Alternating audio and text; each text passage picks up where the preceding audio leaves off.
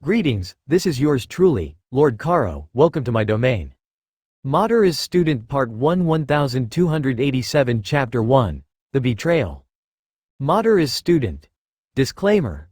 Naruto and its characters are owned by Masashi Kishimoto. The Betrayal, the Valley of the End. An ancient battleground to two gods of shinobi, also a place where ideals clashed. The valley was like a large scar upon the land, a titanic clash that shook the boundaries of the ninja world and beyond. Madara Uchiha engaged his old friend and rival Hashirama Senju, the first Hokage, in a battle to the death to decide who would be the Hokage and lead the village of their dreams, the dreams they created as children. Armed with the power of the eternal Mangekyo Sharingan and the Kyuubi no Kitsune as his pet, Madara could very well win, if he was battling a normal opponent. Hashirama Senju was known as the God of Shinobi, the strongest man in the world. The Hokage was known for having a powerful Keki Genkai. The wood release by simultaneously using water release and earth release was the Senju leader, able to create forests and jungles in a barren landscape. The wood release also allowed him to restrain and control Biju, tailed beasts, chakra monsters, whatever you want to call them. The Kyuubi no Kitsune, one of the non-Biju and the most powerful among them, was used as a tool by a human with amazing visual prowess. If there was one thing the Kyuubi hated, it was humans. If there was one thing the Kyuubi despised, it was the Sharingan, the damn copy wheel-eye. Put these two together and you have something the Kyuubi loathed with all its being. The giant fox with its massive 9 tails that could crush mountains and create tsunamis, with its breath it could forge hurricanes or produce infernos, would never allow itself to be subjugated, especially to an Uchiha. It would not become like the rest of its brethren, caged. However, that's exactly what happened, and now it was helpless unless someone freed it from its chains. History was repeating itself yet again. The descendants of the two sons of the Rikudo Sennin, sage of 6 paths, were spilling blood again thanks to their different ideals. The older son's belief that power secured peace became the curse of hatred that most if not all Uchiha would inherit. While the younger son's belief that love was the true way to achieve peace transformed into the will of fire, an ideal that all in the Hidden Leaf village would learn and accept. The two powerhouses assaulted each other with powers none thought were capable. Cutting mountains, splitting the landscape, and overall destruction was what created the valley. But even with the power of the Kyuubi under his belt, and the strength of the Sharingan at his beckon, Madara lost the battle. Stabbed in the back by a man that was once his friend. Betrayed by his clan. His family, seen as a pariah who would rekindle the flames of war, called the person that stole his brother's eyes. Had lost everything when he felt the cold metal of a sword pierce his chest. In remembrance of the conflict that happened all those years ago, 2 statues were erected. One of Hashirama and the other of Madara, holding the seal of confrontation. The place where Hashirama Senju defeated the Kyuubi. And the place where Madara died, or so everyone thought. Present day. The valley was quiet, nothing could be heard, except for the loud chirping of birds emanating from within the valley itself.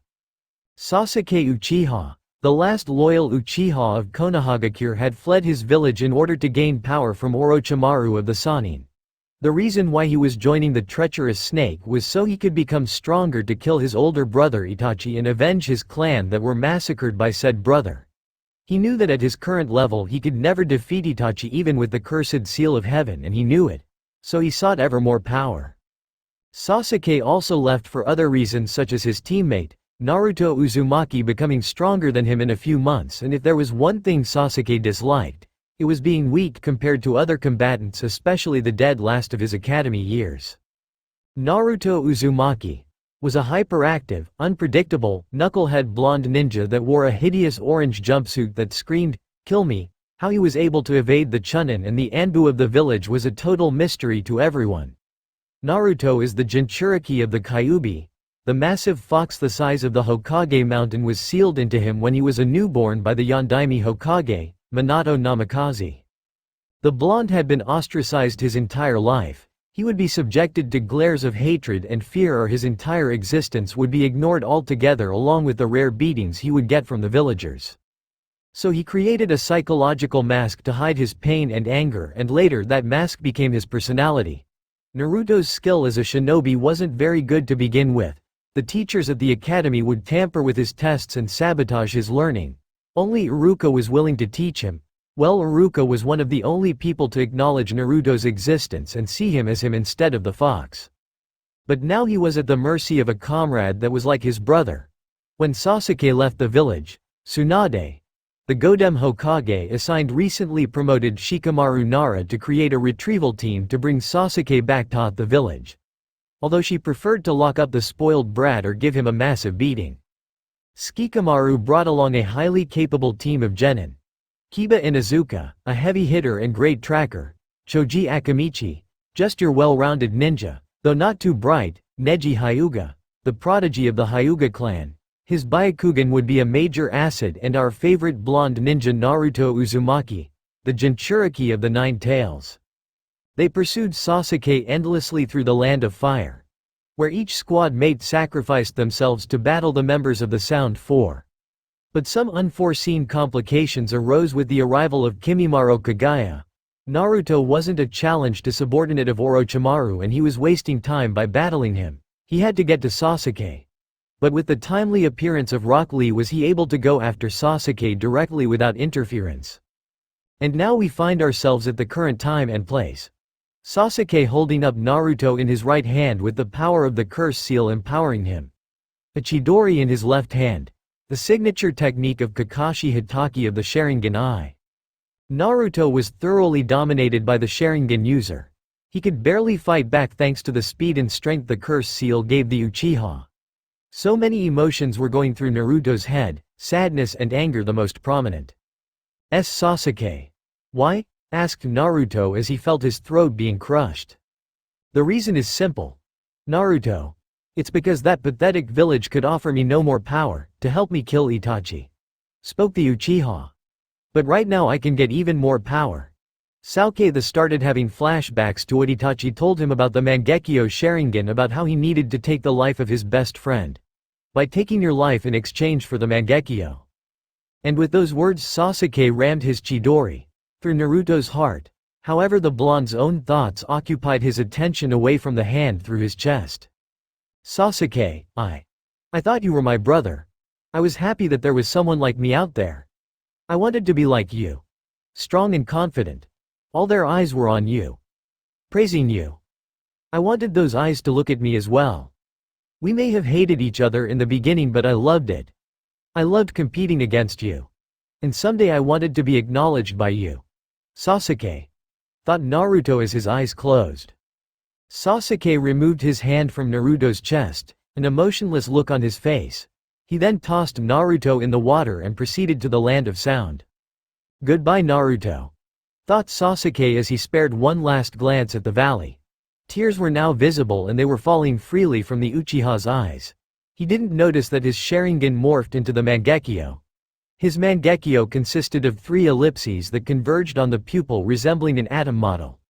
Taking the life of someone precious to you and regretting it was a price only an Uchiha could make.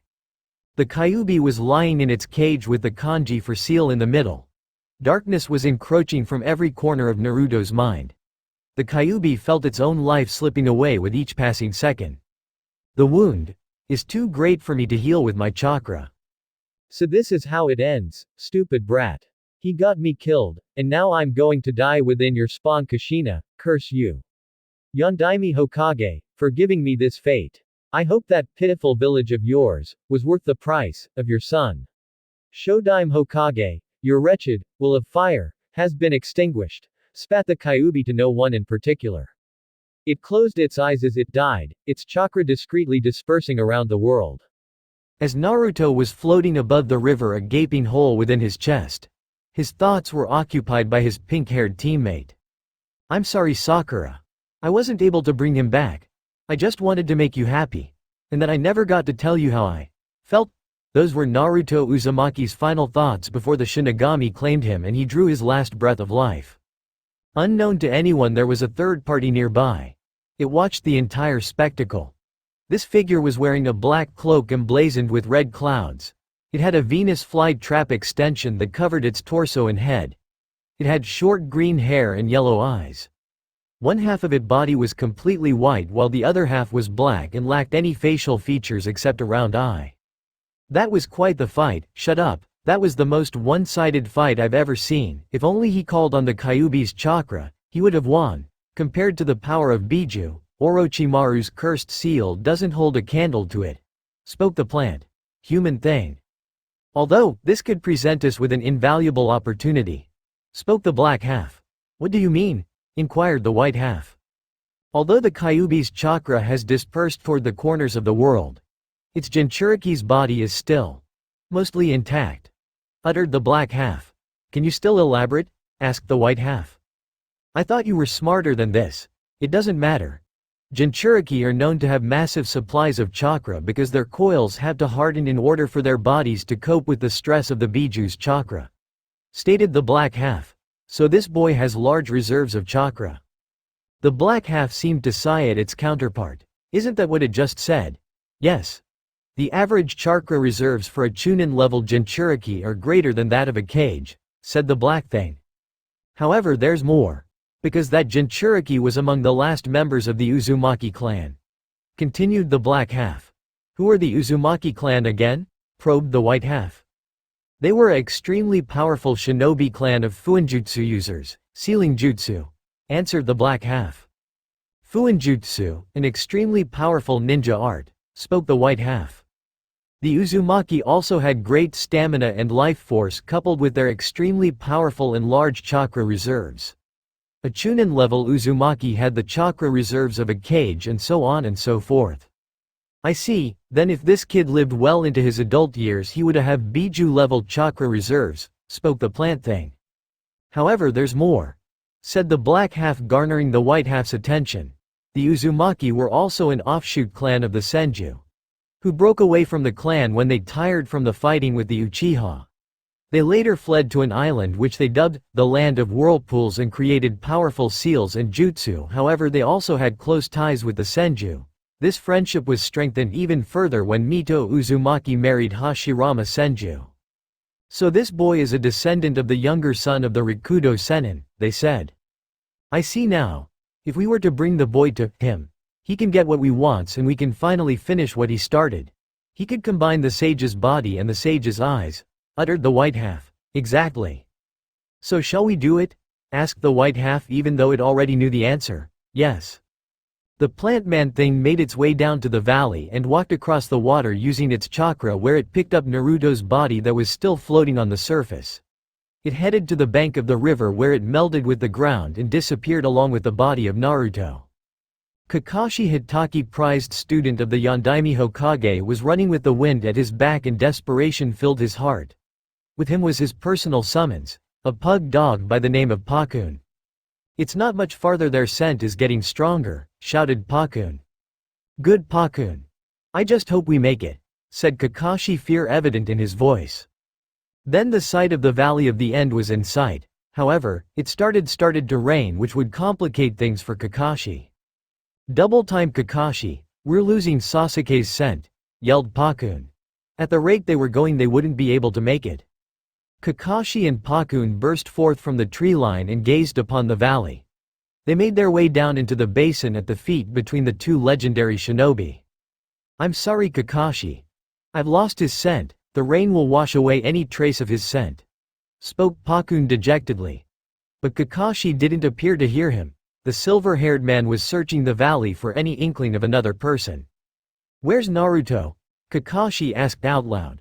From what I can gather with my nose, Naruto's scent stops here. Even with the rain I would still be able to get a general direction, but it's as I said, informed Pakun. It's likely that Naruto ended up in the river where his scent would be untraceable. Oh okay Pakun, take the left side of the bank and I will take the right.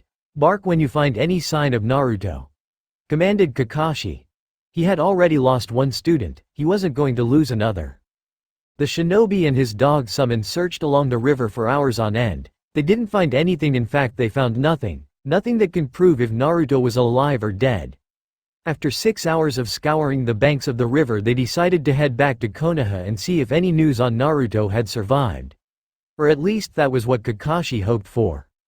Sasuke, Kabuto and Orochimaru, who had recently traded bodies, were walking through their underground hovel.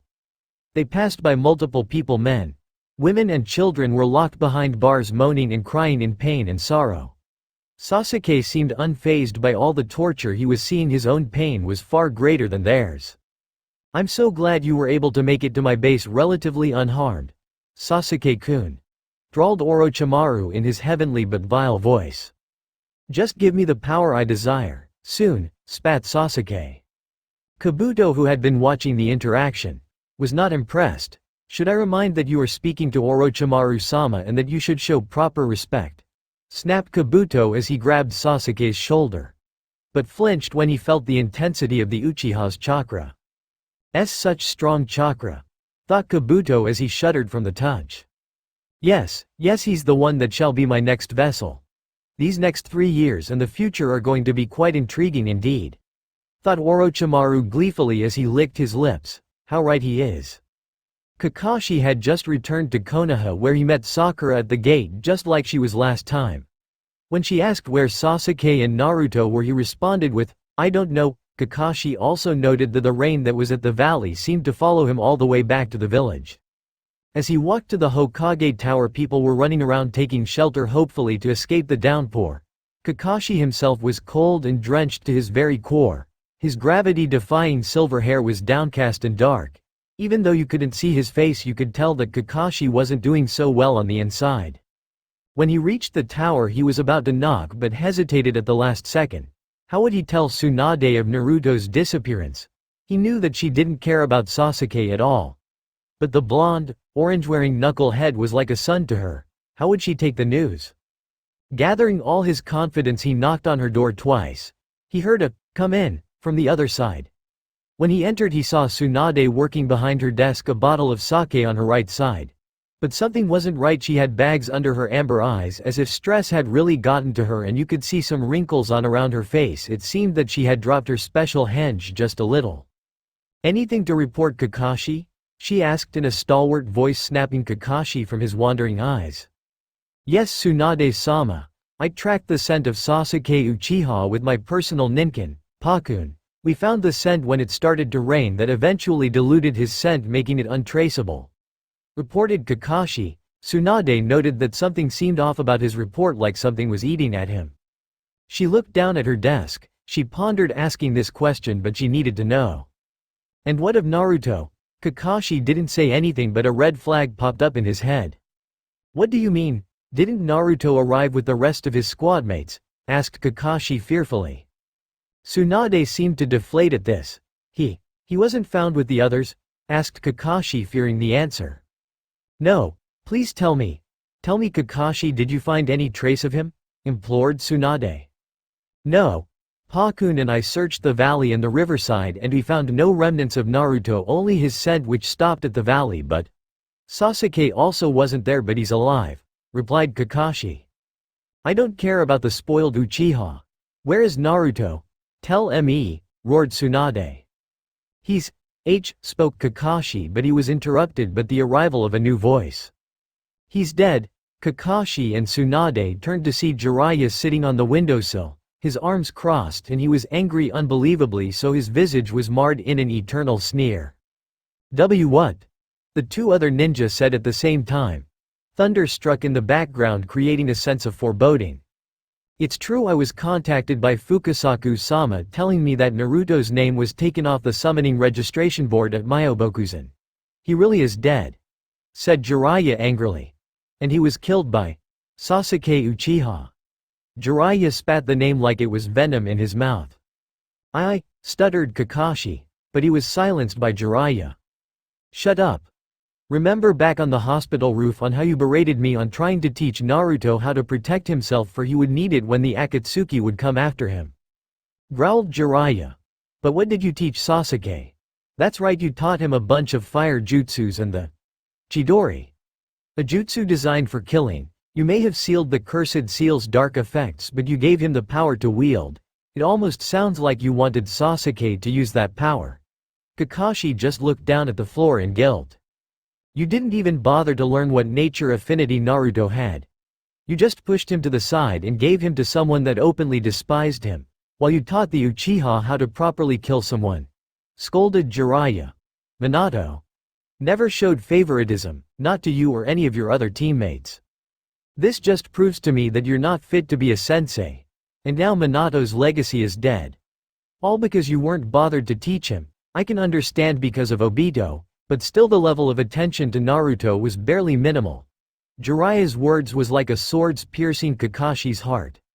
"The only thing you did teach him was to climb trees with your chakra, which is the basic necessity for all ninja, and all those useless teamwork exercises. Look how that turned out. I'm the only person that really taught him anything. I taught him one of his father's treasured jutsu, the Rasengan, and you berate me for teaching him what was rightfully his," Jiraiya nearly shouted. Tsunade didn't choose to intervene because Kakashi needed to hear this. She agreed on Jiraiya's assessment. Even though Sarutobi praised Orochimaru, he never showed any favoritism to him or her or Jiraiya. "You can add this to the list of all the failures you have made in your life. You failed Minato, you failed Kushina, and you also failed Obito and Rin." Jiraiya stopped his verbal assault and turned toward the window.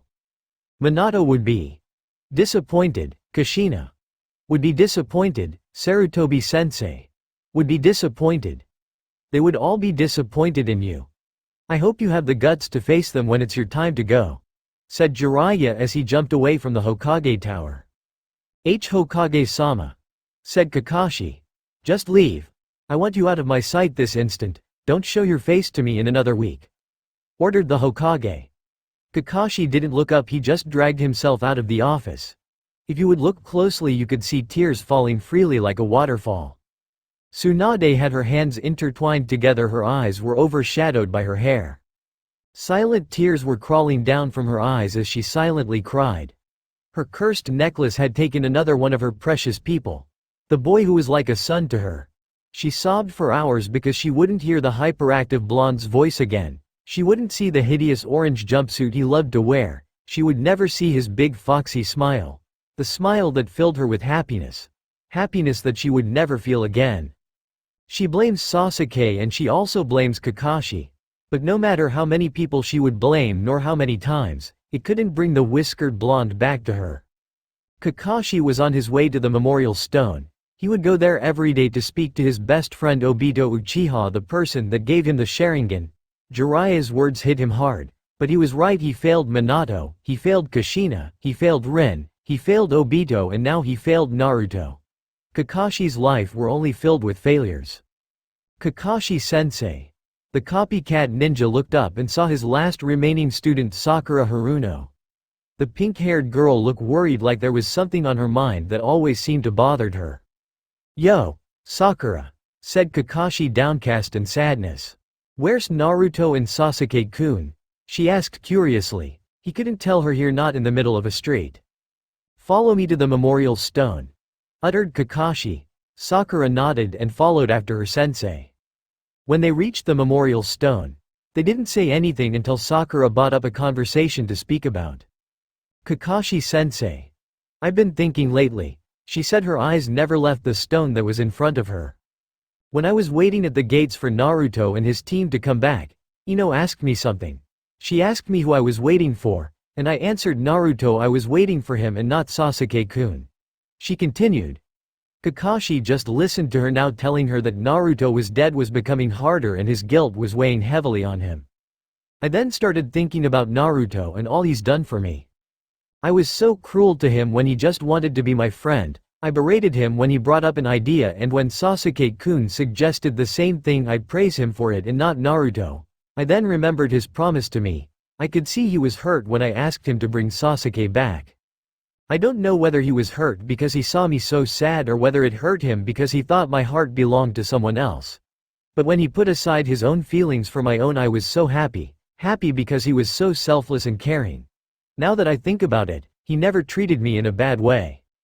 To Kakashi, this was just becoming harder and harder with every word she said. "I then remembered a time when we were younger. I was being bullied by these boys who were making fun of my forehead, but Naruto came over and defended me. Eventually the boys beat him up. If it wasn't for my mom who came around the corner, they would continue beating him, so she stopped the boys hitting Naruto. But when she saw that it was him, she turned away and took my hand, saying to stay away from him. I was too young to understand. Maybe I'll never understand. Kakashi just let a few stray tears escape his eyes, knowing what her mother meant by stay away from him. Later I became the one who would verbally hurt Naruto and put him down to make myself feel better. Sakura. Kakashi said, but she continued. When we became a genin team, I was so happy that I was on Sasuke-kun's team. Later I was sitting alone by myself when I saw Sasuke-kun. He complimented me on the one thing I hated, my forehead. But now when I look back at our time as a team, I realized that Sasuke would never say that to me, but it was something that Naruto would say. And now that I look back, I figured something out, that the one I truly love, the one that would sacrifice anything for me, even his own happiness, the one that stood by me the whole time, is Naruto. I love Naruto. And when he comes back, I'll tell him that, and then I'll share my feelings with him, she said with pure determination. I used to think that I knew what love was, but it was just some wayward crush. True love is putting one's happiness above your own, and that's what Naruto would do for me in a heartbeat. But I want to be happy with him. This was too hard for Kakashi. He would have to tell. She deserved to know. So when will Naruto-kun and Sasuke-kun be back? She asked with unrestrained glee. That's the problem, Sakura, said Kakashi. The pink-haired girl was confused. Why was Kakashi so sad? There were complications on the retrieval mission, spoke Kakashi with his head still down. What do you mean? She was fearing the worst. What did Kakashi know that she didn't? Naruto is dead. Those words seemed to shatter glass. No, it can't be, she muttered as she took some steps back. Her eyes were now watering and she felt this pain in her chest, like someone clenching her heart. He was killed by Sasuke. That was the final nail in the coffin as Sakura's waterworks started to flow. She ran out of the training ground, leaving Kakashi alone. Kakashi didn't make a glance at the memorial stone. He was just filled with guilt. He dropped to his knees as his tears started again. Minato-sensei. I'm sorry, I failed to protect your son, said Kakashi as he freely sobbed. No one had ever seen this side of Kakashi, not since Obito died. Shikamaru Nara was waiting in the hospital. No news had come in from his teammates. Even worse, there was no news on Naruto. He battled a powerful member of Orochimaru's elite followers. She used summons and a strange flute. If it wasn't for the arrival of Gaara's sister Temari, then he would be dead. The only injury he suffered was a broken finger. He saw something in the corner of his eye. Tsunade the Godem Hokage walking towards him. He could see visible tear streaks. Shikamaru. We need to talk. She now had his undivided attention. It's about Naruto. Hope seemed to fill Shikamaru until it was knocked down by the news she gave him. It can't be. No, he shouted within the hospital. I will call a council meeting and then I will inform the village. I'm truly sorry, she said as she started crying again. She turned her back on the young Nara as kept chanting, no. The council room was filled up. The semicircle-like table was in the middle with the heads of the respective shinobi council on the left and the civilian council on the right, with the elders in the middle. Then Tsunade walked in slowly, her head down, which seemed to spark something in the minds of the shinobi council and the elders. Why have you called us today, Tsunade-sama? Asked Kaharu Utatane, one of the Hokage's advisors. I came to inform you of the results of the retrieval team tasked with capturing Sasuke Uchiha and returning him to the village, she said emotionlessly. So has Uchiha-sama been returned to the village? Asked a fat member of the civilian council. No, the mission was a failure. It resulted with a shinobi being mildly injured, to another that would require care for a few weeks, 2 critically injured and 1 death. So who were the shinobi that were wounded? Asked another civilian member. The one that was mildly wounded was Shikamaru Nara. The other that would require some treatment is Kiba Inuzuka, and the 2 that were critically injured were Choji Akamichi and Neji Hyuga, informed Tsunade. And who was the 1 death? Asked Hishi Hyuga, generally curious. Naruto Uzumaki. He was killed by Sasuke Uchiha, choked Tsunade. When the civilian council heard the news, they immediately started to cheer, happy that the demon was gone and that Uchiha-sama saved us. When the shinobi council heard this, they were both saddened and repulsed. Saddened by the blonde's passing because they believed he was a pure soul who couldn't do anything that would make him evil, Because they weren't idiots, they knew the difference between a kunai and the scroll it was sealed into. And they were repulsed by the civilian council's total disregard to the blonde's life. The elders were worried, they had lost their Jinchuriki, their military power had taken a nosedive. If word spread to the other nations that Konoha had lost its Jinchuriki, then the other nations may attack.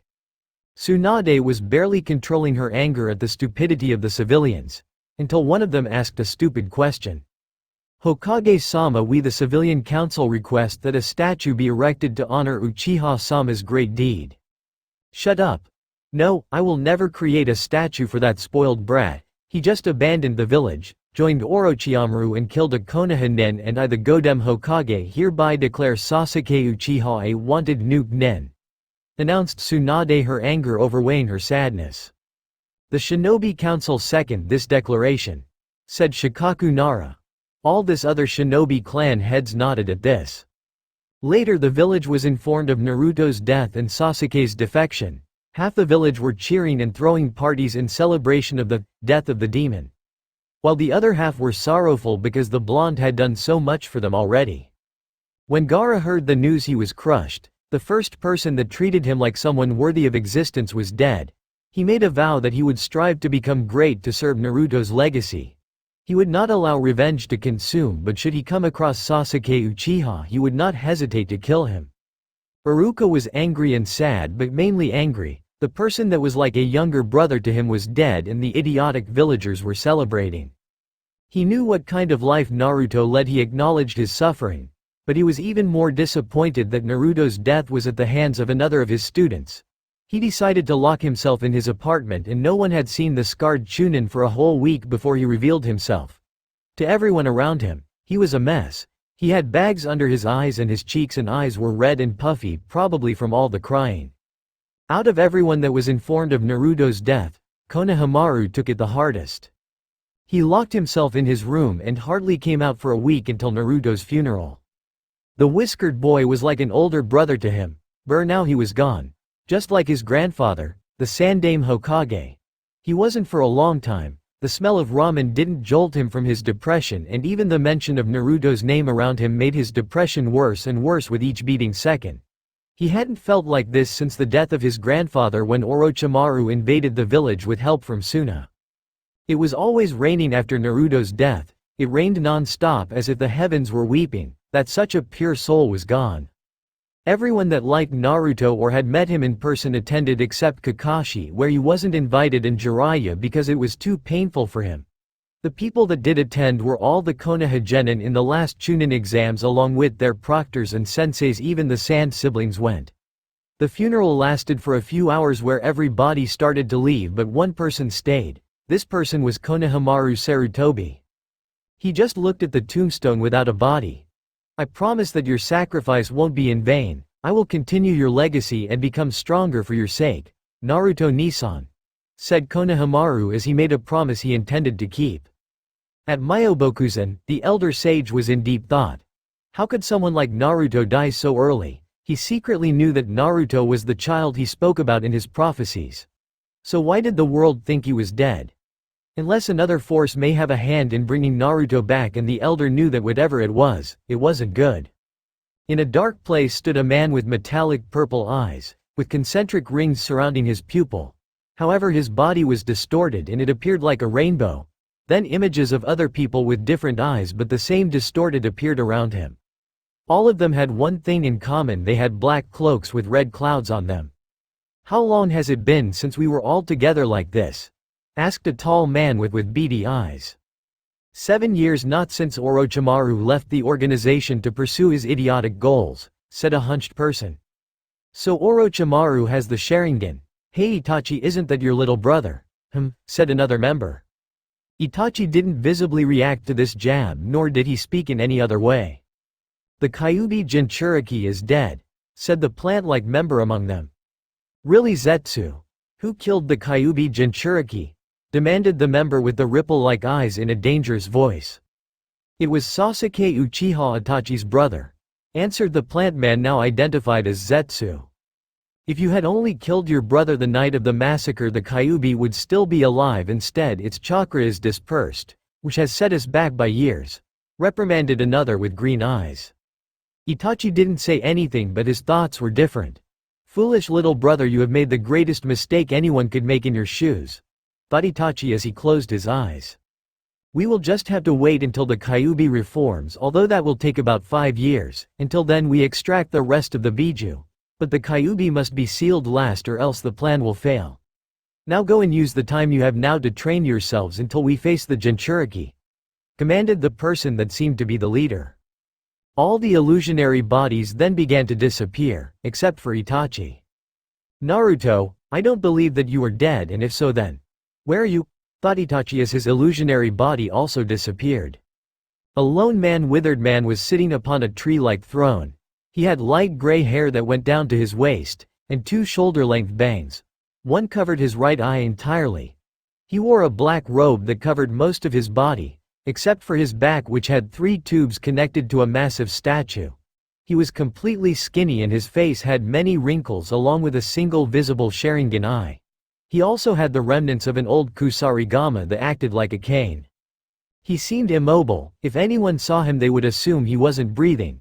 This man had seen and participated in thousands of battles. He had witnessed death in every corner of his vision.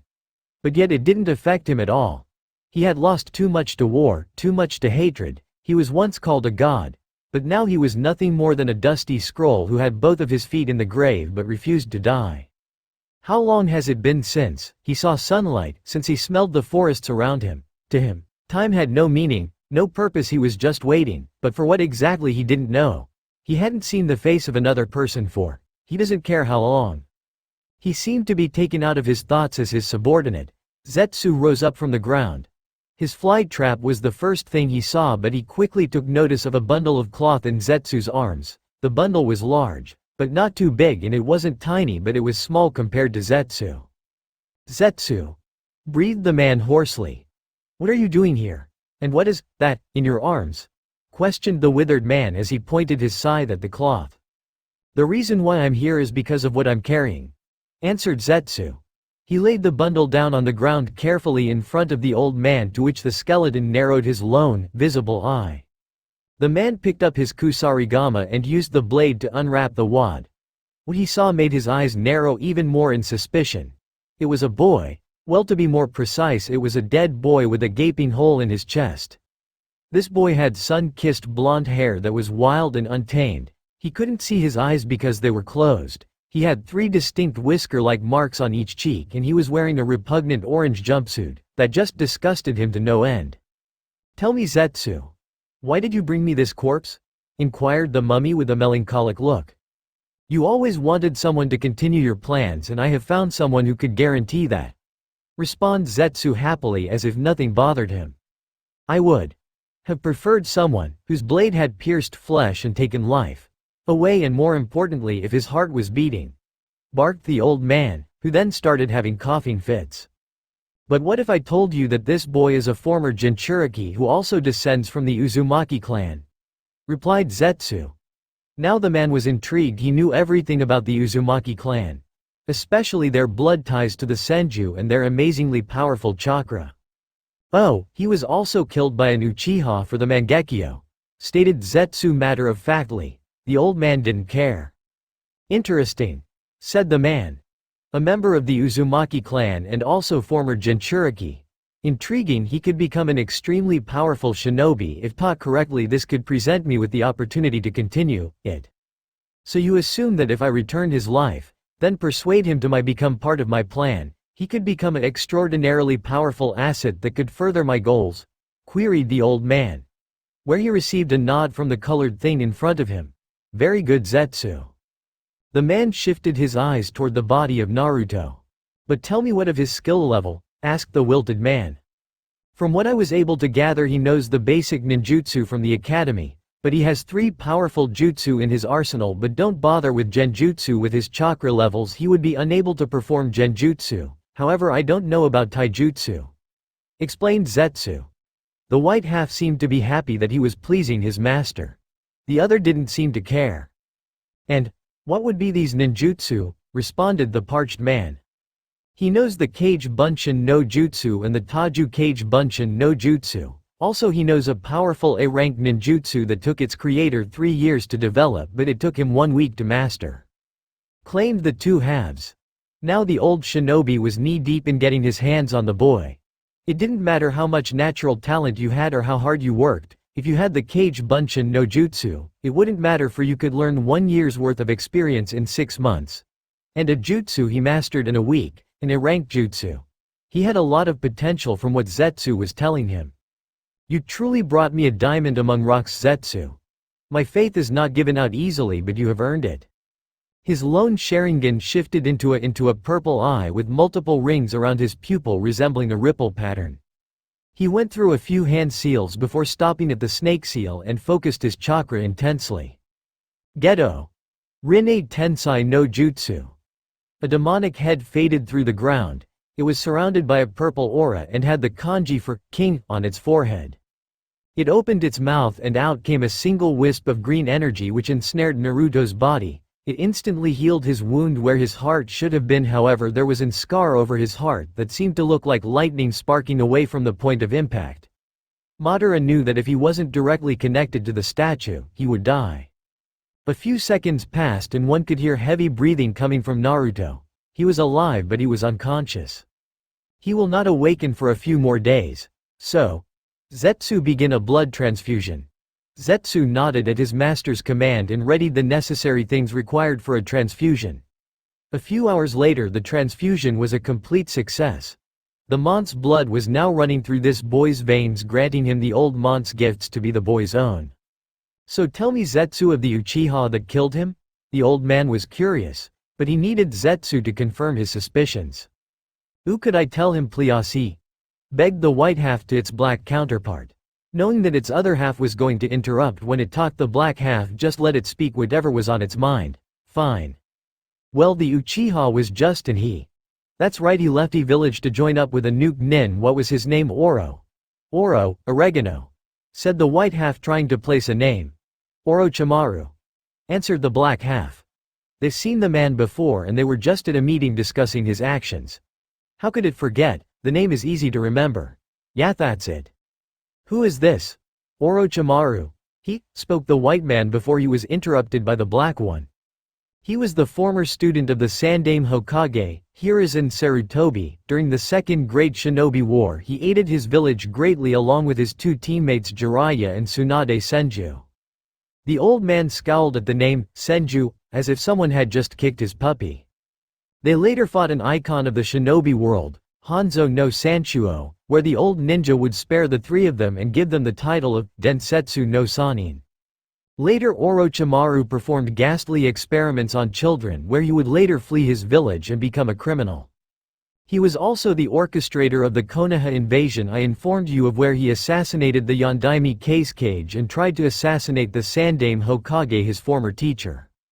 But he was barely able to kill the old Hokage despite the fact that Sarutobi lost much of his power thanks to old age. Orochimaru even went as far to revive his 2 predecessors, but their power was being limited at the time. Even still, the Sandaime came out on top when he sealed the 2 Hokage and took away the ability to wield hand seals by sealing Orochimaru's arms. This Orochimaru was barely able to kill Tobirama's monkey, even when old age had affected him, and he couldn't kill this Hanzo a shinobi from some backwash village even with 2 others, among them a Senju. The old ninja was quickly gathering his thoughts. Orochimaru doesn't sound like much of a great shinobi. I know that Sarutobi is strong. He may be stronger than Tobirama, but he is still far from comparing to Hashirama's or my own level in power. My future student would become much greater of a threat than his pet of an Uchiha, said the man as he chuckled darkly. A few days later Naruto awoke and he saw nothing but darkness. He adjusted his eyes to become accustomed to the rare light in the dark place. Where am I? Am I dead? Whispered Naruto to the void, hoping for someone to answer him. He just wanted to hear a voice that would assure him, to ease him. He believed himself to be dead, but was he truly? Then a voice cut through the air like a knife through butter. In the realm between that which is eternal. Naruto looked up and saw the oldest man he had ever seen. This guy topped the Sandaime Hokage in old age easily, and he was standing over him like a statue. This guy, he has Sasuke's eyes. Is he an Uchiha like him? Thought Naruto as he stared at the man with half-lidded eyes.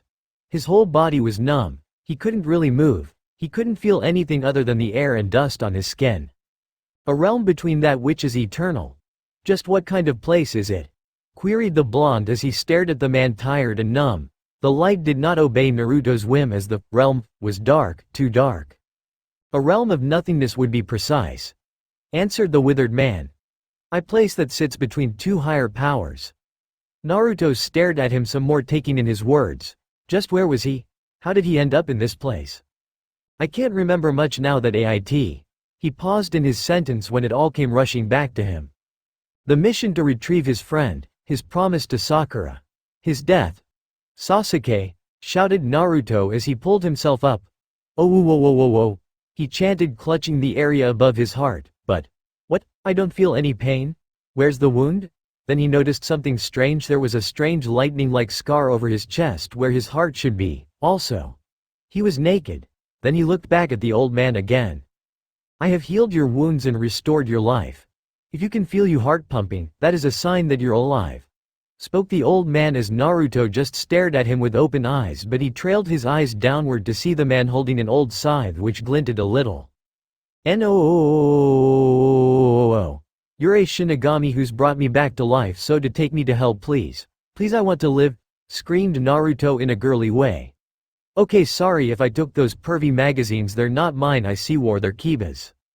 The old man's sweat dropped at the blonde's behavior. Just how did perverted magazines matter? I am not the Shinigami young Uzumaki, and you are not dead. Yet, although I am a Shinigami.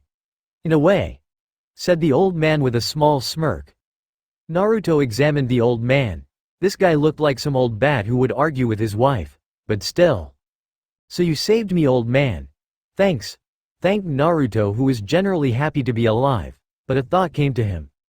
No. Please tell me you're not some shinobi pedo like that Orochimaru Teme. He screamed at the top of his lungs while anime tears cascaded down his face. I don't swing that way, someone please save me. I am not a pedo, young Uzumaki, stated the withered man with a hint of anger at the rudeness and idiocy of the blonde before him. Oh, and if you aren't a pedo, then where are my clothes? Yelled Naruto. I burned them.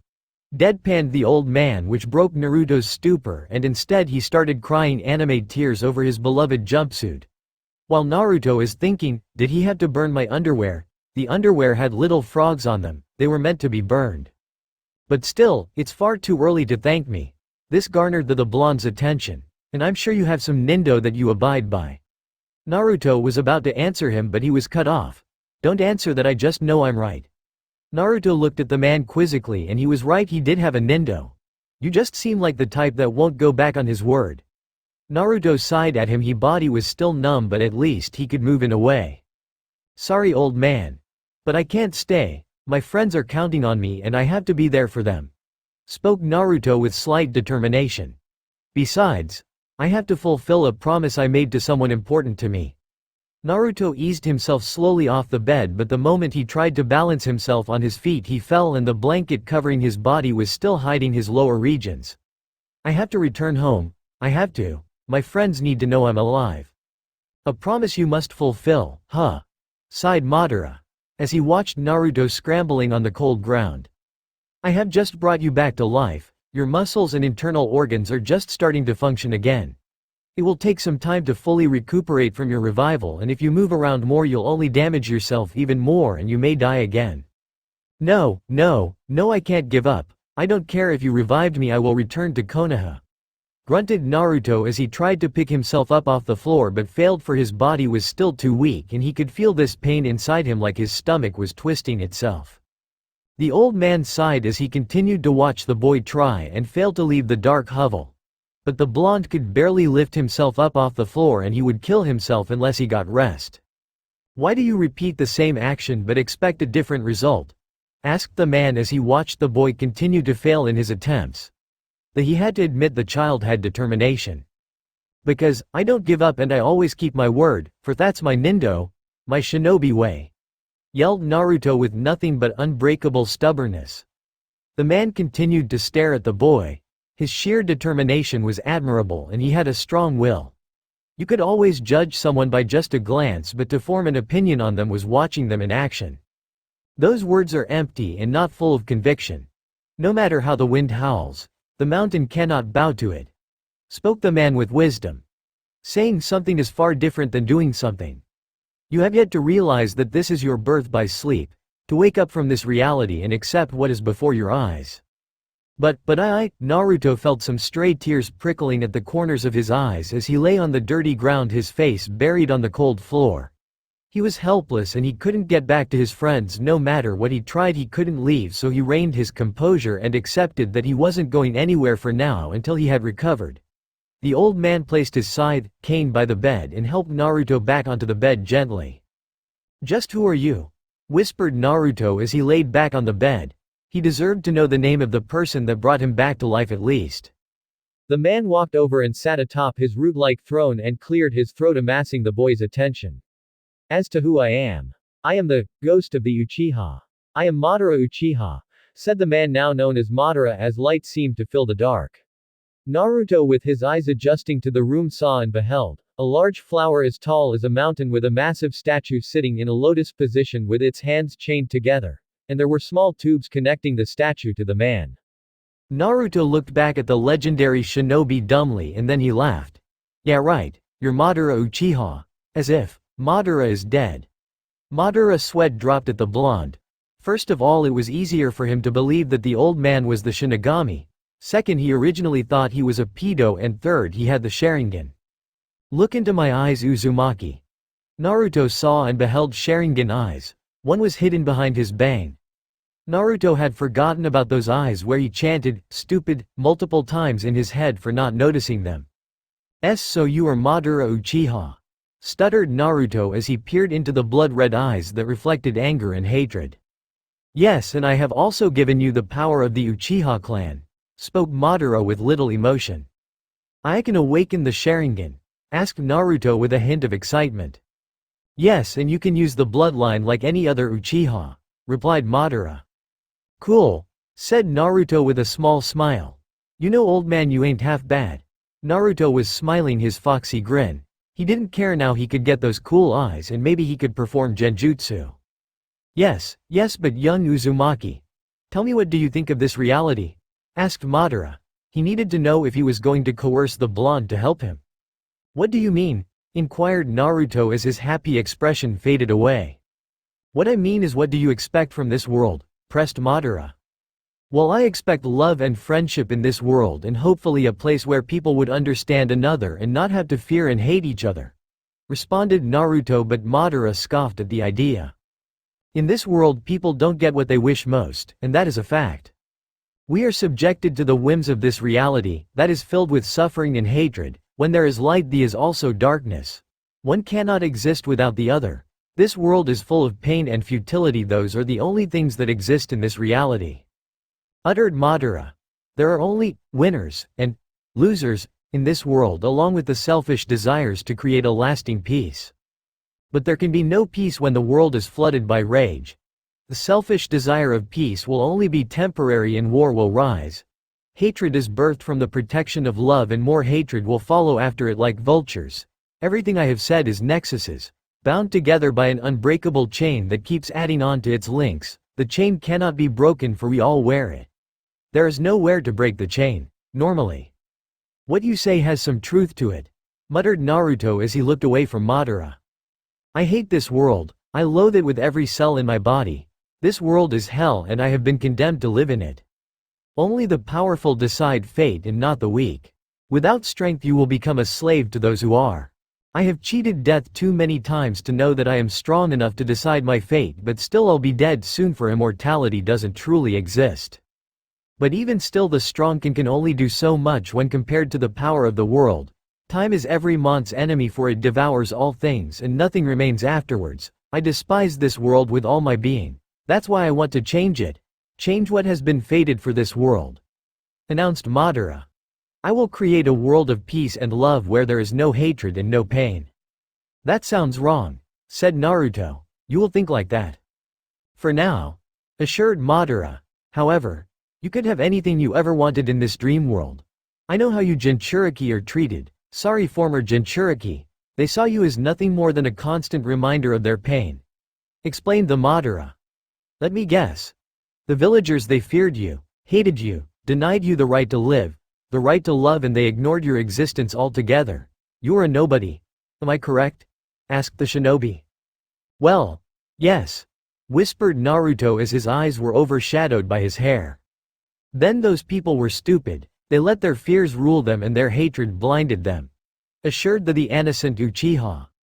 As long as there are things in this world that people don't understand, they will always live in terror, finished the Madara. But there are people I still care for, shouted Naruto. Like who? My fellow clan member, that killed you? Bid back Madara. Naruto then started having flashbacks of his time with Sasuke, and he was right.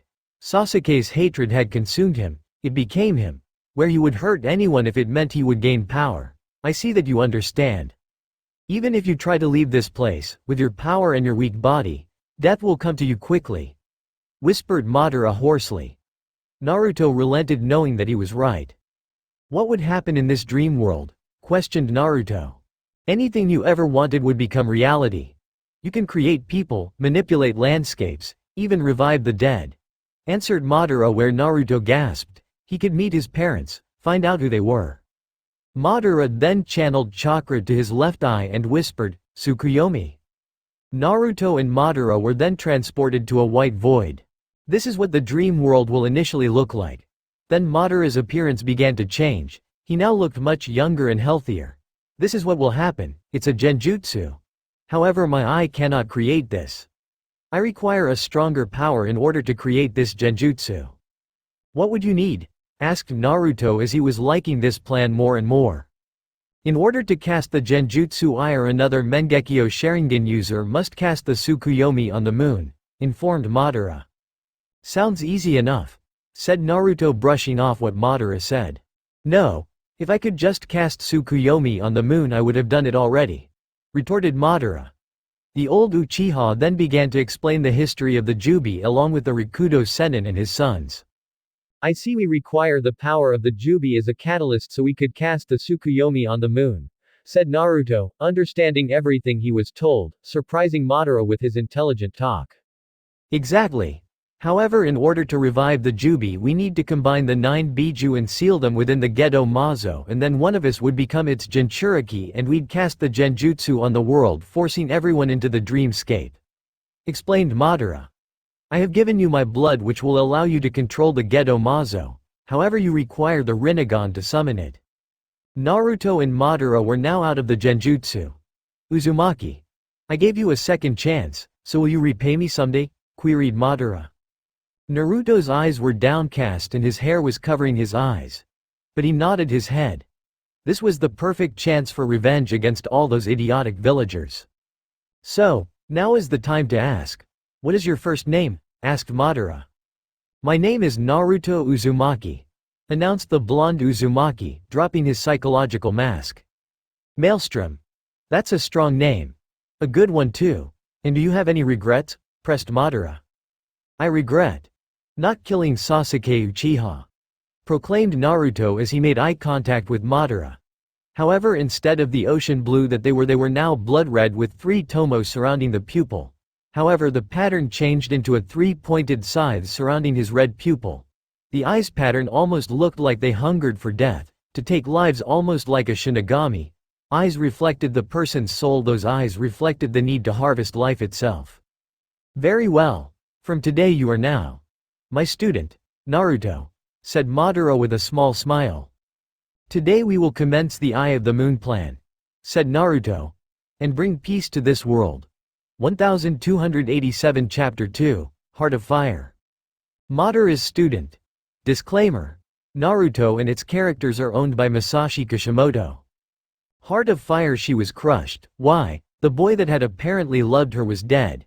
It hadn't been a month since a certain blonde ball of energy passed on. She wasn't the only one suffering. Hinata was too. She had a crush on the idiot, but she never had the courage to tell him. Now she had lost her chance as well. She was so useless. If only she may have been stronger, she could have been there to help Naruto. But no, she was busy fawning over someone that hated her.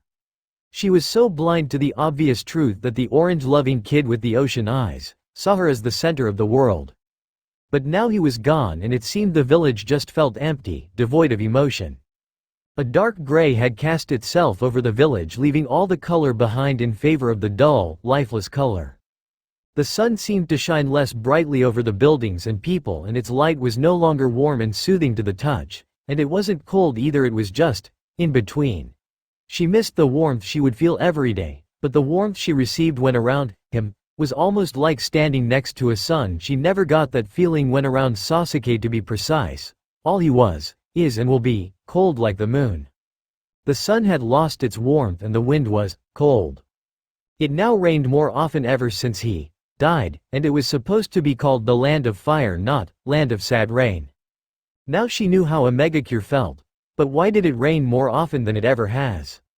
Was the sky weeping and crying over the death of a person whose personality was almost kin to that of the sky, joyous and carefree, freedom unbound?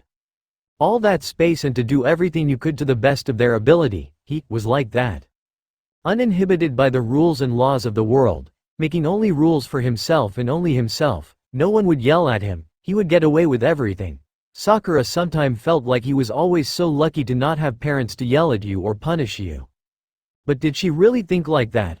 What if she would spend a week in Naruto's shoes and maybe she would understand how he would feel? There was a saying that she sometimes heard in the village: you can't truly understand someone until you walk a mile in their shoes. That statement rang true indeed. The village seemed to return to the status quo, but sometimes wounds took a lot longer to heal than others. Everyone had seemed to forgotten the blonde, but Sakura could see that they still had scars. It seemed like they hated the blonde for an as of yet unknown reason that the pinkette couldn't fathom. She always wondered why, but she felt that by discovering the secret would cost her more than it's worth. There was one person she would see every day. Someone who was closer to Naruto than she was, Konohamaru. After the orange-loving boy's death, she would check up on the Sarutobi heir to see if he was trying to undo the pain in his heart. But she would be rejected and dejected every time when he would say, "I'm fine, just training." So she just left him on his own so he could cope with loss himself. But the one statement that panged her chest was, "He will continue his legacy." That sentence seemed to spark something within her. It felt like there was an opportunity around the corner, but it was nagging at her mind. What was she supposed to do? The potential to be something great in his eyes. So he could look down and be proud of her and her accomplishments. That was something she wanted more than anything. She had sometimes dreamed of ending herself and going up to join him in the other life. But would that truly solve anything? The blonde spent every waking moment he could to make the village a better place. He gave away his money to orphans, the poor and the downtrodden, obviously understanding how they felt. That was one thing she loved about him, his selflessness. He would do just about anything, just about anybody. He was like that, always helping people, no matter if they were friend or foe. Although he was always loud and exuberant, that was always something that made her giggle.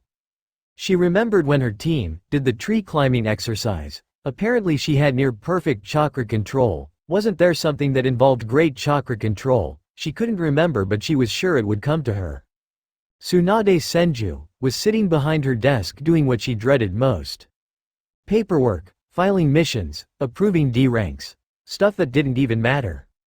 How she would give for a certain rambunctious blonde to call her Ba-chan, despite how she hated that nickname, and yet she let him call her that. Like everyone who knew the sun-kissed blonde, she too was hurting on the inside. It was like a horrid feeling wrenching inside her that refused to leave, like a parasite. She loved the orange lover as if he was her own son. She had finally found a precious person that she could bestow her necklace upon. But its curse had acted again, had taken the boy away from her. She believed the stories, that in fact the stories were true, that the cursed necklace would only accept her as a bearer. She should have done more for him, possibly given him better living conditions or gave him more money so he could live. Apparently, Naruto had gathered up quite a bit of money thanks to all the missions he would do. But she heard that he rarely spent it and he only brought things he needed. But there were other things he needed, such as friends, family and love. He spent his money on others' needs that he didn't focus on his own. He had plenty of money. And he rarely met up with his friends, that he never really formed bonds with them, or his friends just thought he was a nuisance and idiot and avoided him like all the others. He could have gotten better clothing than that jumpsuit, she thought. Naruto, whenever he had gotten any money after becoming a shinobi, he gave it away to orphans and the orphanage. But after he died, the orphans stopped getting any funds. Even the matron that run the place came in and told her about it, though when she asked she always said, it was signed as anonymous. That boy. Heart of gold indeed. That knucklehead was nothing but a kind of spirit, filled with nothing but everything positive, and he was the purest soul you could meet. She believed that he would earn the acknowledgement of the village someday, but now today or any other day. She turned her head to the left and picked up a picture. It was her and the sun-kissed blonde, on the road back to Konoha where she would become Hokage. In the picture she was hugging him and they were both smiling wildly. He really was like a son to him, but now he was gone. Thanks to the Uchiha, she issued a capture-on-sight order if her ninja ever saw him. She wouldn't kill him, that's not what he would want. Plus the civilian council and the elders pulled some strings and passed her judgment, because they needed the Sharingan. What a load of bull. She thought angrily. The Sharingan was an asset the councilors believed was vital to the power of Konoha. They also claimed since the Sharingan could control the tailed beasts that they don't even need the Kyuubi, but there has never been an Uchiha that could fully control the power of a Biju since Madara Uchiha, so therefore it was unlikely. Tsunade was brought out of her musings when she heard a knock at the door. Wondering who it was since she sent Shizune on an errand that needed to be done, she ushered the person in. To her surprise, it was Sakura Haruno, Naruto's teammate. Now she was confused. What does she want? When Tsunade first laid her brown, honey eyes on the pinkette, the very first thought that came to mind was, fangirl. That thought was even furthered when she saw Sakura embrace Sasuke as if her life depended on it. She also saw the pained expression Naruto had when she hugged Sasuke, that spoiled brat. Tsunade had met and seen many fangirls in her long life and all were obsessed with their love interests, looks, talent and coolness, most of which didn't matter and most times the catcher of their eyes weren't interested in them. So basically they were chasing after mirrors. Sakura was no different. She was probably the biggest fangirl the girl had ever seen. And there wasn't anything special aside for Sasuke other than he was an Uchiha. If he had the Mangekyo Sharingan, then he was worth something. Her thoughts were broken when the pink-haired girl's voice broke the silence like a stick. Tsunade-sama. I wish to speak with you, she said. The busty blonde-haired woman could tell that she was nervous. For one, their eyes hadn't connected, and two, the girl's body language was screaming guilt. She hadn't really met Sakura aside from seeing her the few times around the village and seeing her with Naruto. But still she would listen to the girl. Tsunade fell into her stalwart Hokage demeanor where she had a stoic face and judging eyes. Do you require something, Sakura? She asked in a way that only a leader can speak with. Tsunade-sama, I ask of you to take me on as your apprentice. Pronounced Sakura. Sakura's heart was beating hard and fast. It took all her courage just to stand in front of the woman. Why did she agree to this? Why did she come before the Hokage, the leader of her village? Her courage was leaking from her like water through a crack. She felt like she was going to shatter at any moment like broken glass. Even walking into her office felt like she was stepping on needles. But she had something to prove, something to make everyone proud of her, to make him proud of her. She wanted to stand tall as a kunoichi, a strong, confident one, which was not at the moment. Tsunade was genuinely surprised. She never expected this question to come from her. But still, why? She understood the request easily, but there must have been an ulterior motive behind it. But why herself? There were plenty of other tutors in Konoha, even Kurenai would be acceptable. But training directly from the Godem Hokage herself, the strongest woman in the world. This was no coincidence, and why did she get the feeling that it was connected to a certain someone? Shizune! Shouted Tsunade in a commanding tone. Her assistant, apprentice, came running through the door carrying several stacks of paperwork to which she was sent out for and had just returned, and somehow Tsunade knew she was there. Yes, Tsunade-sama? She asked. Whenever her Mazer used this tone of voice, she was always a bit peeved. Please bring me the file on Sakura Haruno. She ordered, still in her stalwart voice. Shizune nodded and quickly left the room for the file. The two kunoichi left in the room were quiet like the grave. Tsunade intertwined her fingers and placed her hands in front of her face. She was studying the girl in front of her. The first thought that came to mind was, fangirl, the bane of all true kunoichis. It was because of ninja like this that gave the word kunoichi a bad name, and that's why they were never taken seriously. Not only that her figure was too skinny and there was barely any muscle on her. Was she dieting? The pinkette needed to get rid of that because in battle it would sap her energy and make her a slow easy target, and if she didn't build muscle then how was she going to defend herself from enemies?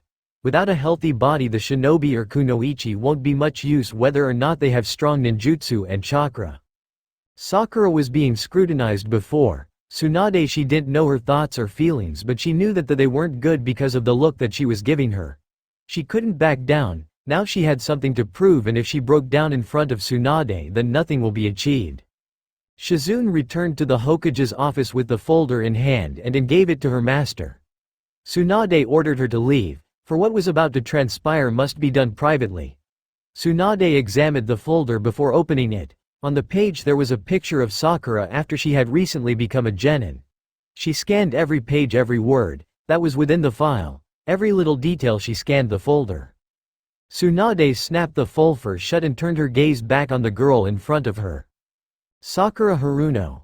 Your file says some things that are truly dissatisfactory, were the words that Tsunade used. Sakura was hurt, but she knew it was true. If she denied it, she would only be a fool. It says, doesn't take shinobi skills and training seriously. Too obsessed with personal affections that get in the way of teamwork and concentration. Spoke Tsunade blankly. It also has reports on your missions and Chunin exam preliminary battle with Ino Yamanaka. In your mission reports mainly your first C rank turned A rank. It explains in detail about how, over-reliance on teammates when faced with a superior adversary clouded judgment and stayed behind the scenes without participating once in team action to save their sensei who was trapped. Then there's the report on your prelim match with Ino Yamanaka.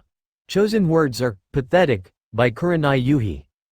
Barely has mastery of the basic academy jutsu and showed no other skills other than below average, taijutsu, says Asumaseru Tobi, and disgrace to all kunoichi, says Enko Mitarashi, and who let her in the academy, says Ibiki Morino. Sakura's confidence was breaking fast. Everything she said was right and she can't dispute that. But this is not important, spoke Tsunade as she finished reciting the report. Why do you wish to become my apprentice, Sakura? That was the question Tsunade wanted to know the most. Because, I wish to be a strong kunoichi and serve the Leaf Village and become an admirable medic nin, spoke Sakura with false confidence. No, was what Sakura heard. She looked up and saw Tsunade looking at her sympathetically. Sakura, tell me the truth, why do you want to become my apprentice? Queried Tsunade. Sakura gasped at the answer. The Hokage knew she was lying, but she just wants to know the real reason why. I want to become stronger. I want to learn medical ninjutsu so I can save people. People die, I know that, but doesn't mean we can't give them the chance to live. I don't want people like Naruto to die. She started freely sobbing. I want to become strong to make him proud of me. I want my life to have a purpose. I don't want Naruto's death to be for nothing. I want his will to carry on through me and all the others. So please take me on as your apprentice, pleaded the pink-haired genin. Tsunade expected that answer, but still seeing Sakura break down in before her was almost a mirror image of the time Dan and Nawaki were killed during the Second Shinobi World War. Those two were alive, and when she lost them a piece of herself followed after. Very well, Sakura Haruno. You are now my apprentice. We will start tomorrow, but don't expect me to go easy on you. My training will be hard and rigorous, spoke Tsunade seriously. Sakura steeled herself and faced her new teacher. Yes, Tsunade-sensei, I won't fail you. And with that said, a new promise was made, to a blonde-haired boy. Somewhere dark and cold was an old man sitting on a wooden throne, a kusarigama in hand that substituted as his cane. This man was Madara Uchiha, and he was watching his only student Naruto Uzumaki going through physical torture. Technically it was a physical workout. It was a week ago when Naruto's rehabilitation finished and his muscles and internal organs started working properly. The first thing he started on was Naruto's physical muscle. When Naruto first started, he had a lot of baby fat and not much muscle, which was something that needed rectify and quickly. Madara knew that the blonde needed to be in peak fighting condition where he one day shatter stone with one of his punches. So he forced Naruto into his training by doing 1000 push-ups, 1000 sit-ups, 1000 squats and 2 hours of non-stop running. To Naruto, Madara was a slave driver. But the blonde never complained.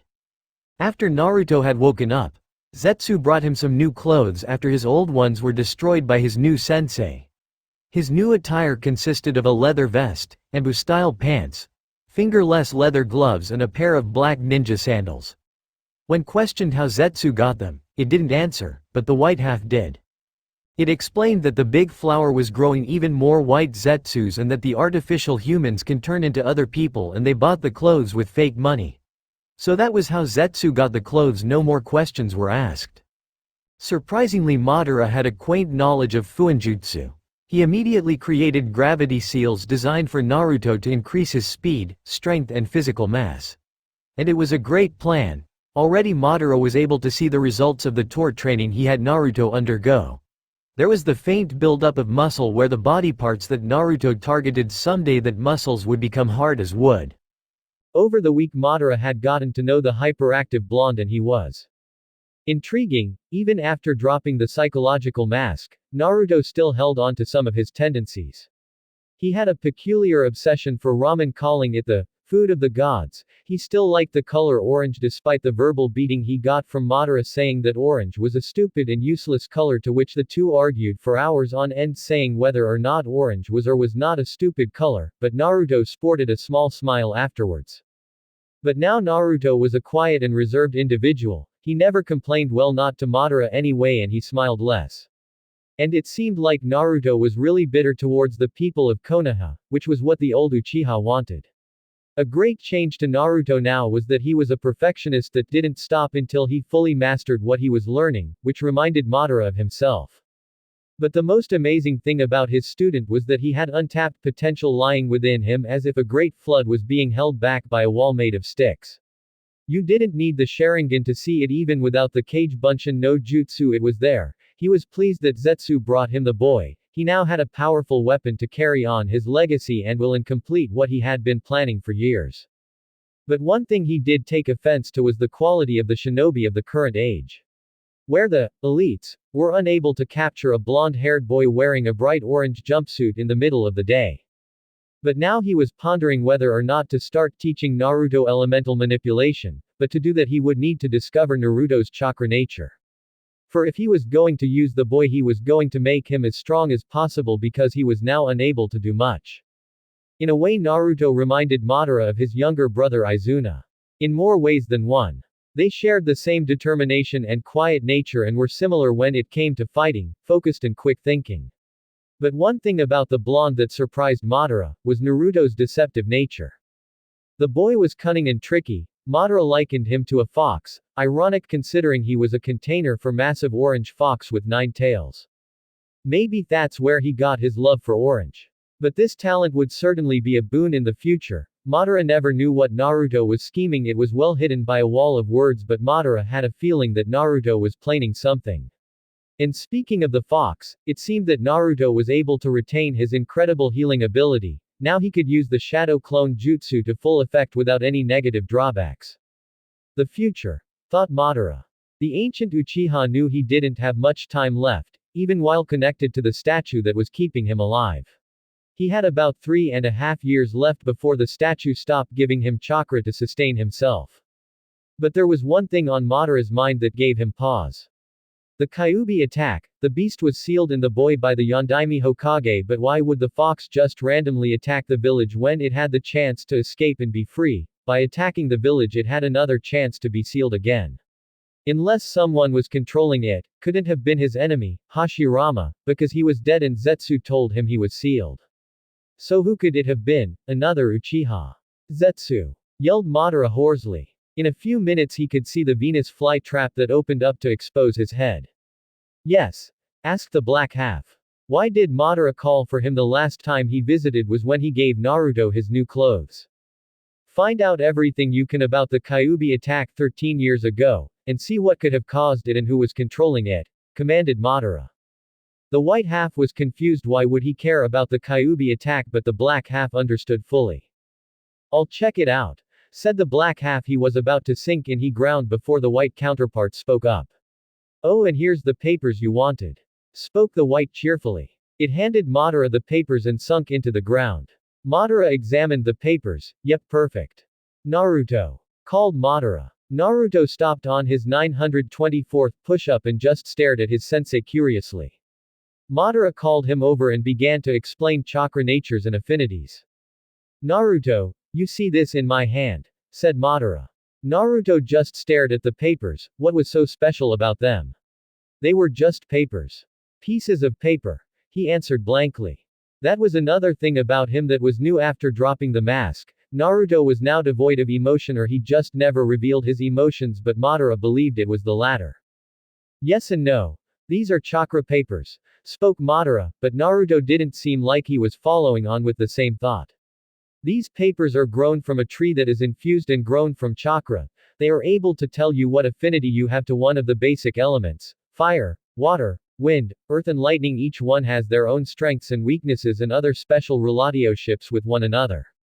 Naruto just nodded, now knowing that they were quite interesting papers. Now, I have little doubt that you have a fire affinity in part to my blood that's running through you, spoke Madara. Wait, sensei, asked Naruto. Now he had the old monk's attention. How do you tell what chakra nature you have with these papers? Madara was getting around to that. He handed Naruto one of the papers and held onto to another. Like this, said Madara. He channeled a small amount of chakra into the paper. What happened first was half of it ignited and turned to ash, and while the second half split in two. You see, Naruto, this paper is sensitive to chakra, and when you channel even the smallest amount, something will occur. Now tell me what happened to my paper. Naruto just recalled what he just saw. First half of your paper ignited and turned to ash, then after that the second half split in two. Exactly, which means I have two affinities. Fire and wind. Naruto just nodded. At least he had a teacher that was skilled in fire jutsu. Now to find out your affinity, 5 things will happen to your paper. If your affinity is fire like mine, your paper will burn. Wind also like mine will cut in half. Water, it will become wet. Earth will crumble into dust, while lightning it will wrinkle, explained Madara. But my main affinity is fire since it was the first to appear. Naruto nodded and looked at his paper. He channeled his chakra into it and 3 things happened. First, the paper split in two. The 2 halves that were left, one burned and turned into ash while the other wrinkled up.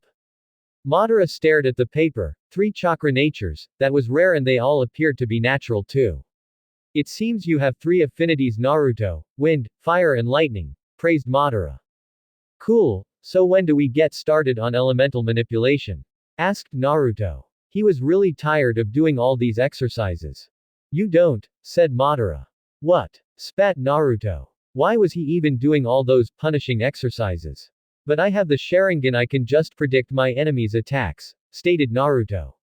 He didn't notice the wrinkly hand coming at him, aimed for his head. A loud slap was heard as Madara's hand came into contact with the back of Naruto's head. Don't question your master, bellowed Madara. The blonde was lying on the floor clutching the back of his head. This was the first time Naruto was being rebellious in front of Madara, and then he said something stupid. I just did, you old goat. Several tick marks appeared on Madara's face. He didn't mind being called old, but an old goat was something he didn't stand. He gripped his kusarigama and started whacking Naruto with it multiple times on its blunt end while Naruto was repeating, ow ow, I'm sorry, ow ow. Around about this time Zetsu returned and was treated with a rather amusing sight. Madara was hitting Naruto with the blunt side of his kusarigama. Although the hits didn't really hurt Naruto, he just wanted to stop being hit by an old man, it was breaking his reputation. The 2 halves chuckled at the scene since it was rare when Madara would become so active. After a few minutes of discipline by Madara, the old Uchiha sat back down in his throne-like chair. Naruto, there is a limitation to the Sharingan, said Madara, gaining the blonde's attention. Even though we can see all our opponent's movements doesn't mean we can intercept them all the time. You must train your body to be able to overcome every threat, and the Sharingan will be your tool to further overwhelm your opponent. Because even if you can track their movements, your own body will not be able to keep up with your opponent's, explained Madara. That's why I gave you weight seals to increase the amount of speed and strength within you attacks, while your other exercises are to increase you stamina. Now Naruto understood, if he only explained that to him in the beginning. You could have just said at the beginning, mumbled Naruto. I wanted you to figure it out, said Madara. But Naruto was surprised by that statement. I want you to be able to figure these things out yourself, for if you are going to deploy the Eye of the Moon plan, then you will face powerful opponents like the Cages, clarified Madara. Now get back to your training, or do you want me to hit you again? Said Madara with an evil glint in his eye. Naruto nodded and went back to training. Madara faced Zetsu. That didn't take long, commented the former Uchiha leader. Zetsu just stared impassively at its creator. That's because of what I found was quite interesting. And what did you find? Asked Madara, raising his gray eyebrow at his subordinate. A note from the Yondaime Hokage to the Sandaime saying a person claiming to be Madara Uchiha took control of the Kyuubi and attacked the village. The village has become quite lazy if it can be infiltrated so easily, but back to the Kyuubi attacker, spoke Zetsu. Impossible, I was sitting right here 13 years ago and even then my body was not like it was. I couldn't be able to extract the Kyuubi and attack the Konohagakure with the Boid I have now, growled Madara. Some Uchiha is impersonating me, a copycat. We need to find this person and kill him. He could be a threat to me and my plans, he could ruin everything. And I did just that, declared Zetsu. Somehow Zetsu always seemed to please him more and more. Whoever had attacked the village has been manipulating the Akatsuki, through the guise of Madara Uchiha. Although I couldn't place a name, I have found out that he has ensnared Nagato, and has ordered him to collect the Biju to seal in the statue. Madara was in thought at what Zetsu said. Someone was influencing Nagato to carry out the exact same plan he thought of. This person must have been a really good copycat, or he just took pleasure in using a name that he couldn't measure up to. But he was influencing the only other person who could summon the decrepit statue. Madara's pawn. When the time is right, I will have Naruto deal with the impersonator because I cannot anymore. Although I would love nothing more than to deploy the infinite Tsukuyomi, this person is controlling my pawns, and if it's one thing I hate, is people who meddle in others' affairs. The Eye of the Moon plan was my idea only.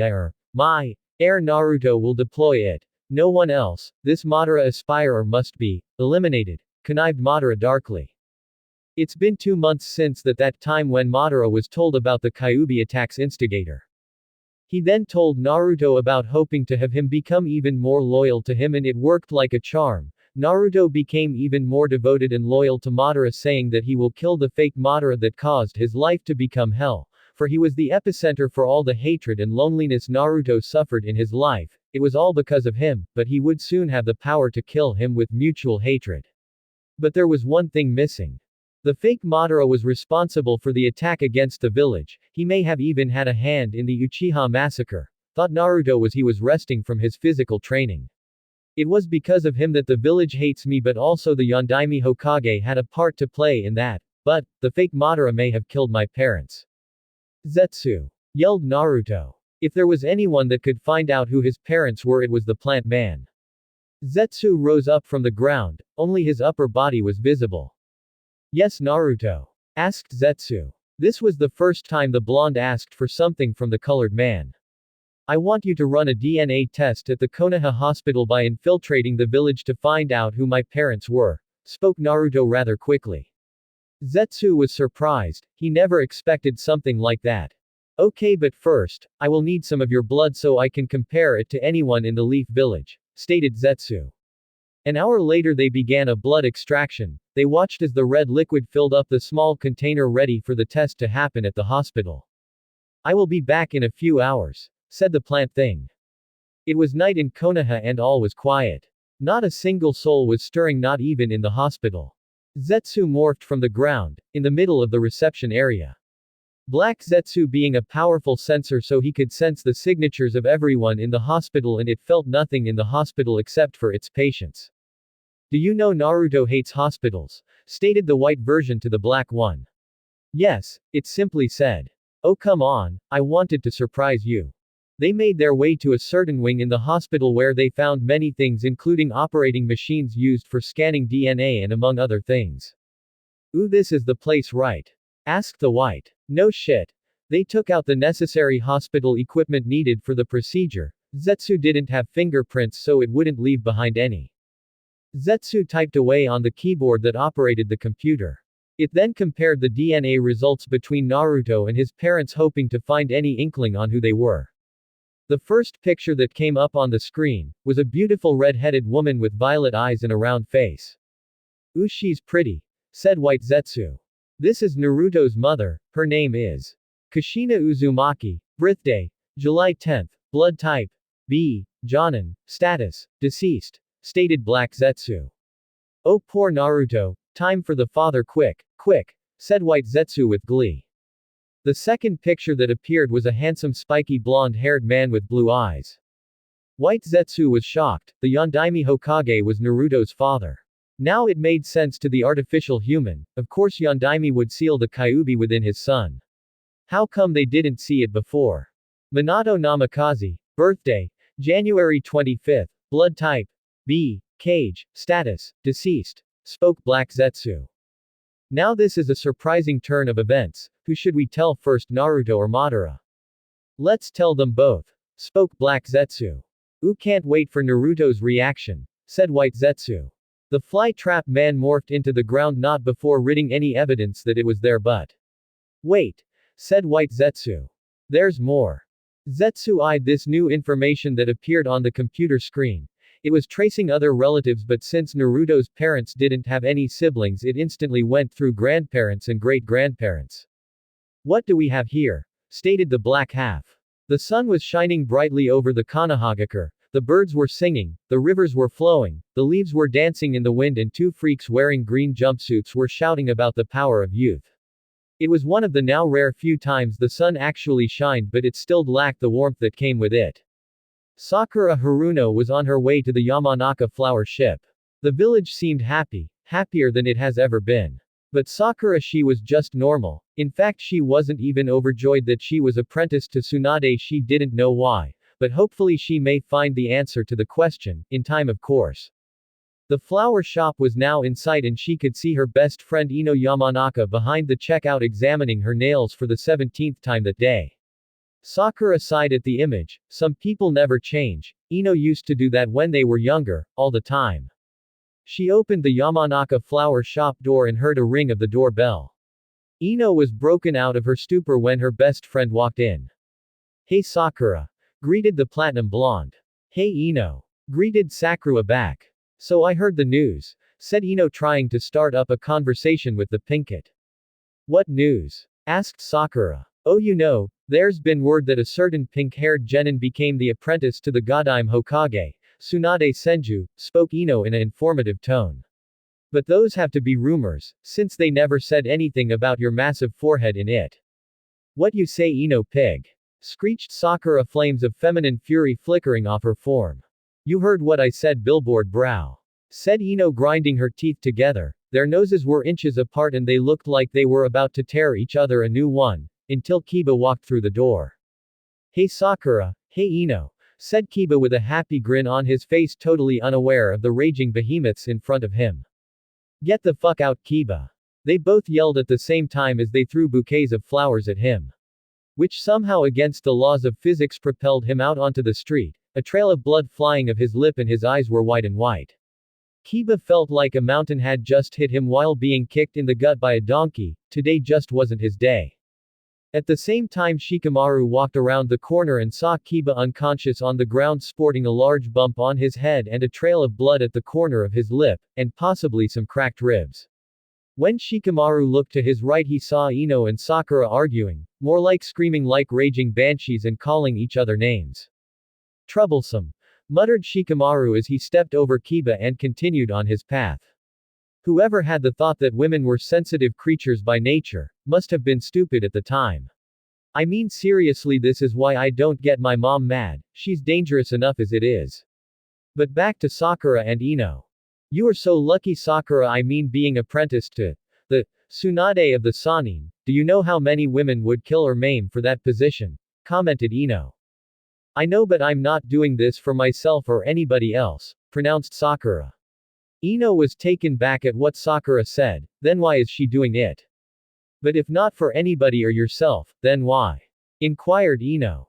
Sakura looked down at the ground. Ino got the message that it was incredibly painful to talk about and taboo around her. I'm doing it because of a promise I made, said Sakura sadly. Deciding to drop the topic, for now Ino instead asked a different question involving her best friend. Okay Sakura, what kind of flowers would you like today? Can I get some white roses? Please Ino, asked Sakura in a sincere voice. White roses, great, the symbol of passion, remembrance, happiness and love. You chose well, forehead, said Ino as she tied a bouquet of white roses together. So who's the lucky guy that's got your eye? Asked Ino, knowing this would be good gossip. They're for Naruto, said Sakura quietly. Ino gasped a little loudly, she knew she had just treaded on unwanted ground. And with that Sakura left the shop with Ino watching her retreating form. Ino was in the same boat as Sakura. Even though she wasn't close with Naruto, she still regretted all the times she'd make fun of him and punch him. If only she could take them back and tell him how sorry she was. She felt guilty over the fact that she was a bully towards him and her mother encouraged her to bully him, while her father disapproved of it, knowing something she didn't. The walk to the cemetery was quiet and quick. Sakura was on autopilot, her mind preoccupied with everything she wanted to do with her former blonde teammate, but now that would never happen. When she reached the cemetery, she walked over to the Naruto's headstone, but she wasn't the only one that was there. Hinata was standing there as well. Everyone in their academy days could see that Hinata liked Naruto, and somehow Naruto was so dense that he never noticed. Sakura walked up to the tombstone and laid the white roses in front of it. Hinata didn't seem to acknowledge her presence. When Hinata had heard that Naruto died, she didn't cry, she didn't vent her frustrations, she didn't blame anyone, she just became detached from everyone. A few minutes of silence. Hinata left the cemetery, maybe to give Sakura some alone time or just because she wanted to. Deciding that now that they were perfectly alone, Sakura said what was on her mind. Hey Naruto-kun. She started off. I came to visit again and I brought flowers. Ino says hello. She smiled, thinking of the memories she had with the blonde. I went to Tsunade-sama today and I asked if she could take me one as her student, and she said yes. I'm going to mainly be training in medical ninjutsu and possibly Tsunade-sama's incredible strength. I want you to know that. I'll visit once every week if I can, so we can just talk, ya know. She giggled for a second. I really miss you, I miss your smile, that atrocious jumpsuit you always wore, I miss your competitive rivalry with Sasuke, I miss that loud voice of yours. She smiled as she lifted off some of the qualities Naruto had. Just so you know, I'm sorry how I treated you, I never really bothered to get to know you, though now I wish I had. She was looking for more words to say, but she was running out of words to say. I'll come by again next week, okay? Bye Naruto, she said. She turned and left the cemetery slowly, but not before sparing a glance at the headstone with a melancholic look.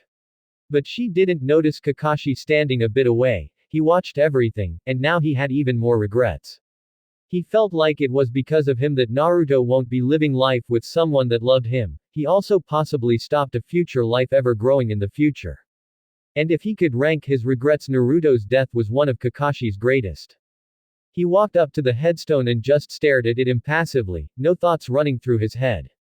He was standing there for hours on end, unflinching and silent, not even thinking except for the memories of his time with his sensei's son.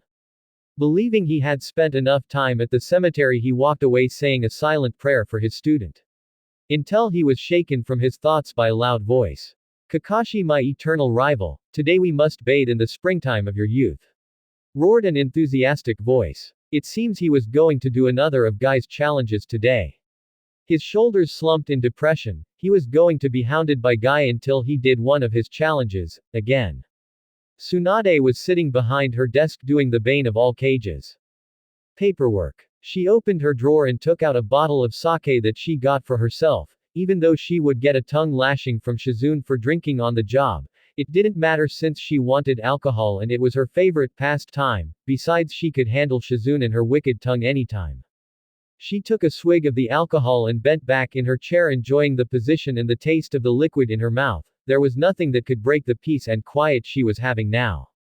Everyone's emotional wounds seemed to had healed after her favorite blonde's passing, but there was still some that were bleeding. She took another swig when suddenly one of her Anbu agents appeared kneeling in front of her, causing her to spit out her drink. Hokage-sama, there was a breach in security of the village less than 24 hours ago, informed the Anbu. What? She yelled and she regained her composure shritile after that. How did this happen? She demanded. Less than half an hour ago, a Chunin stationed at the hospital, searched over the video recordings last night and he found the intruder on the video strolling through the hospital. This person was wearing a black cloak, emblazoned with red clouds, continued the Anbu agent.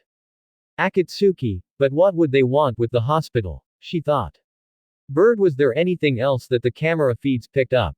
The Anbu agent, now identified as Bird, nodded. After the Chunin reported the disturbance to the Anbu, a team was sent over to study what was found, but what we found should only be for your eyes only, Hokage-sama, said Bird. Tsunade thought over what she would need to do. Get me Shizune, Shikaku, Kakashi and Jiraiya, knowing the pervert he could be at the hot springs, ordered Tsunade. At once, said Bird as he disappeared in a whirlwind of leaves. Tsunade got up behind her desk and started walking to the hospital. When she arrived, there was already a team of Anbu members waiting for her. They bowed in respect and took her to the security room where all the tapes at the hospital were made. When she entered the room, Shizune was already waiting for her, with her master's pet pig Taunton in her arms along with Shikaku Nara, who gave her a nod.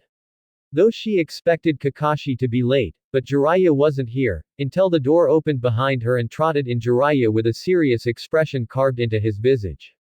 Okay Haim, what was so important that it had to interrupt my research? Asked Jiraiya, a little peeved at the situation. Tsunade gained a tick mark on her forehead at the pervert's words. Even after Naruto's death he was still focused on writing those perverted trash. The village had been infiltrated during the night. We're soon going to look at the footage, but I want Kakashi here for this, said Tsunade as her annoyance over the Toad Sennin faded. Jiraiya, Shizune and Shikaku were surprised and worried. Konohagakure was one of the most difficult places to sneak into. It was just as hard to get into like Omegakure and their security.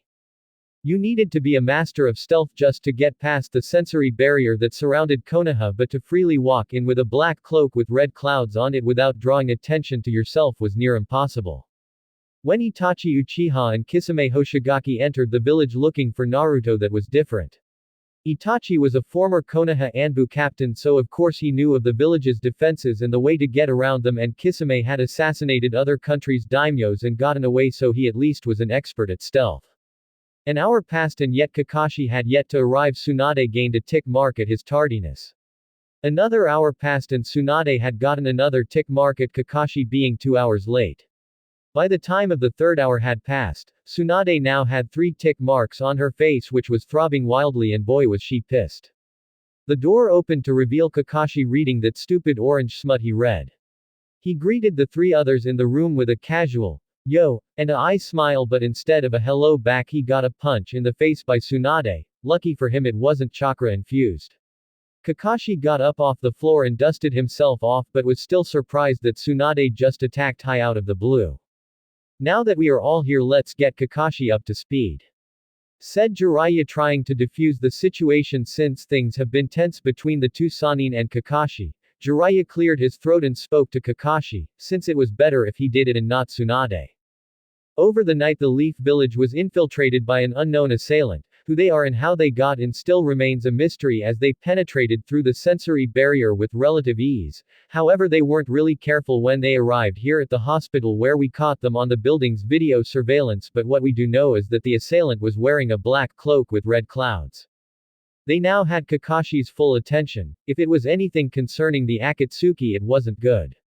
Shizune tapped a few buttons on the keyboard, activated the monitor and selected the recorded tape. When the image came to life, the first thing they saw was the reception area. Then what looked like a Venus flytrap-like thing started morphing from the ground and then became a full body, and as clear as day they could see the black cloak with the red clouds. The Chunin was right, it is the Akatsuki, said Shizune, and Taunton oinked worriedly. But what could the Akatsuki want with this hospital? There's nothing special about it, spoke Shizune, getting an oink of agreement from Taunton. But they already accessed the village when they were looking for Naruto. But those were Itachi and that other ninja Kisame. Why would another Akatsuki agent come here again? And there's something not right here, stated Shikaku. All eyes were on him, even the pigs. From what the information tells us that Jiraiya-sama was able to conjure up is that the Akatsuki work in pairs, so where's his partner? Said Shikaku as he gestured toward Zetsu on the screen. This is starting to get more confusing by the second. None of this information gives us something to go on, but Shizune's right, why the hospital? Said Tsunade as she rubbed her temple. Maybe it's not the hospital that interests them, spoke Kakashi, getting everyone's attention. He was about to speak again before a new voice made itself known. Maybe it has nothing to do with the hospital at all, or whatever they need to do is within the building. Everyone in the room turned their attention toward the door when after a second scowls started sprouting. Before the doorway was an old man with black spiky hair, covered in bandages mainly in areas such as his right eye and right arm, leaning on a cane. Danzo! Growled Jiraiya. The darkness of the shinobi was standing before everyone, his impassive face unreadable. Along with him were the Hokage's two other advisors, Homura Mitokado and Kaharu Udatane. What are you doing here? Asked Shikaku. Anyone could see that his body was tense, but it was always tense around Danzo. We received a message that the village had been infiltrated by an agent of the Akatsuki, stated Homura. Is this true, Tsunade? Asked Kaharu. Yes, answered Tsunade, her unease and annoyance just rippling off her. Then you have also yet made another lapse of judgment on the security of Konoha, spoke Danzo, the scowls just got a whole lot bigger. First, the Sharingan abandons the village, and not a day after we lose our weapon, the Jinchuriki and now a wanted group of missing ninja are now able to waltz freely from within and out our village. Those circumstances were not her fault, defended Shikaku. It was the Uchiha's own choice to leave the village, and it was his choice to kill Naruto, and we have no idea about the capabilities of the rest of the Akatsuki. Danzo didn't seem fazed, but he knew this was not a battle he could win at the moment. All the 7 people in the room turned their attention back to the screen where the plant thing opened up to reveal a man, one half completely black and the other white with green hair. Peculiar, said Homura. This person's appearance was strange to say the least. But being half-colored was not the weirdest to Homura, it was the fly trap-like appendage. They watched as the black and white man walked through the hospital to a certain wing. When he arrived, Shizune and Tsunade instantly recognized it as the room where all the blood tests and all other things concerning blood is performed. Then the plant thing took out a small vial of red liquid and scanned its contents into the monitor. And what appeared next made everyone freeze. It was a picture of Kushina Uzumaki, the red-hot-blooded habanero. They were unable to hear anything the person was saying because the video doesn't record sound. They paused the monitor again and decided to have a chat. Why would the Akatsuki be interested in Kushina? She's dead, inquired Jiraiya. Maybe it had to be the fact that she was the former Jinchuriki of the Kyuubi, answered Shikaku. Shikaku was later given knowledge of this as the village's head Jonin, and Tsunade also knew, of course, being the Hokage, and she also informed Jiraiya and Shizune. No, it's something else, but what? Said Tsunade as she bit her finger. They continued to play the tape where they saw something else that shocked them. An image of Minato Namikaze appeared on the screen. Okay, that's it, I give up. What do the Akatsuki want with dead people? Yelled Tsunade. The pieces of the puzzle were not fitting together, none of this made any sense. Tsunade studied the image of her predecessor and Jiraiya's former student. It was amazing how no one figured out that Naruto was Minato's son. I mean, come on, the kid was a younger clone of the man. That's it, Naruto. Jiraiya, Kakashi, do you think this has some connection to Naruto? Asked Tsunade. No, nothing comes to mind. Naruto is dead. I don't see why the Akatsuki are interested with him now since the Kyuubi's chakra has dispersed, responded Kakashi. Same here, Haim, but I don't see why the Akatsuki would care about Naruto's parentage. They wouldn't care if he was Kami's kid. This doesn't make any sense, said Jiraiya as he rubbed his hand through his hair. They watched the rest of the recording and they were back to square one. In fact, watching the video, it just made things even more confusing. Questions needed to be answered, but the only people who had the answers were the Akatsuki. With confusing thoughts in their minds, all the occupants in the room left, except Jiraiya, who kept staring at the monitor in front of him. Why Minato and Kushina? What did they have to do with anything the Akatsuki planned? At Myobokuzen, the great Toad Sage was pondering whether to tell Jiraiya that Naruto is still alive. He had argued with himself for hours whether or not to tell him. But in his prophecy he said that either a great savior or destroyer would come about in the world, but it was not his place to decide such things. In the end he decided to withhold the information from Jiraiya until it was truly necessary.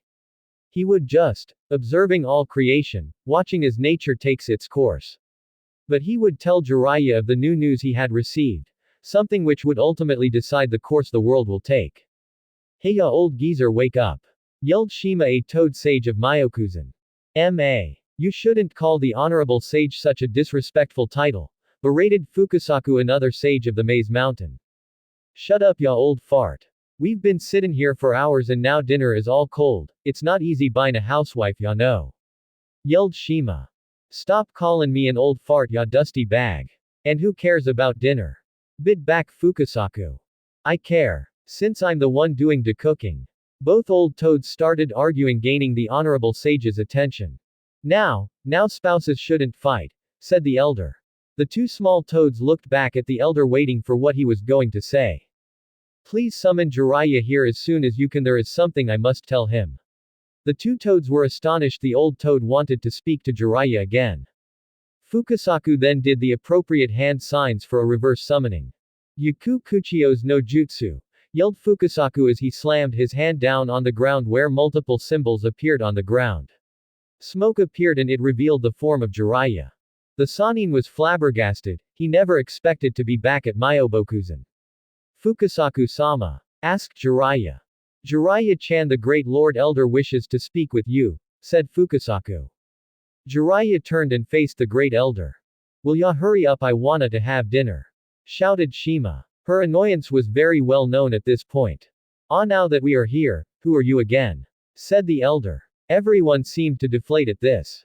Jiraiya, yelled Shima. She wanted to get this over with and go and make dinner. "Ah yes. Jiraiya. I have summoned you here because I have had another vision, another prophecy," said the sage. "What was in your vision?" asked Jiraiya. If another vision had been made, it was either good or bad. "In my dream, I saw a great beast, a foul creature. It created countries, swallowed oceans, split the land, carried mountains, and with its breath spawned hurricanes, and its mere presence alone will immerse the world in terror, and yet this creature is a part of nature and nature is a part of it," spoke the sage. Jiraiya was scared. This beast didn't sound all that nice to him. "This beast will come to our world soon, and with it probably our destruction. It is the harbinger of the end days. When you hear its howl you will know that it has come," spoke the elder sage. This seemed to depress everyone else in the room. That was not a good way to start a prophecy. "However, there was someone else in my dream," continued the elder sage. "Who?" asked Jiraiya carefully. He needed to find this person and possibly save the world. "I cannot say. This being was clouded from me," answered the sage.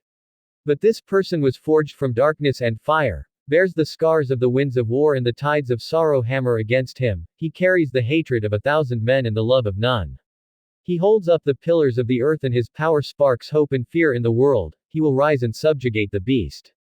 Jiraiya gained some relief of who the sage described. But, that one word seemed to awaken something in Jiraiya. When he does enslave the beast he will either bring salvation, or despair, depending on which path he takes, spoke the sage. It opened its eyes and examined Jiraiya. "To unearth this person you must stare into the eyes of the abyss and shadows, and it will find you." "Is that it?" asked Jiraiya. "Yes, that is it," spoke the sage. "But Jiraiya, this person may be an even greater threat than the beast." With those words Jiraiya was sent back to where he was summoned. Jiraiya found himself in the Hokage's office. His sudden reappearance startled Tsunade. "Jiraiya, what happened? Where did you go?" shouted Tsunade. Jiraiya cowered under the glare. He then started to tell her everything the sage told him about the great beast in the person of fire. "A great beast that swallows oceans and a man that bears the scars of the winds of war." Tsunade was baffled. "Jiraiya, do you think this beast is the Kyuubi?" asked Tsunade. "No, I don't think so, Haim. I believe that this beast is even a greater threat than the Kyuubi," answered Jiraiya. "And what of this mysterious person, the one, with eyes like the abyss?" said Tsunade. "I don't know, Haim, this is all that I was given. I'm just as perplexed as you are," said Jiraiya. "But there was something that the elder warned me about," said Jiraiya, gaining Tsunade's attention. He said that this person may be an even greater threat than the beast, spoke Jiraiya with a grim voice. They both sat in the room while silence reigned over them. At dark, the dark hovel with Madara and Naruto. Madara was having a nap, since he's old. Naruto was resting, sleeping soundly. Until Madara got up and whacked him over his head with the blunt side of his kusarigama. Ow! What was that for? Asked Naruto. We are now going to begin the first part of your true training, Naruto. We are going to begin elemental manipulation, explained Madara. This got Naruto excited because he was fed up with all the physical exercises. I believe that your physical body had adjusted well to all the exercises. Naruto got up and took off his black vest, and he was right. Naruto was now well built. He wasn't overly muscular, and yet he wasn't skinny as a twig, and he was lean and fit, a perfect combination. Then Madara finally took notice of the necklace around Naruto's neck. It had a green crystal in the middle with two accessories on either side. Madara had seen that necklace before. Naruto, said Madara. Naruto turned to his sensei after putting his black vest back on. Where did you get that necklace? Asked Madara. Naruto looked down and saw the necklace hanging by his neck. I won it in a bet, from the old woman who hides behind a genjutsu to make herself look young. Answered Naruto. Tell me. I wish to know, did that necklace belong to the first Hokage? Inquired Madara. Yeah, it did. Answered Naruto confusedly. Madara didn't respond, but he was thinking of something that could work. Doesn't matter. Naruto, since we have discovered that you have 3 chakra natures, all of which are natural, we are going to start with the one I am most familiar with. Fire release. The ancient Uchiha tapped his cane, sigh, then out came some random white zetsu. The white zetsu kneeled in front of Madara like a loyal dog that obeyed any order. The old Uchiha lifted his kusarigama and channeled chakra into it and decapitated the head of the white zetsu, and then it turned into a tree. These zetsus are basically clones made of the first Hokage's DNA. I channeled my yang chakra through my sai, then used the Hin no Jutsu, flying swallow jutsu, simultaneously. That's why this dead zetsu turned into a tree when it came in contact with my yang chakra. I don't understand, said Naruto. But Madara expected this. I will explain. There are 2 types of chakra in this world that people can utilize. Yin chakra and yang chakra, said Madara. Yin chakra is making imagination into reality and is the spiritual energy that is talked about, while yang chakra is breathing life into form and it is the physical energy. I see, so when you killed the clone, you breathed life into it, then it became a tree, said Naruto. Exactly, my young apprentice, but let's get back to the original reason why I killed this zetsu. Quote. Madara plucked a leaf from one of its branches and held it between his fingers. In order to strengthen your fire jutsus, you must be able to take fire manipulation to the highest level. In order to do this, you must be able to convert a certain amount of chakra into fire, and burn this leaf fully. Madara then plucked 2 more leaves. For wind and lightning you must do the same, however each element has different personalities, you could say, for usually our chakra nature is taken right out of our general personalities. So what is the personalities of fire, wind and lightning? Asked Naruto. For fire, imagine your chakra as a ball, then compress the ball and release all that energy at once. Although I don't have lightning nature, I can still teach it to you. For lightning, imagine your chakra as fast streaks arcing about at irregular intervals, and for wind, cut your chakra in 2 and then grind them together like sharpening a blade. You're quite lucky, Naruto. Why? Asked Naruto. The 3 natures we have talked about happen to be the most offensive and combative elements of the 5 basic natures, explained Madara. He coughed a little after the sentence. Zetsu calls them the triple threat. But won't I need to learn any defensive jutsus? Questioned Naruto. That's why we have the Susanoo, clarified Madara. Susanoo, said Naruto. It's when you use both Amaterasu and the Tsukuyomi at the same time, creating the perfect defense, spoke Madara. Now start you fire manipulation training, or do you require some more discipline? Naruto nodded and he was about to start training when Zetsu appeared between the 2. Zetsu, said Madara curiously. Hello, this is great, you 2 aren't taking your naps, so now we can tell each other what we have discovered, said White Zetsu happily. Spit it out already, snapped Madara angrily. While Naruto's thoughts on his master was, is this guy bipolar? What we have discovered is quite entertaining, said Zetsu. Zetsu took out 2 folders from within his robe and handed one to Naruto. Naruto opened the folder to see a beautiful red-haired woman with amazing violet eyes. Who is she? Asked Naruto. This woman was amazingly beautiful. That is your mother. Kushina Uzumaki, said Zetsu. Naruto gasped and his eyes widened. Now that he looked at the folder he could see some resemblance between them, such as the shape of their faces and the shape of their eyes. There's more. Once we infiltrated the hospital I allowed myself to be viewed by the security surveillance where later the Hokage and several high-ranking shinobi went to watch the tape, and I discovered something. This gained Naruto's attention. It turns out that your mother was the Jinchuriki of the Kyuubi before you. That seems to explain a lot of things, said Madara now that he thought about it. Maybe when your mother was carrying you within her womb, you subconsciously absorbed or inherited some of the Kyuubi's chakra, resulting in those whisker marks, continued Madara. This could present ourselves with an opportunity to fuel the Geto Mazo with the Kyuubi's chakra, yet, it could cause you to lose your startling recuperative powers and other powers you inherited. Naruto was absorbing everything. His mother was the container of the Kyuubi before him and they now had the chance to further the Eye of the Moon plan, but at the cost of all the powers the Kyuubi gave him. And from what the folder said, his mother was dead. Yes, but that is not the most surprising thing, spoke Zetsu, cutting everyone off from their thoughts. It's who your father is that's the most surprising. Zetsu then handed Naruto the other folder he had. Naruto took the folder and opened it up. Where he received the shock of his life. There right in the folder was a picture of the Yondaime Hokage, Minato Namikaze. Is this said Naruto with a cold tone of voice. Yes, answered Zetsu. Naruto stared at the picture of his father. So many feelings running through him, but mainly anger, rage, animosity and hatred. Madara was watching his student carefully. He then turned his gaze upon 4 more folders within the plant mont's hands. Back to Naruto. Without even knowing, Naruto channeled chakra to his right eye where the pattern of his Mangekyo took shape.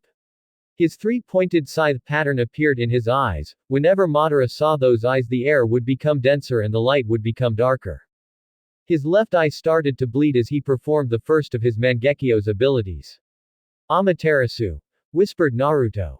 Instantly the folder of his father was set ablaze by the black flames being reduced to ashes in seconds. Naruto was angry, his rage was consuming him. His own father was the one that condemned him to a life of misery and loneliness, and the Sandaime Hokage said that he didn't know who his parents were, that he found him in a forest, but he lied right to his face. He knew all along. Jiraiya he knew, of course he knew, Kakashi as well he must have known, and Tsunade she was in on the loop too. He should have seen it sooner. All the attention that Jiraiya and Sarutobi gave him, they wouldn't care about some random orphan, they would care about the son of the Yondaime and the Kyuubi container. They all knew. The Sandaime, Jiraiya, Kakashi, Tsunade, they all knew, but they kept it from me. They kept the identity of the people most important to me. Thought Naruto. Then he screamed at the top of his lungs, letting out all his anguish, and yet he unconsciously activated both Mangekyo. A white skeletal ribcage started to form around him, protecting him like armor. Then 4 white skeletal arms grew tied together by bolts, and finally came the head of Naruto's Susanoo. Naruto's Susanoo was completely white in color. It had 4 skeletal arms and in its ribcage had 4 horizontal, curved spikes on each rib. Its skull had 4 glowing yellow eyes and 2 forward-facing bullhorns along with sharp fang-like teeth. After Naruto had stopped screaming, he examined his Susanoo. And he was impressed. Before he looked at Madara, his teacher. I am the curse of hatred, said Naruto grimly and with a dark look in his eye which was only enhanced by the Susanoo surrounding him. Then his Susanoo roared as well, howling like a wolf. Madara just smirked. He now had the blonde's full loyalty and devotion, and his Susanoo was rather impressive as well. Zetsu, commanded Madara, still with that unrestrained smirk. Zetsu jumped a little at Madara's tone. Get ready to transplant my eyes, ordered Madara. Yes, both have said at the same time. I leave my legacy to you, Naruto, and when the time is right I will repay you for your aid, someday, thought Madara. 1287 Chapter 3, Dragon of the Night Wind. Madara's student. Disclaimer. Naruto and its characters are owned by Masashi Kishimoto. and any references made in this story in any chapter are also not mine. Dragon of the Night Wind. His breathing was calm and even, you couldn't see any inkling of fear and anxiety on his steady form. He had been training for the last 2 years for this, to become stronger, to kill. He had been put through the toughest training, he suffered broken bones, concussions, overwhelming blood loss, you name the injury and he had it. But not once did a wound ever leave a scar, there was no mark of battle, or proof that he was wounded, only his skin which had one scar, a scar that looked like it was hit by a lightning bolt and arced outwards. Ever since that time 2 years ago, he had become a changed person, he held no remorse, no hesitation, there was no shred of forgiveness in his heart. There was nothing in his heart. He doesn't remember what the trees looked like nor the sky.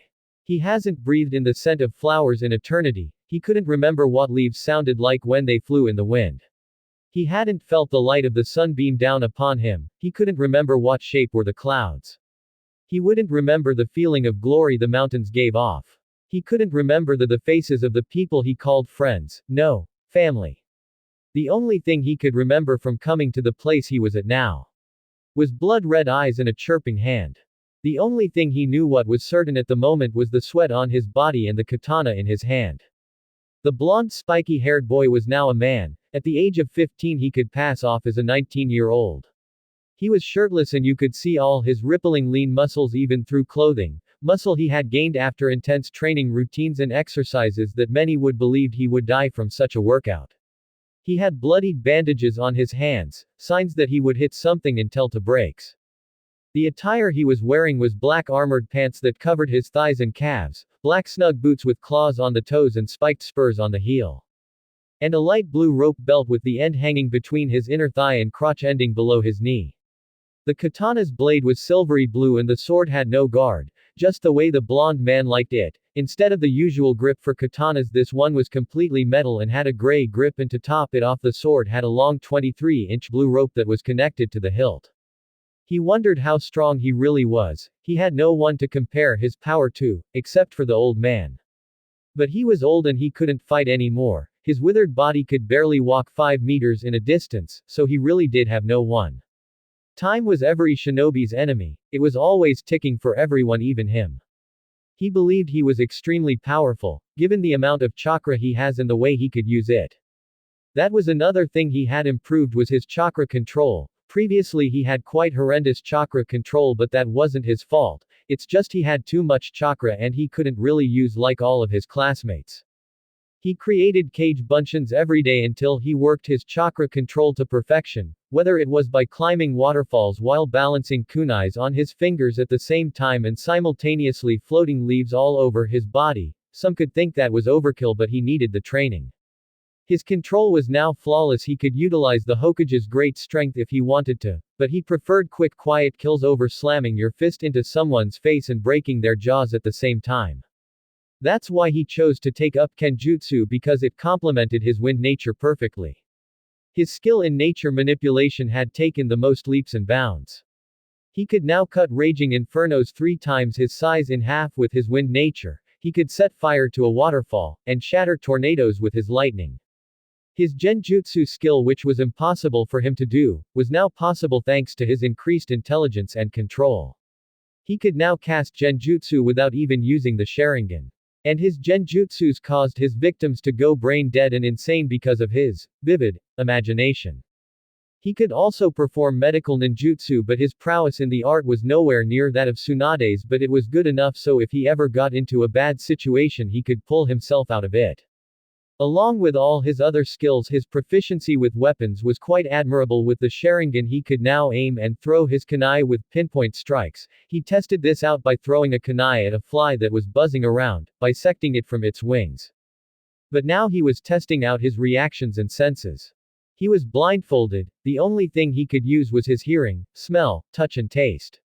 He was facing multiple white zetsus, each armed to the bone with weapons such as swords, kunais, war fans or just their fists. When they converged on him he didn't flinch, he didn't even move a muscle. He channeled chakra flow into his katana that was designed to absorb the energy. Now his weapon was coated with wind, increasing its cutting power and lethality. One Zetsu came up behind him hoping to take him by surprise, but the scarred man turned around and bisected the artificial human. He blocked a flying kunai aimed at the side of his rib with the flat side of his katana. He grabbed it out of the air and threw at another Zetsu where it pierced the artificial human's skull.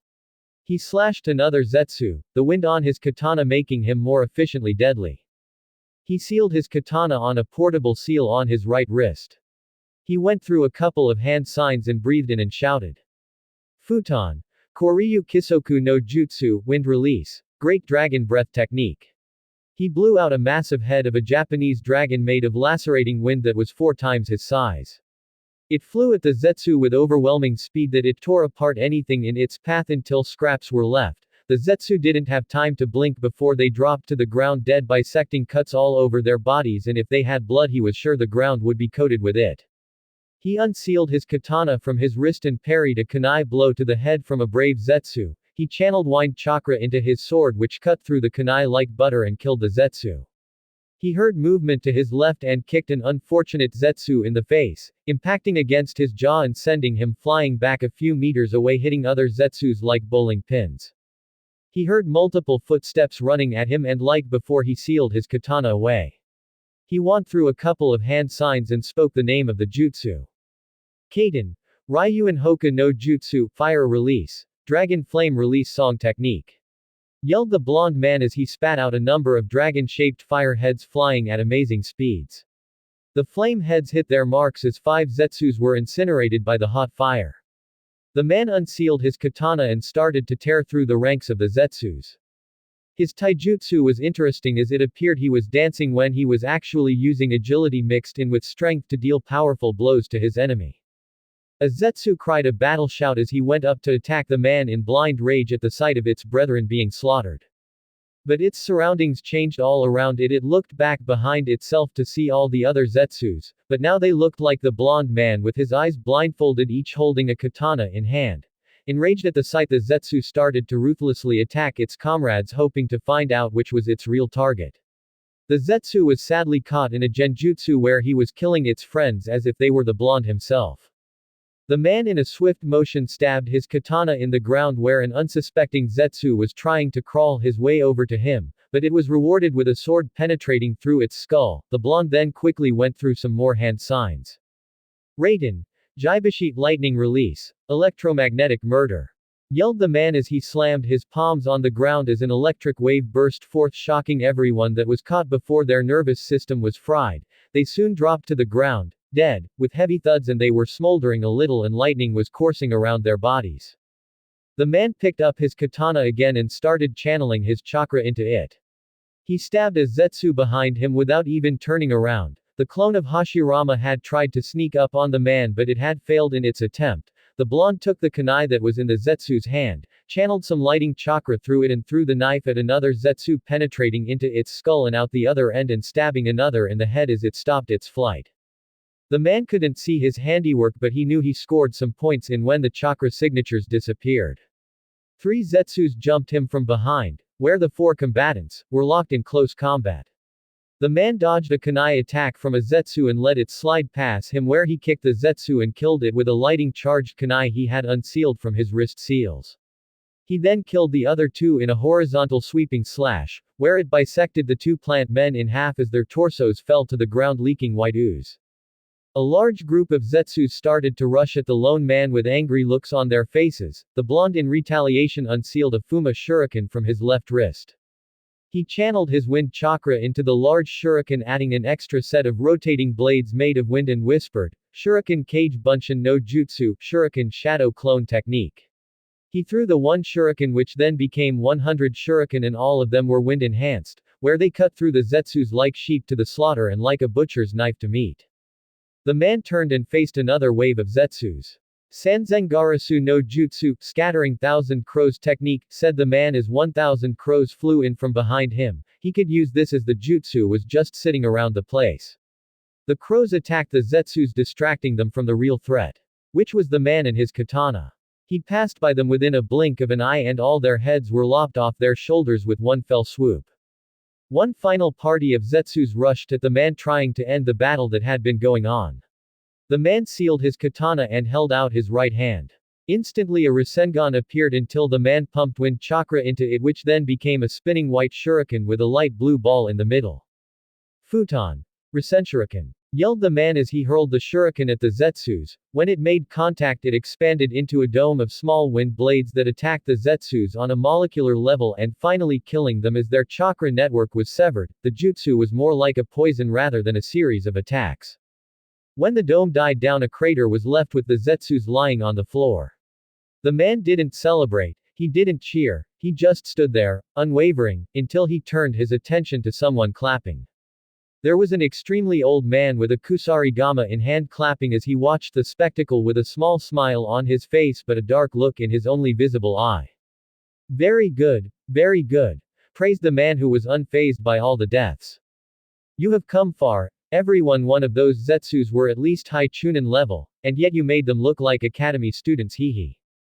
No one can dispute your power, your strength rivals my own back when I was young and at my prime, but you still require more refinement as you are still not as strong as me. You're at least 2/3 of my power back when I was in my prime. I did say you rivaled me, said the man with a sickly smirk. And you didn't even use your Sharingan against them, even more impressive. The blonde man removed the cloth around his eyes, revealing a blood-red pair of fully matured Sharingan which could probably kill someone just by looking at them. However, they were not his eyes. Those eyes were the eyes the old man had. His original pair before they were transplanted for another pair, but he passed his own eyes to the young man and in return blonde gave his own to parched man.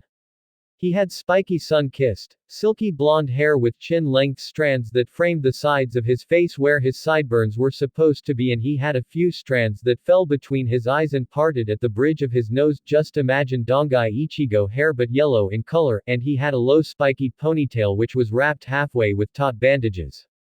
Over time his hair had become less wild and untamed and became smooth and silken, losing some of the spike to his hair. He was also 5'9" in height instead of the midget height of 4'11". However, the man used to have whisker-like marks on his cheeks, but they were gone, revealing nothing. The Sharingan is merely a tool. Just having it doesn't make me powerful. Unless I train my other skills, then there's no point in using the Sharingan in battle if I get killed, stated the person blankly as he stared at the old man. Quite right, Naruto. The old man then started having coughing fits and brought a hand to his mouth and coughed blood into his palm. The 15-year-old who could pass off as an adult was slightly worried for his sensei, even though he didn't show it. He walked slowly up to his master and stood before him.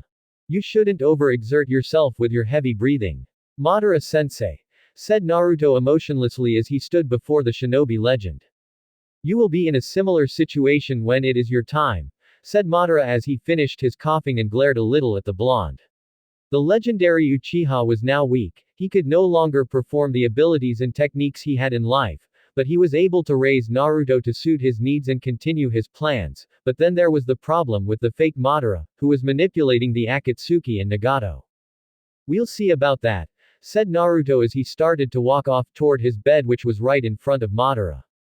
At first Naruto was uneasy sleeping in front of his sensei. He got the feeling that he was being watched, and he was partially right, but eventually he got over his unease and was able to get some rest in front of the mummy.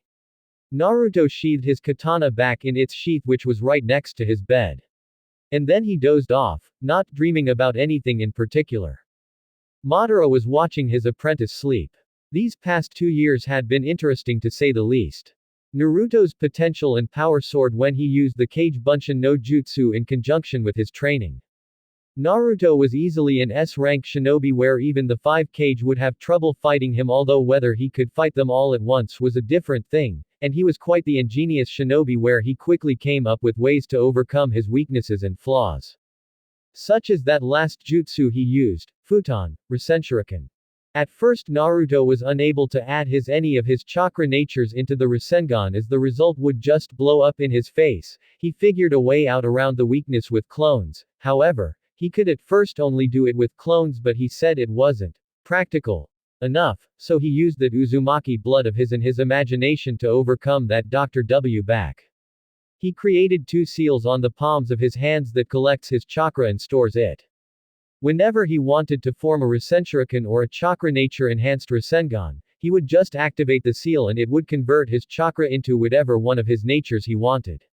Not even Madara or anyone else could think up such a diverse way to use seals, although to form the seals took Naruto some time. Around a year was needed until the seals properly formed, and only then you needed to have precise control of your chakra and be well versed in Fuinjutsu to achieve such a thing. Later, when Naruto had nearly finished his daily training, Zetsu and Madara extracted what little of the Kyuubi's chakra Naruto had in his body. They were able to get a small portion of the Kyuubi's chakra from Naruto's body, resulting in the loss of his whisker marks on his cheeks. However, he still retained his remarkable healing abilities, which pleased Madara to no end. But one thing that surprised Madara were the remaining folders that Zetsu brought to him years ago. He would never had guessed what was in those folders, but it also explains some of Naruto's immense potential.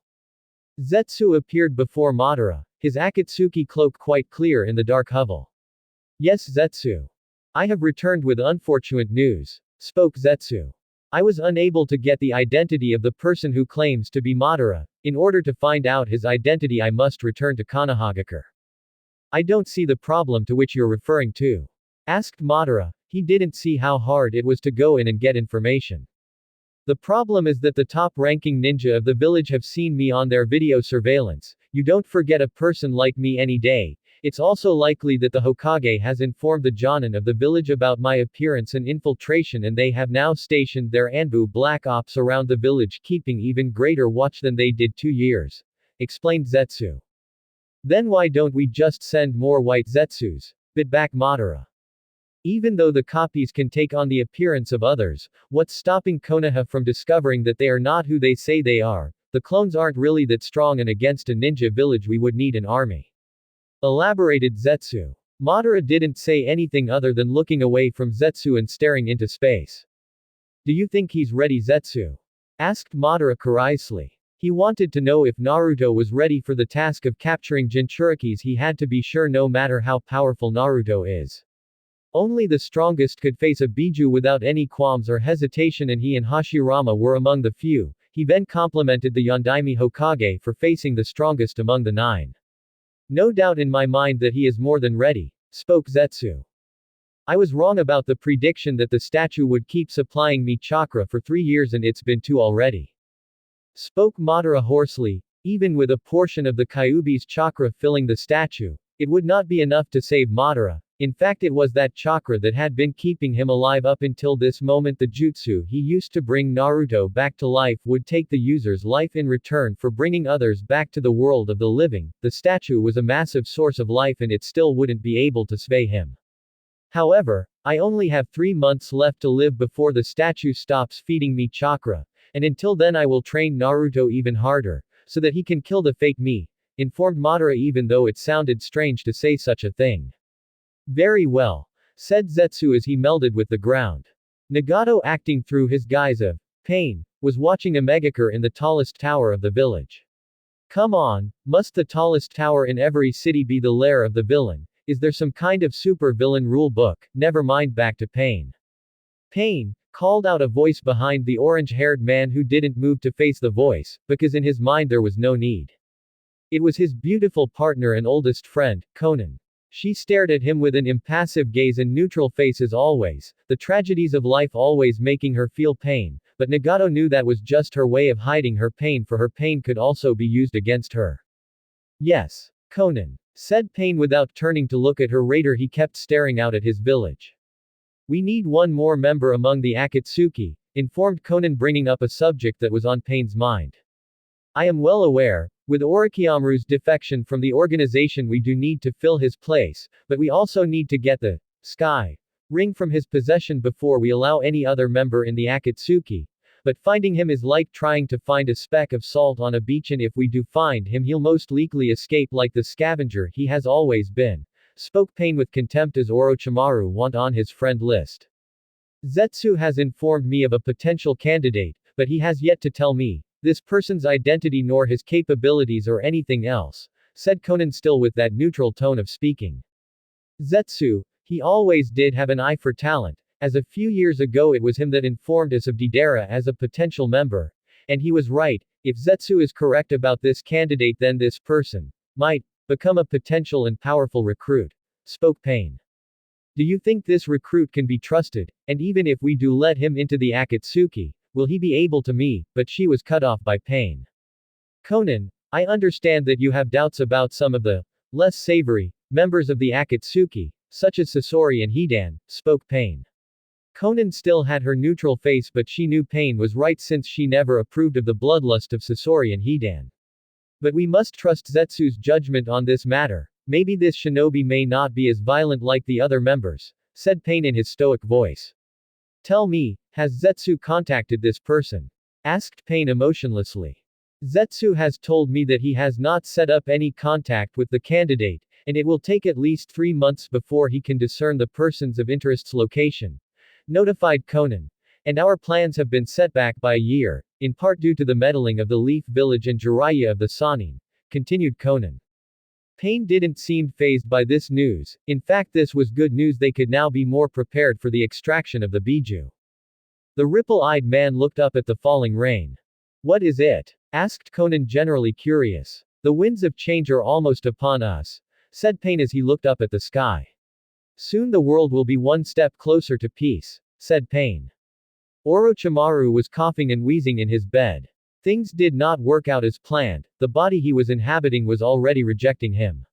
He didn't know how it came to be this way. He had 1 more year left, 1 more before he was required to switch bodies again. Sasuke wasn't ready. He wasn't as powerful as he wanted, so his body was off limits and he couldn't take Kabuto's body. He was just as important. Who else would keep his test subjects alive, and who else could create the medicine for Orochimaru? He coughed again, his form was racked with pain and he was spitting out blood. He needed to shed his skin again. Like a snake, he needed a young rejuvenating being. He wanted the Sharingan, yes, but he wanted Sasuke at the peak of his power.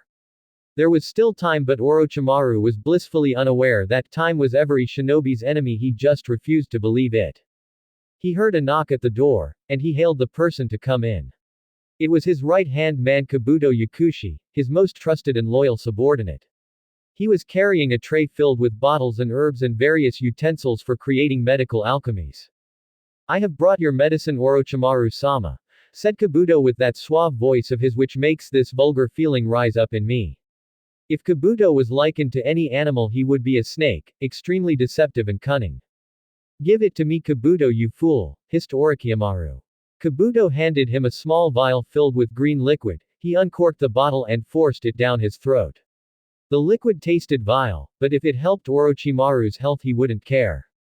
Orochimaru-sama, you will have to switch bodies soon. Your health is deteriorating every second you wait. Sasuke isn't ready to switch bodies, so you will have to take another, in order to extend your life, assured Kabuto. I suggest taking a body of one of the low-level Chunin under our command. Yes, very good, Kabuto. Tricky as ever. Summon one of the Chunin under the facade of a promotion, and preferably if his body was weak, so that way I can transfer bodies sooner and take over Sasuke-kun's, commanded Orochimaru. Kabuto left to select one weak Chunin for his master. Soon I will have Sasuke-kun's body and, not even the Akatsuki can kill me, and I will also have the Mangekyo. Sasuke-kun, you think you could hide such powerful eyes from me? Plotted Orochimaru. It's a good thing he killed the Kyuubi brat all those years ago. It has set the Akatsuki back by a few years and removed a potential thorn from my side. In a dark room, all that was heard was birds chirping, and all that you could see was lightning crackling around. Chidori Senbon! Yelled the Sasuke as he fired his new Chidori variation at the archery targets, all of them hitting its mark. There was several other targets around the room. Sasuke activated his Chidori again and shouted, Chidori Nagashi! Lightning started sizzling around the young Uchiha. The lightning struck the targets, destroying them. Sasuke had changed over the 2 years. He was now taller and his face was more masculine, and he was lean and muscular. He now wore a white long-sleeved shirt which was open at the torso with a small Uchiha crest near the collar. He now has blue cloth that wraps around his waist that is suspended by a purple rope belt that is tied in a bow and black arm guards that went up to his forearms. His personality hadn't changed much since he left Konohagakure. He was still arrogant and he still had dark thoughts about murdering his brother. I don't know what the girls saw in him, but spending years planning to kill someone is pretty emo. But one thing that had changed was that his arrogance had somehow grown, thanks in part to Orochimaru constantly praising him. He now had a mindset that only a Uchiha can defeat an Uchiha. Guess he didn't pay attention in history class when they were having a lesson on Hashirama Senju defeating Madara Uchiha, dumbass. His thoughts were on how much progress he made in his training. Orochimaru claimed he was about mid-Jonin level, but Jonin level wasn't good enough. His brother Itachi was an Anbu captain at the age of 13. And yet Sasuke hadn't reached that level yet. I need more power even though I have the Mangekyo, my other skills are not on par with that of Itachi's. Then he remembered something, he remembered when he got his Mangekyo and how he got it. In his mind killing Naruto was justified, he needed the power and the opportunity had presented itself to him, and he did just what his brother told him to do. He took the life of his best friend. But now Sasuke had little room in his heart for remorse. When he kills his brother he would restart his clan and the Uchiha name would be redeemed. It had been 3 months since Madara said he was going to die. He told Naruto the news, but the Uzumaki just took it like he normally would, emotionlessly. He did feel sorry that the man who was the closest thing to family he has ever had was going to die, but he didn't show his sorrow at the thought, but hid it behind a blank facade so not to show the world. Naruto, said Madara. Naruto just stared at him with his active Sharingan and with that blank look of his, that face seemed to unnerve the white half of Zetsu. Soon I am going to die, in less than a week, spoke Madara. Naruto didn't respond nor did her physically respond, he was above such weak things such as sorrow and regret. Today you leave the safety of the hovel and go out into the world, said Madara. Your mission is to deploy the infinite Tsukuyomi on the world by gathering the Biju and reviving the Jubi. But before you can begin the Eye of the Moon plan, you need to eliminate the fake Madara that has been manipulating the Akatsuki and my pawn, Nagato from within the shadows under my own name. And before you revive the Jubi you have to revive myself, by using my previous Rinnegan that has been transplanted into Nagato. Since your chakra signature is similar to mine in part to the blood transfusion I gave you all those years ago, you will be able to force Nagato to use the Rinne Tenei no Jutsu to revive me, continued Madara. I understand what I have to do, spoke Naruto darkly and with the utmost confidence and determination, his Sharingan blazing. Very good. Zetsu will be assisting you with everything, he is now your subordinate and will obey any command you give out. Even your own voice will silence Nagato's should Zetsu be ordered by the Akatsuki to do anything. Zetsu is exceptional at infiltration and espionage, spoke Madara where Zetsu melded from a wall and opening his fly trap appendage. You can count on me, shouted White Zetsu gleefully, the black half seemed to sigh at its white half. But he's fucking weak, hissed Madara at his failed experiment obviously irked by the clone's blatant rudeness and for interrupting him. Naruto slightly nodded at his teacher who was right about Zetsu, he is weak. Zetsu deflated a little but quickly broke from his slight depression and smiled widely, happy and cheery as always. Very well, said Naruto understanding what was required of him. The blonde watched as Madara disconnected himself from the statue via unplugging the tubes, cutting off his chakra supply that was keeping him alive. Now go, my apprentice, my legacy, my heir and do not fail me, said Madara and as his final action, the old man grasped at the sockets of his eyes and pulled out the twin Sharingan from his sockets and grasped them firmly in his hands just before his life passed on, the Shinigami claiming his soul. I won't sensei, said Naruto. Naruto after 2 years and 3 months of living in a dark cave was going to leave. He walked up to a large rock that blocked the exit to the outside world and his own freedom. If Naruto was hesitant about leaving the hovel, then he wouldn't show it, hesitation was a weakness that didn't have. Naruto activated his Eternal Mangekyo Sharingan. His Eternal Mangekyo was a cross between Madara's and his own.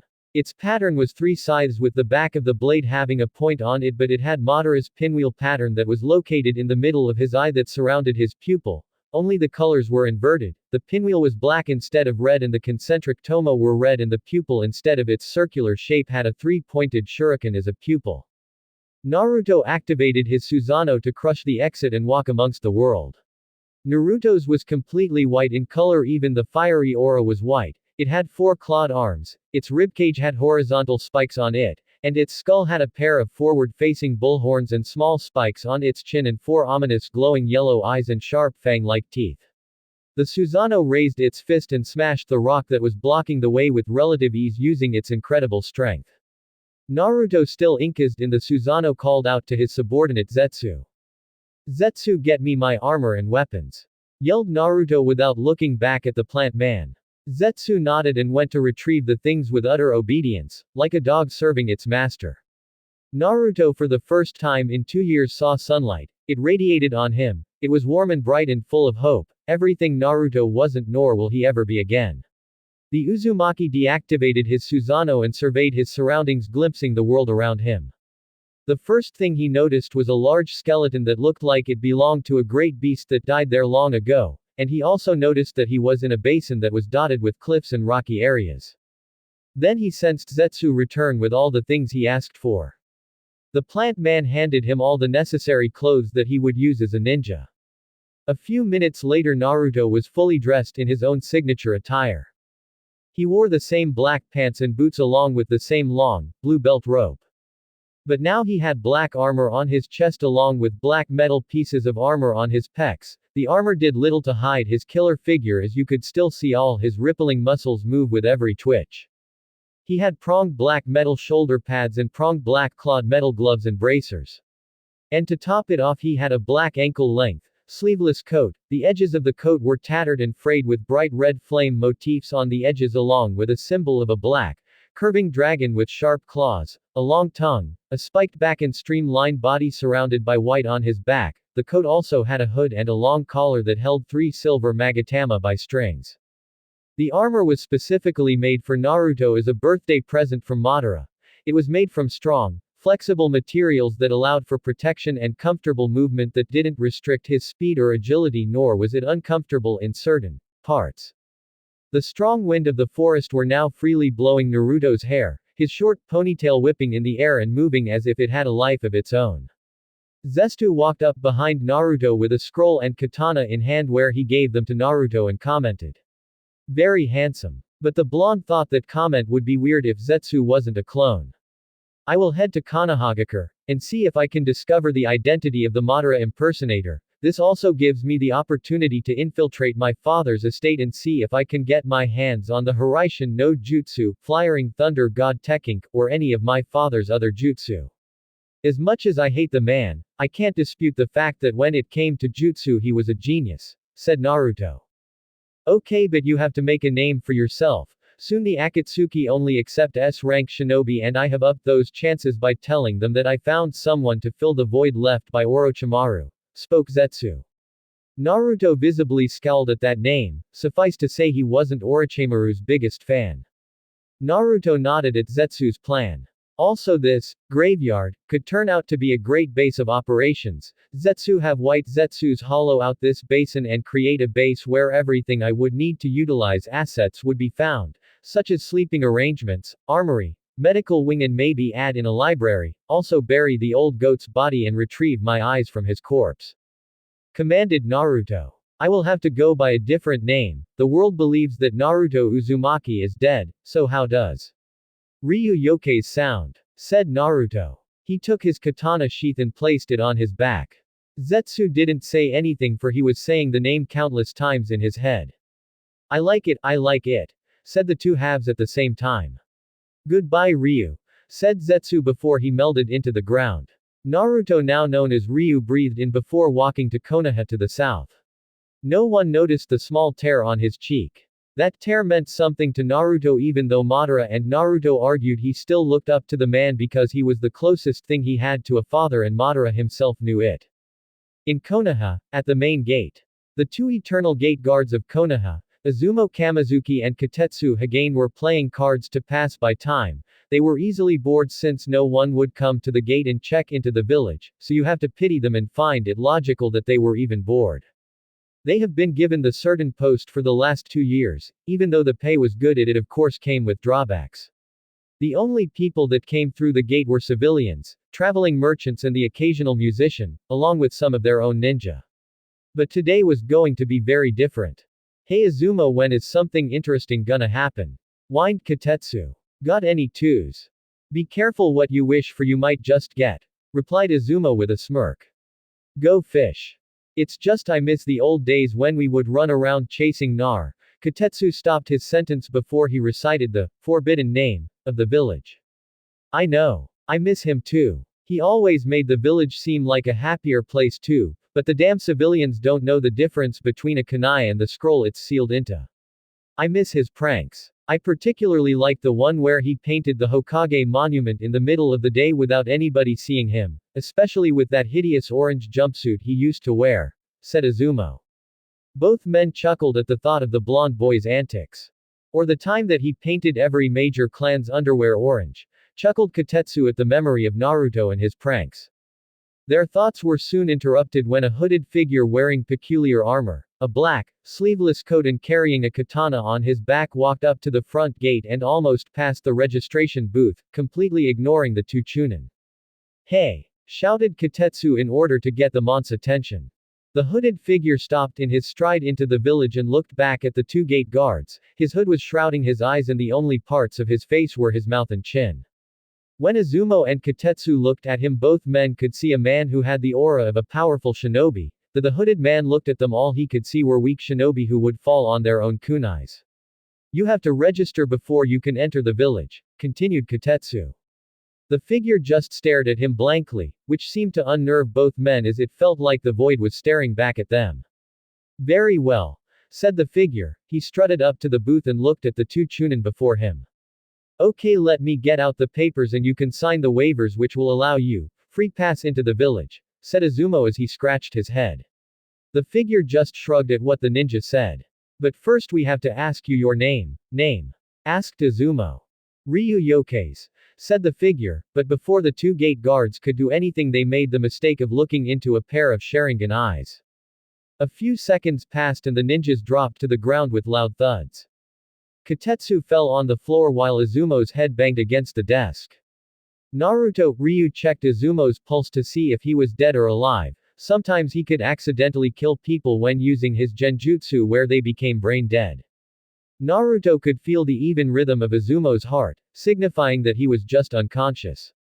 He knew that Anbu teams are dispatched every 2 hours according to Zetsu's information, so that leaves a limited amount of time to get the information and get out. His father's estate was secondary.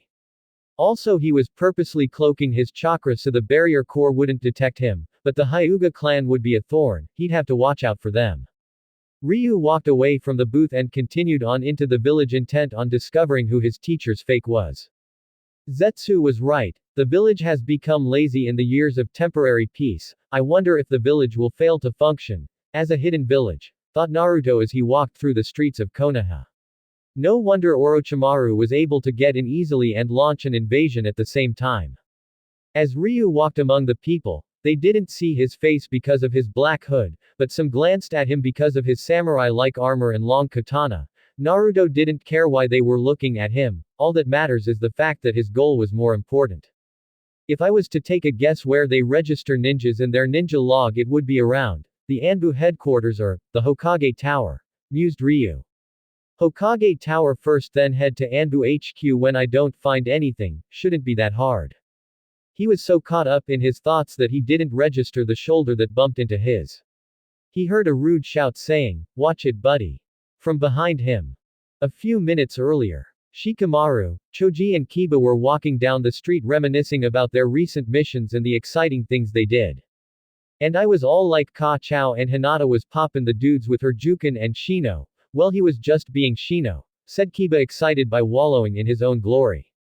Shikamaru didn't seem to care and Choji was stuffing his face with chips, again, and he wasn't listening to what Kiba had to say. Troublesome Kiba, why can't you tell a story normally like the writer of this story that we're in? Said Shikamaru lazily and looking up at the sky, probably at me, the writer. His fellow shinobis looked at Shikamaru as if he had lost all his intelligence, which was truly something to behold, as a dumb Shikamaru was hard to imagine. Us Shikamaru were not in a story, spoke Choji as he stopped eating his chips when he heard what Shikamaru said. Screw what Shikamaru said back too, but he was cut off as a shoulder bumped into his own. Now, Naruto stopped his track and turned to who he bumped into when the person rudely addressed him. And he was a little surprised when he glanced at Kiba. Of all the shinobi he had to bump into, it had to be the one covered with fleas and plagued with perverted thoughts. Not to mention Kiba's voice was loud, he liked quiet people. Like Zetsu when the plant man was not all hyperactive. Naruto ignored Kiba and kept on walking. He didn't want to deal with people he disliked, besides he had something important to do. Besides he had other problems like finding out about the identity of the fake Madara and taking what was rightfully his. When Ryu started to walk away, that was indeed a move that pissed Kiba off. Hey! Yelled Kiba at the black-clad mystery person who ignored him and just kept on walking. Kiba, I don't think we should pick a fight with him, said Choji as he was a little intimidated by the samurai-like shinobi, especially that pointy katana he had. Maybe you should forget about him, suggested Choji. No, someone's gotta teach this prick some lessons in manners, said Kiba as he stomped off after the man. Akamaru, who no one had noticed till now, just palmed his face. His master was always getting into trouble, maybe the dog should put Kiba on a leash. Troublesome, come on Choji, let's hope he doesn't get into too much trouble or gets himself killed, said Shikamaru as he lazily walked after Kiba with Choji and Akamaru following behind him. Naruto had the Hokage Tower in his sight, things were going smoothly for him and his mission. He then felt a hand clasp his left shoulder which also made him stop in the middle of the road, and when he looked back it was Kiba who was very angry as he was grinding his teeth and his eyebrow was ticking. Thankfully the hood Naruto had on still overshadowed his eyes so nobody could see his Sharingan. The reason why didn't turn them off is because he was just far too awesome for that. Hey guy, the first think you should apologize, said Kiba sternly. Ryu couldn't care less, so he was just going to play dumb if that was possible for someone like him. Apologize for what? Walking on the street, said Naruto.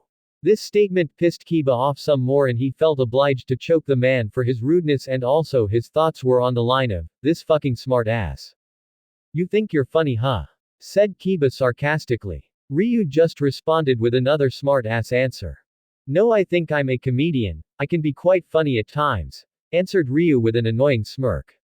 What he said just sent Kiba over the edge, who was barely restraining his anger. Kiba tightened his grip on Naruto's armored shoulder and was digging his claws into the armor which was barely scratching it. Listen here, you will AP, but he was cut off as Ryu got out of his grip by spinning to his back, grabbed his right arm and pinned him to the ground with his left hand clutching Kiba's skull and his right hand holding Kiba's arm in the air. Everyone that was on the street turned and saw some stranger pinning Kiba on the ground as the Ninken user was currently eating dirt. Holy shit, he's fast, I barely saw him move let alone flinch. Who is this guy? Thought Kiba as all he could see was the dirty ground below him. Shikamaru and Choji arrived along with Akamaru, where the two shinobi and the ninja dog all sighed at the scene in front of them. Shikamaru was right on the money about Kiba getting in trouble. Troublesome. Mister, could you get off my friend? Whatever he's done, then I formally apologize for it. Troublesome, muttered Shikamaru as this flow situation was troublesome to him. In fact, his whole existence was troublesome. Naruto just looked back at Shikamaru and he sighed at the shadow user. He let go of Kiba, who scurried off and rejoined his two friends and dog. Keep your dog on a shorter leash. I have little tolerance for stupidity and ignorance, spat Ryu at the three shinobi. Shikamaru and Choji were taken back by this comment and decided to back down from the fight. Kiba just scowled at his dog comments and growled a little. Unfortunately for him, Naruto heard the growl. Watch it, mutt, before I neuter you, threatened Naruto while leaking a bit of killer intent. Which made everyone on the street sweat a little and take a step back in fear. Naruto restarted his trek back to the Hokage Tower, not looking behind him, not bothered to look behind him. Wait! Yelled Shikamaru, which was weird because Shikamaru was never a loud person. Naruto halted in his stride and turned to Shikamaru. What's your name? Asked Shikamaru. Ryu Yokais, said Naruto simply. Deciding he had enough with idiots, Ryu turned his back on the trio of shinobi and continued on his original path towards the Hokage Tower. But Shikamaru narrowed his eyes at him, as if there was something about him that was strange. With the Hokage Tower in sight, Naruto took to the rooftops and he whispered the name of a very useful infiltration jutsu. Maiseigakur no Jutsu, hiding with camouflage technique. Naruto disappeared from existence but in fact made himself invisible to the naked eye. Naruto practiced this jutsu with Black Zetsu, who was an amazing sensor and could detect chakra from even lands as far away as the land of water. This caused Naruto's skill with the jutsu to rival that of Mu, the second Tsuchikage.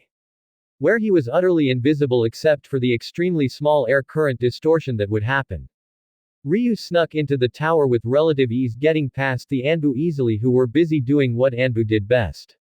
He traveled the halls of the tower in relative silence since it was the only thing that could be able to give away his position, since no one could smell him or sense him, see him, but they could touch him. But with his Sharingan it wouldn't be a problem because of his skill, and you'd be lucky just to find him in the air current distortion. However, Naruto couldn't use this jutsu while in combat, so it was designed more for tactical espionage rather than combat.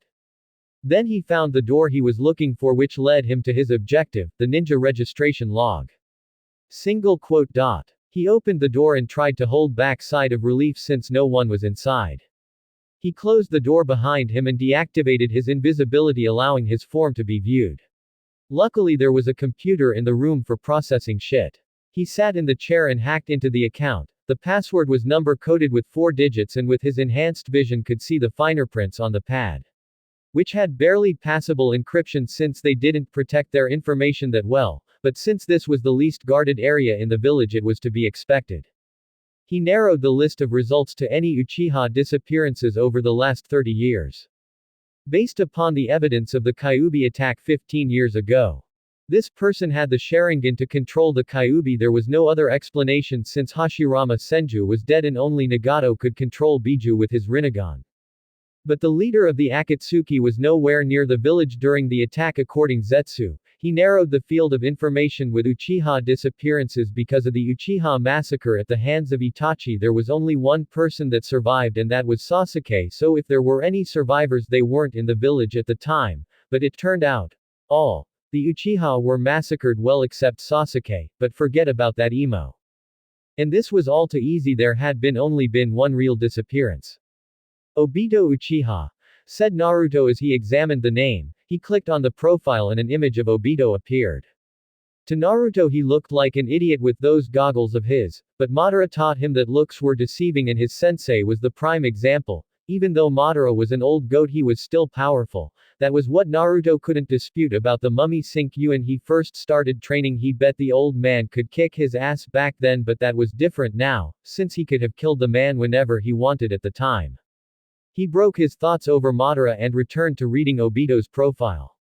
Died on a mission during the final period of the Third Shinobi World War, trying to rescue teammate Rin Nohara, was crushed under a rock avalanche by enemy ninja but not before giving his Sharingan to Kakashi Hatake. Naruto gritted his teeth at the man, so that was how Kakashi got the Sharingan, and this Obito Uchiha was a student of Minato Namikaze, Naruto's father. Body was never recovered, presumed to be deceased. So Obito is the fake Madara, but still he must have got out of the rock avalanche and later wouldn't return to Konoha afterwards. What kept him away? Then Naruto heard the click of the door behind him. He erased everything that was on the computer and slid back into his invisibility jutsu. He watched silently within the room as the Hokage's secretary, Shizune, came in and started fiddling with the computer and printing out some documents of some random shinobi. Naruto took this opportunity to escape the tower because he now had the time to go to another place. Now with the fake Madara's identity in his hands he had enough time to break into the Yondaime's estate and retrieve his jutsu. At the main gate with the knocked out Izumo and Katetsu, an Anbu team was surveying the area when their sights landed on the Chunin. One purple-haired cat-masked Anbu gained a tick mark on her forehead because of the supposed laziness of the two ninja. She made her way down and slapped Izumo at the back of the head, yelling "Wake up!" But it didn't work, so she instead started shaking him like a ragdoll until he would awaken from his nap. However, nothing the Anbu tried worked as Izumo was still fast asleep. Realizing that something was wrong, the Anbu called out to her teammates.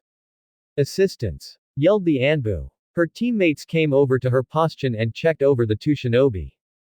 "They've been knocked out with genjutsu," said a bird-masked Anbu with spiky sandy hair as he checked over the unconscious shinobi. "It takes a master at genjutsu to do something like this. Whoever did this, their skill in genjutsu can rival Kurenai or even Itachi Uchiha. You three will stay here while I report this to the Hokage. finished the Anbu in a series of highs, was heard before he shunned Shin to the Hokage's office to inform her of what has happened, and he believed they had just been infiltrated by their enemies. Tsunade was sitting in her office as always. Sakura's training had been pleasing. She had already mastered medical ninjutsu and was now advancing particularly well with her amazing strength. There hadn't been any trouble in the village since that plant-like Akatsuki member that was so interested on dead people. She was brought out of her musings when her Anbu agent, Bird, appeared in her office kneeling in her office. Hokage-sama, not 5 minutes ago did my team and I find the 2 gate guards, Izumo Kamizuki and Katetsu Hagane, knocked out by genjutsu, spoke the bird-masked Anbu. What? Questioned, bellowed Tsunade as she stood up from her chair and slammed her hands on her desk. I quickly deduced that they were knocked out less than an hour and a half ago by a master of genjutsu. I think it might be Itachi Uchiha, informed the Anbu. Then another boar-masked Anbu agent appeared in the same kneeling position as the other one. Hokage-sama, someone has broken into the Yondaime's Hokage's private estate, informed a boar-masked Anbu. This was giving Tsunade a terrible migraine all from those few sentences. Gather all available Anbu units and get me Team Kurenai, Team Asuma and Kakashi. If an enemy of the village gets their hands on the Hiraishin, then it's bad news for us. Go! Roared Tsunade as the Anbu disappeared to confront the intruder. At the Namikaze estate, Naruto was making his way down into his father's library, hoping to gather any useful jutsu, but he needed to get one in particular jutsu that was worth a lot in the long run. Breaking into the estate was easy for him. The outer gate was dotted with different ceiling arrays that he was easily able to destroy thanks to the Uzumaki clan scrolls Zetsu would retrieve from the ruins of Uzushiogakure. He knew he had alerted the Anbu of the village, so he had to hurry and retrieve what he wanted. And thank the gods, there it was, sitting on a pedestal, the scroll on how to learn the Hiraishin. He opened it up and scanned it with his Sharingan, and it was the real deal. How foolish to just leave one of the most powerful jutsus in the world and showcase it like a trophy. Maybe his father was a prideful being. He heard footsteps behind him and a loud halt. He could sense 3 Anbu members waiting to attack him by how their chakra was flaring. No one he knew from his past, so he could kill them without feeling remorse. What was he thinking? He wouldn't feel remorse even if he killed his own friends. He unsealed 3 kunai from his left wrist and charged them with lightning chakra, increasing their speed and cutting power. He threw them at the Anbu, who had little time to react before they dropped dead with holes in their chests. Ryu ran out of the estate and into courtyard as he tucked the Hiraishin scroll away. Then he was surrounded by another team of Anbu going through some fast hand signs. Naruto breathed in and yelled. Kaiten, Onodoro, fire release, demon lantern. And him were fireball, which took the shape of Oni heads where they flew at the team of Anbu with great speed. When they hit their targets, they burned the Anbu members, giving them 4th degree burns from the heat that bypassed their armor, and they were quickly set aflame from the jutsu. He ran some more and came across teams Kurenai and Asuma, who jumped out in front of him. Then Kiba recognized the man as the guy that bumped into him. Hey, I know you. You're that guy, yelled Kiba, pointing at Naruto, and got a bark of approval from his partner Akamaru. This got confused looks from everyone minus Choji and Shiakamaru. So you remember me? You're not as dumb as I first assumed, said Ryu quite harshly, which made Kiba go red in the face and hold out his fist in front of him. Troublesome, muttered Shikamaru as he combed his hair with his hand. I can't use the Rasengan, it would give away my identity, and I have to limit the amount of shadow clones I use. This is so troublesome, thought Naruto. Which caused Shikamaru to sneeze. Naruto went through some hand signs faster than anyone could see and channeled chakra into his fingers. Futon. Ukamitsum Tikiatsu no Jutsu, wind release, wolf claw cyclone technique. Yelled Naruto as he slashed the air with his left, creating 4 jagged blades of wind that howled like wolves. Everyone there barely got out of the way as the wind blades traveled past them and sawed down 4 trees that were behind them, creating clean-cut chunks of wood. However, Team Kurenai failed to detect 4 other howling blades that were coming at them. Apparently you can create 8 claws of wind, not 4. The team barely had time to brace themselves for the coming wind, and they were certainly going to die. Doten. Doryuheiki, earth release, earth-style wall. Yelled a voice. Then a earth wall with 4 bulldog heads popped up in front of Team Kurenai, protecting them from the wind claws. However, the wind-sharpened blades cut deep into the wall, If it wasn't chakra-enhanced earth then it would have cut clean through. It was a miracle that the wall held its stability because it was 1 inch away from penetrating. Kakashi appeared before everyone, his Sharingan blazing and holding a kunai in hand ready to battle the combatant. Is everyone all right? Asked Kakashi. Yeah, we're fine, answered Asuma as he jumped next to Kakashi. Okay, what can you tell me about his guy that I don't already know? Inquired Kakashi, and Shikamaru answered. His name is Ryu Yokes. Everyone looked at him with wide eyes, surprised that he even knew the person. Kiba, Choji and I bumped into him earlier, continued Shikamaru, which made everyone nod their heads in understanding. What we have seen already is that he has a wind and fire affinity. That katana on his back signifies at least expertise in kenjutsu, but other than that we have no idea of his other skills. All of those are correct, however there are a few things that you left out, said Ryu, but he was interrupted as a tree grew behind his back and its branches coiled itself around him. Damn. I was hoping to not reveal my Sharingan, but it looks like I have to if I want to escape this genjutsu, thought Naruto sadly, as if he pitied whoever trapped him in a genjutsu. Kurenai then appeared from the trunk of the tree, a kunai in hand ready to slit Naruto's throat. Megan, Kyo Tenchi Ten, demonic illusion, mirror heaven and earth change, thought Naruto as he looked into Kurenai's eyes. Now it was Kurenai who was trapped by a tree. But that wasn't what shocked her, it was the fact that the man before her had the Sharingan, whispered Kurenai. Kurenai then found herself back in her own body and she turned her head to see Hinata funneling her chakra into her, breaking her from the genjutsu, but she had to relay this new information. It was vital everyone knew about the new development. Everyone, genjutsu doesn't work against him, shouted Kurenai. Why? Shouted Kiba back. Because he has the Sharingan, screeched Kurenai. Evrione was immediately shocked by this, another Sharingan user, but how all the Uchiha corpses were burned so someone wouldn't be able to transplant the Sharingan into their eyes. So how did this guy have it? And who was he really? The wind seemed to react to everyone's shock as it frayed about more frantically. The chin-length strands that framed the sides of Naruto's face fluttered around and the strands that fell between his eyes and parted at his nose ruffled a little. His black cloak with flame motifs whipped in the air wildy. Yeah, I have the Sharingan, it was a gift from someone important to me, said Ryu cockily. Oh yeah, and who? Shouted Kiba. Why does it matter? The person is dead, just like you're going to be soon, said Naruto darkly. He went through some hand signs. Raiden, Raiju Hashiri Paku no Jutsu, lightning release, beast running pack technique. Bellowed Naruto as he held out the palms of his hands as 10 pale wolves made of lightning rushed at the group of shinobi. Naruto was controlling the wolves thanks to lightning chakra connected to his hands, and he was able to control the wolves and have them attack the group of shinobi. Asuma, in gratitude to his quick thinking, saved the lives of his team and Shino by utilizing a wind jutsu. Futon. Kei's Engai no Jutsu, wind release, wind dome technique. Yelled Asuma as a wind dome shielded the 5 shinobi. But the others weren't as lucky. The wolves were sharper than katanas and they easily clawed past everyone else, causing eviscerating damage to all of them. 5 against 10, including Akamaru, wasn't a good number. Whenever they dodged they were attacked by the striding onslaught of the hounds, and the lightning numbed their bodies, causing them to become slower and their reactions to be slower than they were. How could they escape this? If they didn't escape, they would surely die. Ryu was about to finish them off when a shadow above him caused him to look up, and he was blinded by the light of the sun where a shadow hovering Biofre it could be clearly seen. Sutankyaku, heavenly foot of pain.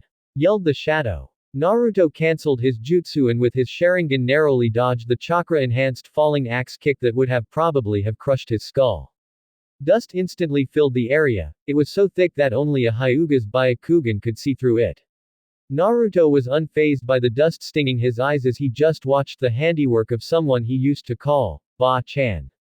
When the dust cleared, it revealed the silhouette of Tsunade Senju, the Godime Hokage. Naruto would never forget about that monstrous strength anytime soon. But he just smirked. This day turned out to be quite entertaining and made his day all that more interesting. Who are you? And why did you attack my ninja? Spoke Tsunade with a voice that proved she was worthy of being a leader.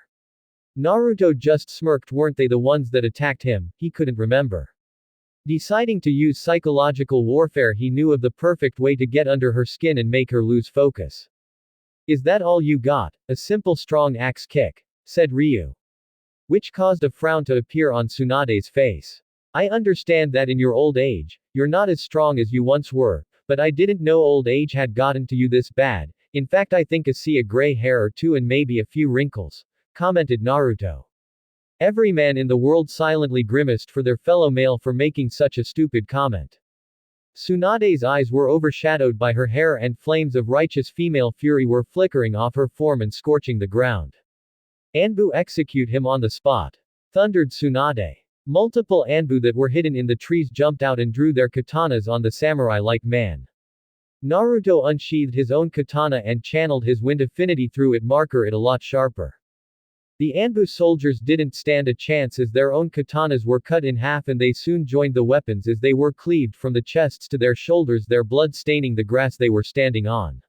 Those that witnessed it were shocked at the power this man had as he was taking on the Black Ops as if they were genin, and to add on some wood, the pyre, he had the Sharingan, which made him even more deadly as he could clearly see their moves clearly. Then Ryu heard the sound of whistling as two green blurs attacked him, saying, "Dynamic entry." If it wasn't for the pronged bracers that Naruto was wearing, protecting him, he'd probably have some broken bones in his arms, which was in Naruto's mind, not a good development. Naruto flew back a few meters away and his feet shaved the ground as he regained his footing. Well, if it isn't the freak with the large eyebrows and his mini clone, said Ryu scornfully with that annoying smirk of his. This caused Guy and Lee to frown at the nicknames the man gave them. They soon fell into their respective taijutsu stances ready to combat the man. Come Lee, let us fan our flames of youth, and show our adversary what it's like to fight taijutsu masters, said Guy. Oh, and Lee, I'm not sure if anyone has noticed yet, but, said Guy as he whispered in Lee's ear, which was loud enough for everyone to hear. This man is dangerous. This caused a mass amount of sweat drops to appear on everyone's heads. Oh, excellent advice, Guy-sensei. I'll write it down, said Lee as he took out a pencil and notebook and started writing down Guy's words. This caused the sweat drops to grow in size. Then Guy socked Lee across the face and shouting, "You idiot. You don't have time to write when you're in the middle of a battle," said Guy proudly and with a glint in his pearly white teeth. Ah, even more excellent advice, I'll write it down, said Lee as he continued writing, not minding that his teacher had hit him. Ryu was watching from his position, slightly amused. If they weren't shinobi, then they would be good clowns in a circus performance. From behind Naruto, a large force of 20 Anbu came rushing towards him. He sealed his katana in his right hand seal and went through some hand signs ending on the tiger sign. Kaden, Bakufu Ranbu, fire release, blast wave wild dance, shouted Naruto as he expelled fire from his mouth, creating a massive spiraling fire vortex. The Anbu were trapped within the vortex of intense heat and flames. They had nowhere to go or they would be burned by the intense holocaust. When Ryu ended his just you, he saw all the destruction he created, only the ashes of the Anbu were left. Using this time to escape, Naruto deactivated his weight seals that were placed on his gloves, boots and belt. And he took off at breakneck speeds that even amazed Guy and Lee. Naruto was jumping across the buildings and architecture of his home village, intent on leaving as his position was compromised. One more Anbu soldier appeared in front of him with kunai in hand, but Naruto went through some hand seals to quickly silence his life. Raiden, Hekarekurayan Shuj Kiha, lightning release, thunder lion shockwave, yelled Naruto as he held out his hand as a wave-like vortex made of lightning with the head of a lion in the center hit the Anbu head on as the unfortunate shinobi was obliterated by the lightning. Ryu continued running out of the village without any interference. Maisegakur no jutsu, thought Naruto as he disappeared while running through the village. The Konoha forces that were chasing after him lost his presence not long after he used his jutsu because of the invisibility it offered him. Tsunade watched as the black-clad man vanished from everyone's sight. The last thing she saw was the symbol on the back of his coat. The image was a battle-ready black dragon, eager to accept any challenge. Kuro Ryu, Black Dragon, she said within her mind as the dragon symbol disappeared along with the person wearing the coat. Tsunade and her forces stopped their pursuit because that had just seemingly lost any trace of the intruder. Anbu, take all the wounded to the hospital and have Asuma and Shikamaru meet me in my office in 10 minutes. Commanded Tsunade, and the Anbu teams shunned away, taking the wounded to the hospital. 10 minutes later after Kakashi, Kurenai, Hinata and Kiba along with Akamaru were taken to the hospital to have emergency surgery. Tsunade was in her office and standing before her were Asuma and Shikamaru, the top two ranking officers that faced the Black Dragon, without any injuries.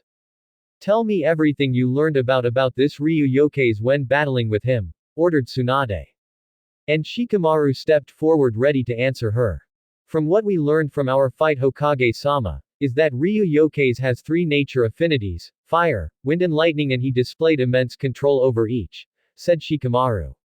He also seemed adept at genjutsu as he used the Kyo Tenchi Ten against Kurenai-sensei with relative ease, but I'm not sure if he did that himself or the Sharingan did it for him. Oh, and yeah, he has the Sharingan, said Shikamaru. But everyone in the room thought, he just said he had the Sharingan. Then Asuma stepped forward and he took a drag out of his cigarette.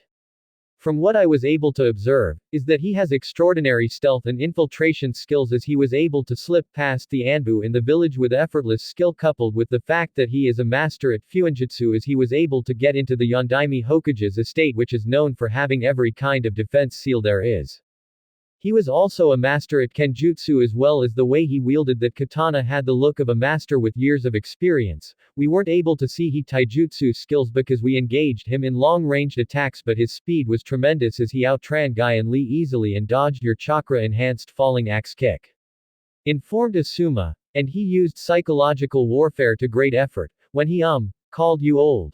Said Asuma and Tsunade gained a tick mark but right now this was not the time to be punching Asuma through a wall. And he's quite the smartass. Tsunade sighed. This man, everything they learned about him, about the dragon, spoke of a man trained in every art of shinobi combat and warfare, a man trained to kill. And what of his physical appearance? Asked Tsunade. We weren't able to get much because he wore a hood that shadowed most of his face, said Shikamaru. But I will tell you what I know, he has light skin, in between tanned and pale and sun-kissed golden blonde hair. Is that it? Asked Tsunade. Yeah, replied Shikamaru. The physical information wasn't much but it was useful enough. Okay. I will be adding Ryu Yokaze into the bingo book immediately since he was able to kill numerous Anbu and critically injure Kakashi. I will be placing him as a high-ranked shinobi in the bingo book, said Tsunade. Shizune called Tsunade to her assistant. And Shizune came running into the room with a frantic look on her face. Yes, Tsunade-sama. Asked Shizune. Create a profile on everything we have collected on Ryu Yokaze, commanded Tsunade as she folded her arms under her sizable bust. Yes, Tsunade-sama. Acknowledged Shizune. Tsunade let her thoughts wander, she was just hoping that Ryu Yokaze didn't acquire what she hoped he didn't acquire. A few days later Zetsu was reading the latest update on the Konoha's bingo book. But only one shinobi really caught his attention. Name: Ryu Yokaze. Title: Kuro Ryu Black Dragon. Gender: male. Ninja rank: S rank. Age: unknown. Physical description and clothing: light-skinned and sun-kissed golden hair. Wears black samurai-like armor and a black coat with bright red flame motifs on the tattered edges, along with 6 magatama on the cloak's collar and light blue rope belt. Has a symbol of a black, battle-ready dragon on the back of the cloak. Wanted for mass murder, robbery, failed assassination of a cage, attempted murder of various Konoha-nin.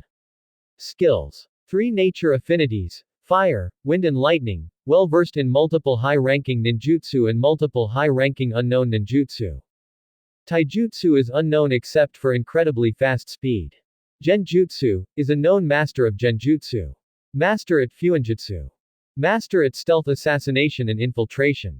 Keki Genkei. Sharingan. Warning: engage with extreme caution. Wanted dead or alive. 90 million ryo. Well, Naruto doesn't take long to draw attention to himself.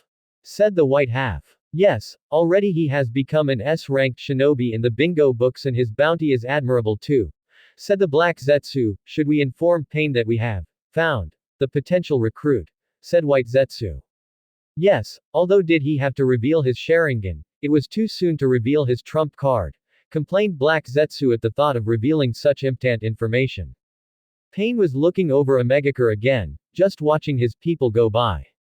Zetsu had yet to find the promising recruit that he would recruit into the Akatsuki and Nagato's patience was wearing thin. Then Konan walked into the room, her blank gaze on Yahiko's corpse which acted as the main body of Pawn. Has Zetsu contacted you about the potential recruit? Asked Pain. Yes, Zetsu has told me of the candidate and he's even given me the new edition of Konoha's bingo book. On page 9 is our potential recruit, said Konan as she opened the book to the appropriate page. His name is Ryu Yokeis, said Konan and then she listed down the skills and qualities of Ryu, and Nagato listened intently to what she had to say.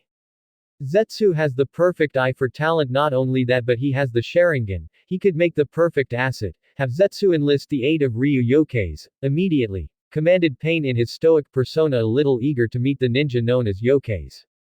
Very well, said Konan as she walked out the room through the door to meet up with Zetsu. Pain gazed out at Omegakure contemplating the next move of the Akatsuki. In a few months they would be hunting the Biju so to create a weapon that would bring about peace through pain. He finally made it, all that running and walking, and now he was back at the mountain's graveyard. His mission was a success. He found out the identity of the fake Madara, Obito Uchiha, and retrieved the Hiraishin, while finally testing his power against the shinobi of the leaf, and he was pleased with the results. This was one thrilling day for him. But he knew that his work wasn't finished, it had only just begun. Then Zetsu appeared next to him in his usual manner and said, "Welcome to the Akatsuki, welcome to the Akatsuki," said the two halves at the same time. Naruto smiled to himself, his signature dark, sickly smiles. Now it was time to dispose of the fake Madara and become one step closer to achieving the Eye of the Moon plan. It was all going according to plan. Author's notes. There is a link on my profile for Naruto's armor and the dragon symbol. Some of the jutsu in this story are created by me. Futon. Ukamitsum Tikiatsu no Jutsu, Wind Release. Wolf Claw Cyclone Technique. Futon. Koryu Kisoku no Jutsu, Wind Release. Great Dragon Breath Technique. Raiden. Raiju Hashiri Paku no Jutsu, Lightning Release. Beast Running Pack Technique. Futon. Kei's Engai no Jutsu, Wind Release. Wind Dome Technique. Raiden. Hekarekurayan Shuj Kiha, Lightning Release. Thunder Lion Shockwave. The pairing pull has ended. And the pairing is Naruto X Konan. Though I may add some other women Naruto will have romances with, just not Sakura, Hinata, Ino and Tenten. Naruto and Sasuke will cross paths in future chapters. There will be character death 1287 Chapter 4, The Akatsuki. Madara's student. Disclaimer. Naruto and its characters are owned by Masashi Kishimoto. The Akatsuki. Pain was staring out at Omegakure again. His thoughts were upon the new candidate in the Akatsuki. Ryu Yokeis. An S-ranked shinobi who had recently infiltrated the Hidden Leaf village. He killed and injured many of Konoha's top shinobi, and almost killed the Hokage, Tsunade Senju. He also had the Sharingan, one of the most powerful Keki Genkei in the entire world. He may even have the Mangekyo Sharingan. Zetsu was correct in his assumptions of Yokeis. He was a powerful shinobi. Although he didn't know which village he hailed from, but it didn't matter as long as he was an S-ranked shinobi. He was welcome among the Akatsuki. He had told Kakazu not to go after the bounty of Mr. Yokeis, if a shinobi who had 700 million bounty on his head. Kakaksu the Akatsuki treasurer would stop at nothing to retrieve that money. But then came the problem of his current status within the organization. He had no partner to be paired with and he lacked one of the rings that linked him to the demonic statue. Orochimaru was in possession of the Sky Ring. Without it Ryu Yokeis couldn't become a true member of the Akatsuki and he already had in mind his perfect partner. Despite not meeting the man for himself he could trust the person with his chosen partner. And possibly eliminate a thorn in their side. Tsunade was currently massaging the migraine that was slowly coming at her. Ryu Yokeis had caused quite the stir within the village, especially among the Anbu, Rookie 9 and Team Guy. Well now it was Rookie 7 since Sasuke's defection and Naruto's death. She had contacted Jiraiya immediately to discuss the over-successful infiltration. And what she heard and saw of this Yokeis was something that needed to be discussed behind closed doors lest Danzo and the elders get wind of it. But despite all the information she was able to put together it felt like what Yokeis showed was only the tip of the iceberg of his power and she had this nagging feeling that Ryu was just toying with all the ninja he fought. There was only one question. Who is Ryu Yokeis? Hopefully Jiraiya had the answer. And speak of the devil when the old pervert came through her window. Subheim you wanted to speak with me, greeted Jiraiya in a happy manner. Wait, don't tell me, you finally came and want to confess to me that you love me, continued Jiraiya. Tsunade snorted and gained a tick mark at Jiraiya's behavior of the serious matter. No, that's not what I called you for, Jiraiya, said Tsunade. Jiraiya adopted his serious demeanor. How is the monkey brat's training? Asked Tsunade. Who? Konohamaru. If you told me that he might be a idiotic genius I would have spat sake in your face, said Jiraiya. But seriously, his training has been good and this is a great way of repaying sensei by training his grandson, but his current power level would be that of a low genin. Give me another year and he may be low chunin level, said Jiraiya. Tsunade nodded at this. She remembered when the young Sarutobi barged into her office 2 years ago and demanded that someone train him so that he could avenge Naruto and bring his killer to justice. Flashback. It had been a month since Naruto's death and Tsunade had been working tirelessly since she took up the god-awful position of Hokage. Konohamaru Sarutobi was an interesting case. From being one of the biggest prank stars in the village, he now became determined to exact justice on Sasuke Uchiha for killing his surrogate brother Naruto. Ebisu, his personal trainer, would come over and tell her of his training and saying how he was glad that the demon brat was gone and that he was not corrupting Konohamaru. Technically Naruto was helping the kid in his usual way. Tsunade heard this and he landed in the hospital for 3 months. She was just approving a B-ranked mission when the boy she called Monkey Brat came barging into her office. Hey you old hag! Yelled Konohamaru. Tsunade reined in her temper, but she did have 2 prominent tick marks on her forehead. There was only one person who was allowed to call her old, and any copycat of that person just pissed her off even more. Konohamaru Sarutobi was definitely a second Naruto Uzumaki Namikaze, because that was the blonde's true name. Yes, Monkey Brat, answered Tsunade with Konohamaru's nickname. She was busy, she had no time to be dealing with this. I need a new sensei since you're the one that put the closet pervert, Ebisu, in the hospital, said Konohamaru while pointing his finger at Tsunade. Then a opportunity hit her like bricks. Well, there happens to be a certain shinobi that can take you on as his apprentice, said Tsunade with a glint in her eye. Yahoo! Asked Konohamaru. If this guy was a better teacher than Ebisu, then he would not use the sexy jutsu again. You can find him at the hot springs, can't miss him, said Tsunade. Konohamaru walked out of the office and went on his way to the hot springs. Flashback end. Jiraiya took Konohamaru on a training trip, thereby killing 2 birds with 1 stone. The hot springs were safe from the world's biggest pervert and she got an annoying brat out of her hair. Tsunade, back to the real reason why you called me back to the village, said Jiraiya. Tsunade was about to answer when the very people she didn't want to see walked into her office. Danzo and her personal advisors. Hokage-sama, we need to talk, said Kaharu Udatane. Just great, as if I had enough to deal with, thought Tsunade. We received reports that the village had been infiltrated, again, said Danzo. In his mind, Danzo didn't believe that Tsunade was competent enough to be Hokage, like her predecessor Hiruzen. The Sandaime should have given Danzo custody of the Kyuubi container the moment the beast was sealed, and he should have given the last Uchiha as well to undergo emotional training and become a tool of the village loyal to him. Yes, that's why I called Jiraiya here as well, said Tsunade. Wait, Haim, someone snuck into the village? Inquired Jiraiya. Tsunade nodded at him and began to elaborate. 1 week ago an assailant penetrated the defenses of the Leaf. His name was Ryu Yokaze, started Tsunade. He was able to pass by the detection barrier and knocked out 2 Chunin stationed at the main gate of the village, and yet he wandered around the village as if he was a citizen. We are currently unaware if he had an ulterior motive, but he was after what we believe is the Hiraishin no Jutsu of the Yondaime Hokage, informed Tsunade. And was he able to get the Yondaime's jutsu? Asked Danzo. We believe so. But we don't know. No one has been inside the Yondaime's estate ever since the Kyuubi attack 15 years ago. And the only person that was allowed in was the Yondaime's stated heir, replied Tsunade. But the Yondaime had no heir, Tsunade.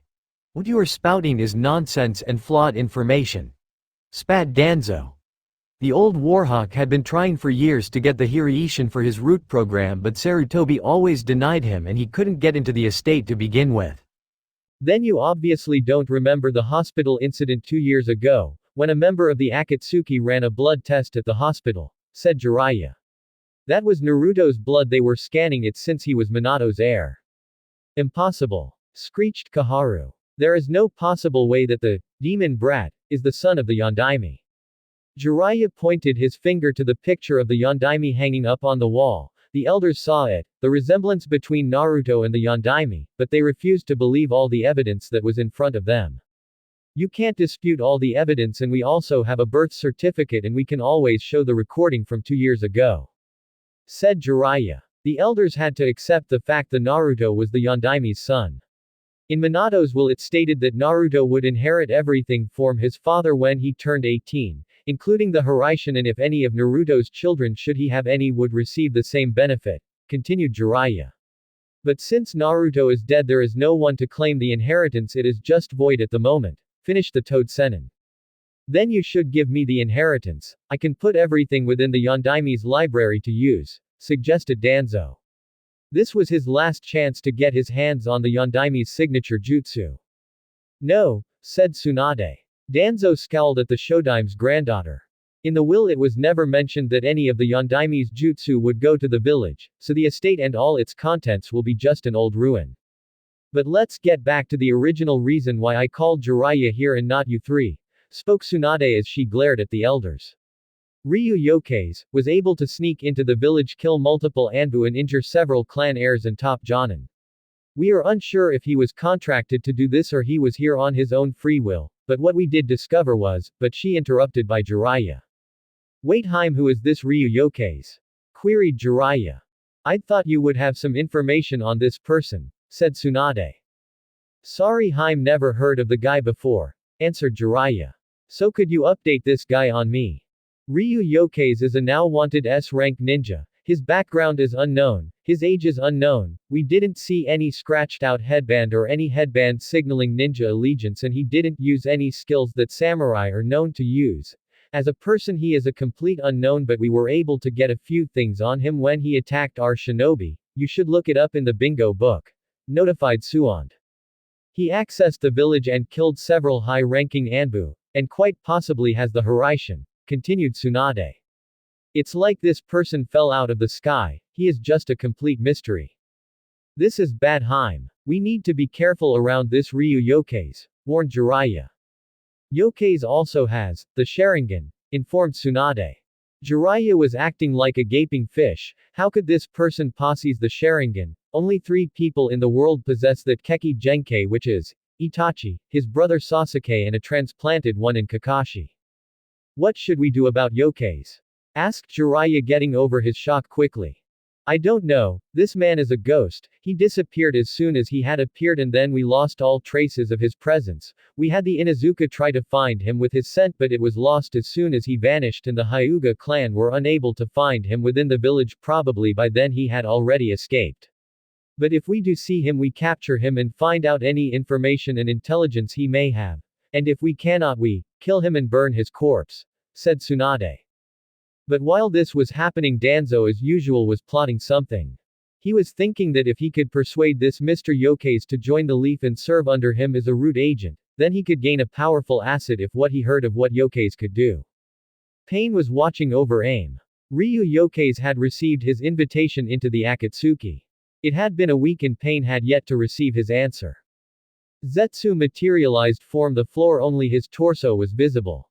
Leader Sama, Ryu Yokeis has entered AIM, he has officially agreed to join the Akatsuki, said Zetsu. Pain never showed any emotion, but he was pleased that Ryu had accepted the invitation. Very good, Zetsu, I will summon the other Akatsuki members in order to introduce him and await his partner, spoke Pain. In fact, I'm happy that Yokeis joined us. I want to see what he's like. Naruto, now going by the alias of Ryu, was walking through the village hidden in the rain, his face stoic and emotionless. He didn't turn his head to look at anything except for the path he was wailing on. His coat's hood was down because he didn't need to hide his face from the population of AIM, though he still had his Sharingan active. But something strange was happening to him. Out of the corners of eyes, and thanks to the increased vision of the Sharingan, he could see several women stripping him with his eyes, and they were giggling amongst themselves and blushing. Naruto hadn't had interaction with the females of his species for over 2 years, and he had little social interaction besides Zetsu and Madara. The women's eyes were either directed at his face, which led him to the conclusion that he was handsome, and a few days ago he did notice a change in his face. It was now more angular and his eye shape was more narrow like his father's but still round and most like the chin-length strands of hair on the sides of his face and the nose-length strands that fell between his eyes may have accentuated his overall attractiveness. Their eyes were also directed at his muscles, which he noted were lean and rippling. He knew that all the physical workouts Madara made him do likely had a part to play with this. And his armor did little to hide all the muscle he had, such as his chest and biceps. Or they were directed at his, crotch. Where women both teenage and other ages blushed furiously and later they had chronic nosebleeds and many women were taken to EMS hospital to treat blood loss. To Naruto this all seemed weird and yet he had an amusing feeling inside of him, he just couldn't explain but it made him chuckle. When he was invited to the Akatsuki he received a letter hand-delivered to him by Zetsu explaining to come to the tallest tower in the hidden rain. That's where he supposed the leader of the Akatsuki stayed. He already had the pleasure of meeting to other Akatsuki members. Itachi Uchiha, Sasuke's older brother, and Kisame Hoshigaki, the Kurigakure no Kaijin monster of the hide and mist. He hadn't met any other members but he was sure that some if not most were freaks because most S-ranked shinobi were freaks. But he was wondering who he would be partnered up with. He had a million guesses going through his head. He just hoped it was someone quiet and not a freak he would have arguments over which one was better or which ideal is correct. He didn't have the time nor the patience for that. Then he had Pain's tower in his sight. It really was the tallest tower in the village. It easily dwarfed all the other skyscraper-like towers and it was quite interesting in Naruto's opinion. It had 4 faces on each side of the tower with multiple pipes and tubes sticking out of each of its faces. Naruto could barely make out a silhouette on the tongue of one of the faces. But he shrugged it off and continued onwards. He reached the base of the tower and found a chain-link fence surrounding it. He jumped over the fence and walked up to a door on the side of the tower. When he opened the door he was met with stairs, lots of stairs. He groaned a little and starting his trek up the tower. Zetsu was waiting next to Pain along with Konan waiting for Ryu to arrive. Konan was a little anxious, she had no idea what this yokei's person would be like. What if he enjoyed killing like Sasori and Hidan? What if he was psychotic like Kisame and Kakazu? She just hoped he didn't have a stupid obsession for art or money. Pain didn't care what Ryu was like, as long as he served his ultimate goal then nothing mattered. Zetsu, he was just Zetsu. Nobody knew what he was thinking except for Naruto, but he would only be half right. They heard footsteps coming from the door behind them and the small sound of armor clanking a little. White Zetsu smiled. Ryu would have a hard time getting adjusted to being with a partner, but he knew that all these years training would have to amount to something, so this would be interesting to say the least. Black Zetsu couldn't smile but he was in a way excited for Ryu's reaction to working with a partner. The door opened and the trio saw a man clad in black.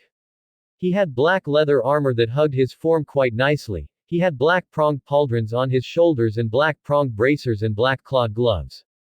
His boots were unique for he had silver claws on the toes and sharp spurs on the back of the heel. He wore a light blue rope belt with the ends of the belt hanging between his crotch and right leg and ending down below the knee.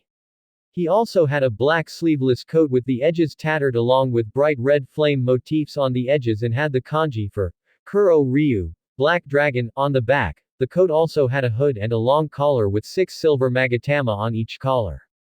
He also had a long katana held by a sheath on his back with a light blue rope on the hilt that was 23 inches. His face was narrowed and he had golden spiky hair that ended in a low ponytail. He also had chin-length strands of golden hair that framed the sides of his face and nose-length strands that fell between the eyes and parted at his nose. He had narrowed eyes that were slightly rounded with a pair of blood-red Sharingan in each eye. Overall the man was extremely handsome. If he wasn't a shinobi he'd be a great male model.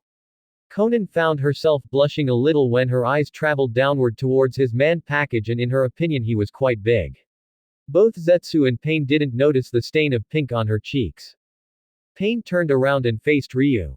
And his first thoughts on the man was a man who carried himself with confidence and pride in his power. But the blonde hair he never pictured in his mind. Welcome Ryu Yokeis to the Akatsuki and Omegakure, greeted Pain.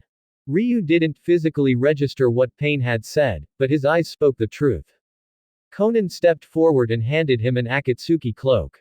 Naruto was taken back by the sheer beauty of this woman. She had a perfect heart-shaped face with stunning blue hair, with some tied in a bun with a blue origami flower. She had enchanting amber eyes and unique piercing under her lip, and he could tell she had a killer body underneath her cloak. Magnificent was the word he would use to describe her. He took the cloak in his hand. It was the usual thing, black with red clouds. Ryu took the cloak off Konan's hands, but he never noticed his gloved hand touch hers momentarily, where a spark seemed to set off between the two. Konan blushed a little while Naruto hid his expression. Years under tutelage of Madara allowed him to control his emotions quite well. Naruto slipped the cloak over his body and readjusted his katana sheath. The cloak fit him perfectly and you could still see his ankle-length coat. Now Ryu, I will be teaching you a jutsu that will allow us to communicate with the rest of the Akatsuki, explained Pain. You only require the Ram seal and you only say the jutsu's name. Everyone in the room used the Ram hand sign and focused their chakra. Pain didn't have to tell him the name of the jutsu because Naruto could read lips thanks to the Sharingan. Gentoshin no Jutsu, magic lantern body technique, chanted everyone in the room. They then found themselves in a dark cave-like room with a burning lantern in the middle. Naruto noticed that his body had an astral rainbow look, and the only thing that didn't appear like a rainbow was his eyes and the red clouds on his cloak. He also noticed that Pain, Zetsu and the unknown blue-haired woman, unknown to him, were also with him. Then 6 other astral bodies appeared. 4 of these bodies he didn't recognize, but 2 he recognized even with the celestial bodies blocking their appearance, Itachi and Kisame. Then all eyes turned towards the leader. Zetsu had told Naruto earlier on that he should refer to Pain as Leader Sama, but why he had no idea even Itachi fell in line with Pain, and the Uchiha prodigy was incredibly strong. He was one of the strongest Uchiha to come out of the clan, excluding Madara and his brother Izuna. And the other S-rank criminals among him bowed down to their leader. Welcome. I have gathered you all here to welcome the newest member of the Akatsuki, said Pain. Everyone in the room except Konan and Zetsu turned to their newest arrival. The ones who had the biggest reaction to the new member were Deidara and Itachi. Deidara sputtered around. This guy had the eyes he hated the most, Sharingan.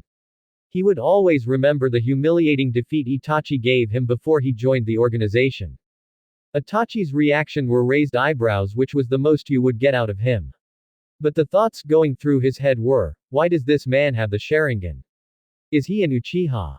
This is Ryu Yokeis, continued Pain. He was about to say something, but he was cut off by Kakazu. I've heard of you, Kuro Ryu, Black Dragon, quite the bounty on your head and all the shit you've done, said Kakazu. It's too bad I can't kill you yet, I would have loved all that money.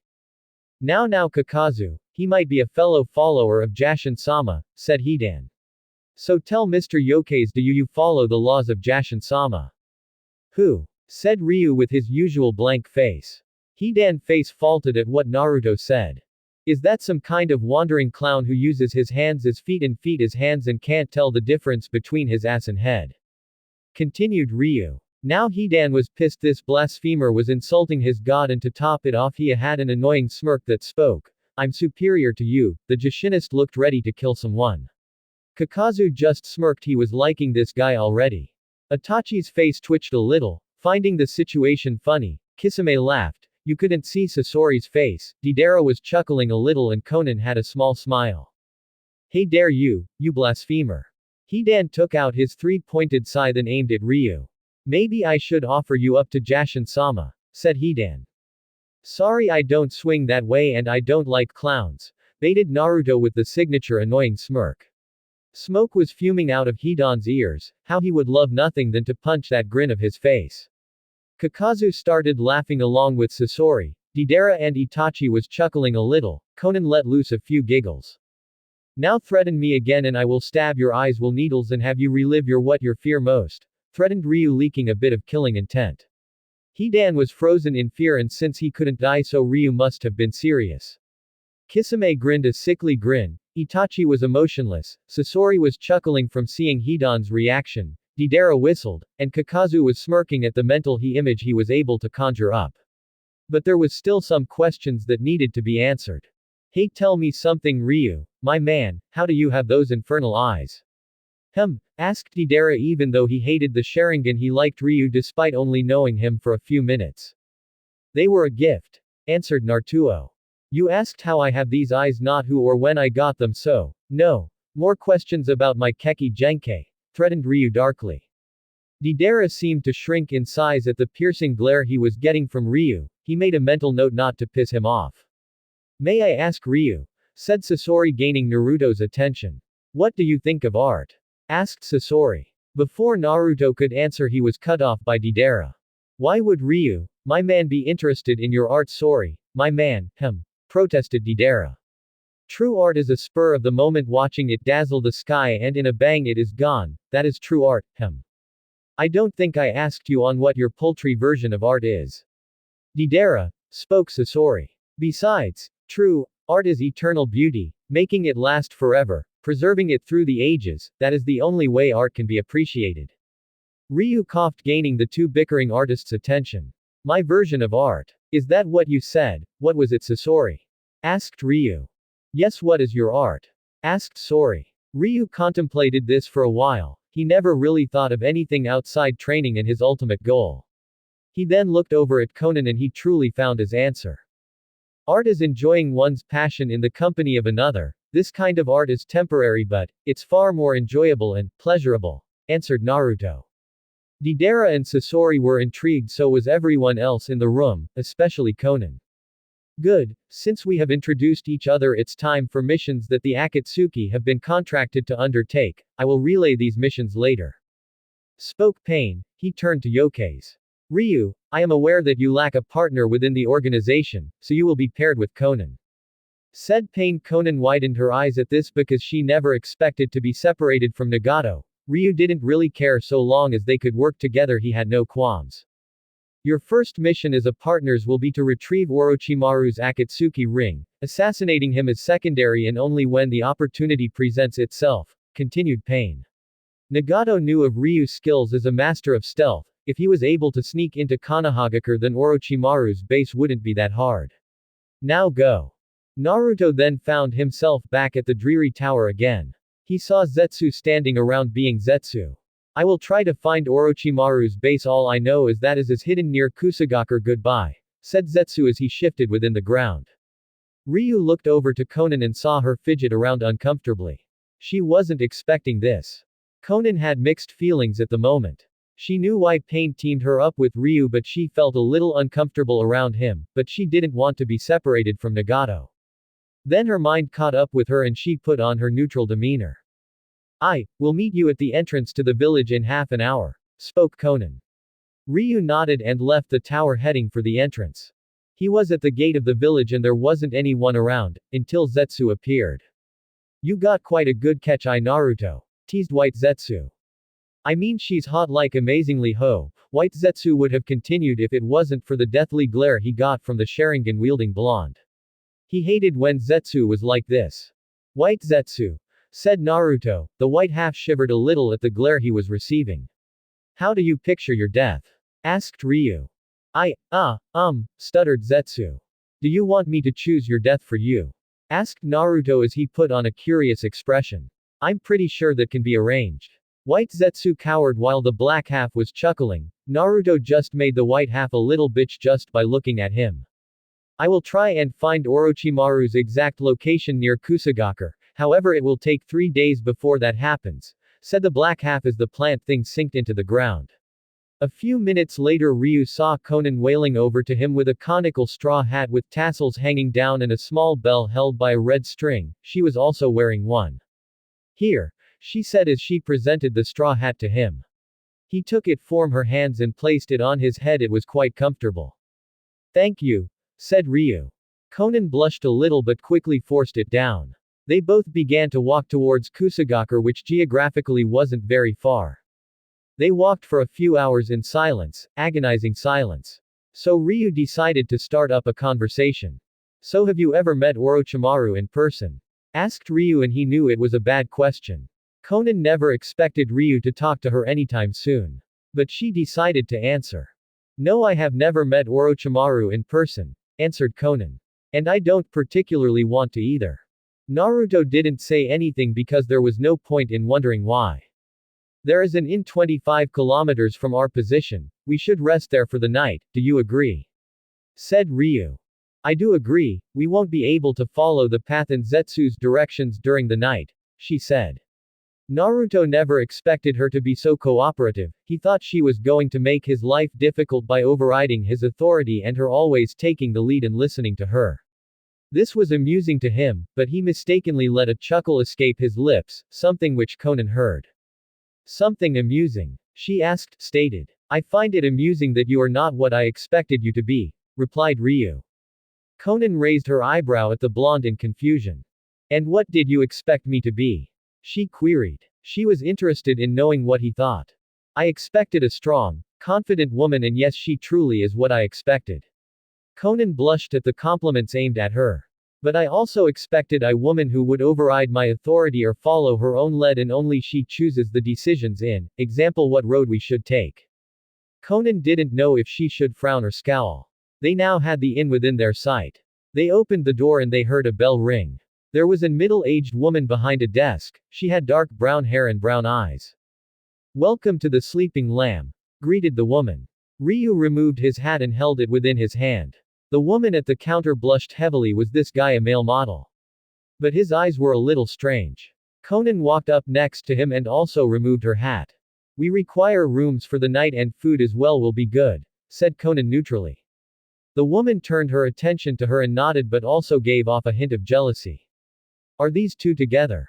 Very well, it just so happens we have a few free rooms, she said. Now will that be one queen-sized bed or king-sized? She asked. When Naruto and Konan heard, both blushed until Naruto decided. No, we are just, colleagues, that will be T2 queen-sized beds and that's all, stuttered the Ryu, clearly flustered. Konan still had her blush and was trying to force it down. The receptionist nodded and handed a key to a room. It's too bad you two are not together, you'd look like quite the cute couple along with your matching clothes, continued the woman. Konan blushed even more. Yes, she was physically attracted to Ryu, but that was it. Naruto was a lot better at controlling his flustered state and forced down a blush that was starting to appear. Thank you for the room, said Naruto, and was reminded that there was a phone for room service. The two walked around the large inn and found their rooms. It was room 69. It had to be that number, thought Konan. She was annoyed thinking that Yokeis and her were together. Naruto just looked at the number as if it was a number. Being cooped up in a dark cave had caused him to become disconnected from a few things. They walked in and saw two beds, queen-sized beds, a coffee table surrounded by chairs, a small bathroom and a small kitchen. And by the door was the telephone used for room service. Are you hungry? Asked Ryu. Konan looked at him for a second and was about to say something before the growl of her stomach cut he off. I'll take that as a yes. He took the phone and let it ring for a while. Then a voice answered. Yes, I would like to have some food. Konan heard a bit of gibberish. You wouldn't happen to have ramen? She heard even more gibberish. The Naruto turned to her. What do you want? Konan hesitated for a second, but her hunger was more important at the moment. Do they have flame-broiled fish? She asked. Do you have flame-broiled fish? Said Ryu into the phone. Yes, that would be all. He put the phone down and sat on one of the beds. The food will be here in half an hour. Konan sat down on the opposite bed. I think we should get to know each other, said Ryu out of the blue. Konan looked at him curiously. I want us to be able to work together. We don't have to like each, but understanding each other's fighting style and among other things will encourage teamwork. And not get us killed at the same time, explained Naruto. I will start first. I use all combat ranges ranging from long to close quarters combat, though I prefer close quarters. I am very ninjutsu heavy and sometimes I use genjutsu. I like to mock my opponents so they can lose focus and make mistakes, and I prey upon those mistakes and finish them off my opponents. Konan was perplexed that he was willingly giving her information about him. She sighed knowing that he was correct. I am a ranged combatant which will aid you because of your preferable being close quarters combat. I am able to turn my body into paper and hardening them with my chakra to become tougher than steel. I am able to form weapons from those paper sheets as well, and I can suffocate people and slice them to pieces with said paper. and because the paper is infused with chakra fire jutsus will hardly work against me and water ninjutsu will have a similar effect, disclosed Konan. Very good, if you want to get to know me on a personal level then, just ask, said Naruto emotionlessly. Konan wasn't sure if she should ask. Other than Nagato, she hardly knew anyone in the Akatsuki. The only other member she liked was Itachi, and they have hardly spoken to each other. Later their food arrived and they ate in silence. Naruto woke up the next day early. He looked over at Konan, who was still wearing her cloak, sleeping on the bed. He got up and created 10 shadow clones. And ordered them to learn the Hiraishin that he inherited from his father. He knew that he couldn't learn such an advanced and powerful jutsu in a few days even with Shadow's clones and the Sharingan. It would take him a few weeks or a couple of months depending upon the difficulty of the jutsu. So the original Naruto meditated for a few hours. Even with the healing rate he had acquired from the Kyuubi, he still needed to meditate so he could sort out the memories of his clones. Konan woke up and the first thing she noticed was Ryu Yokkei's meditating on his bed. His chest armor was off, allowing Konan to see his great muscles. And she also noticed that his low ponytail fell between his shoulder blades and was thin but not too thick. That was something she never noticed.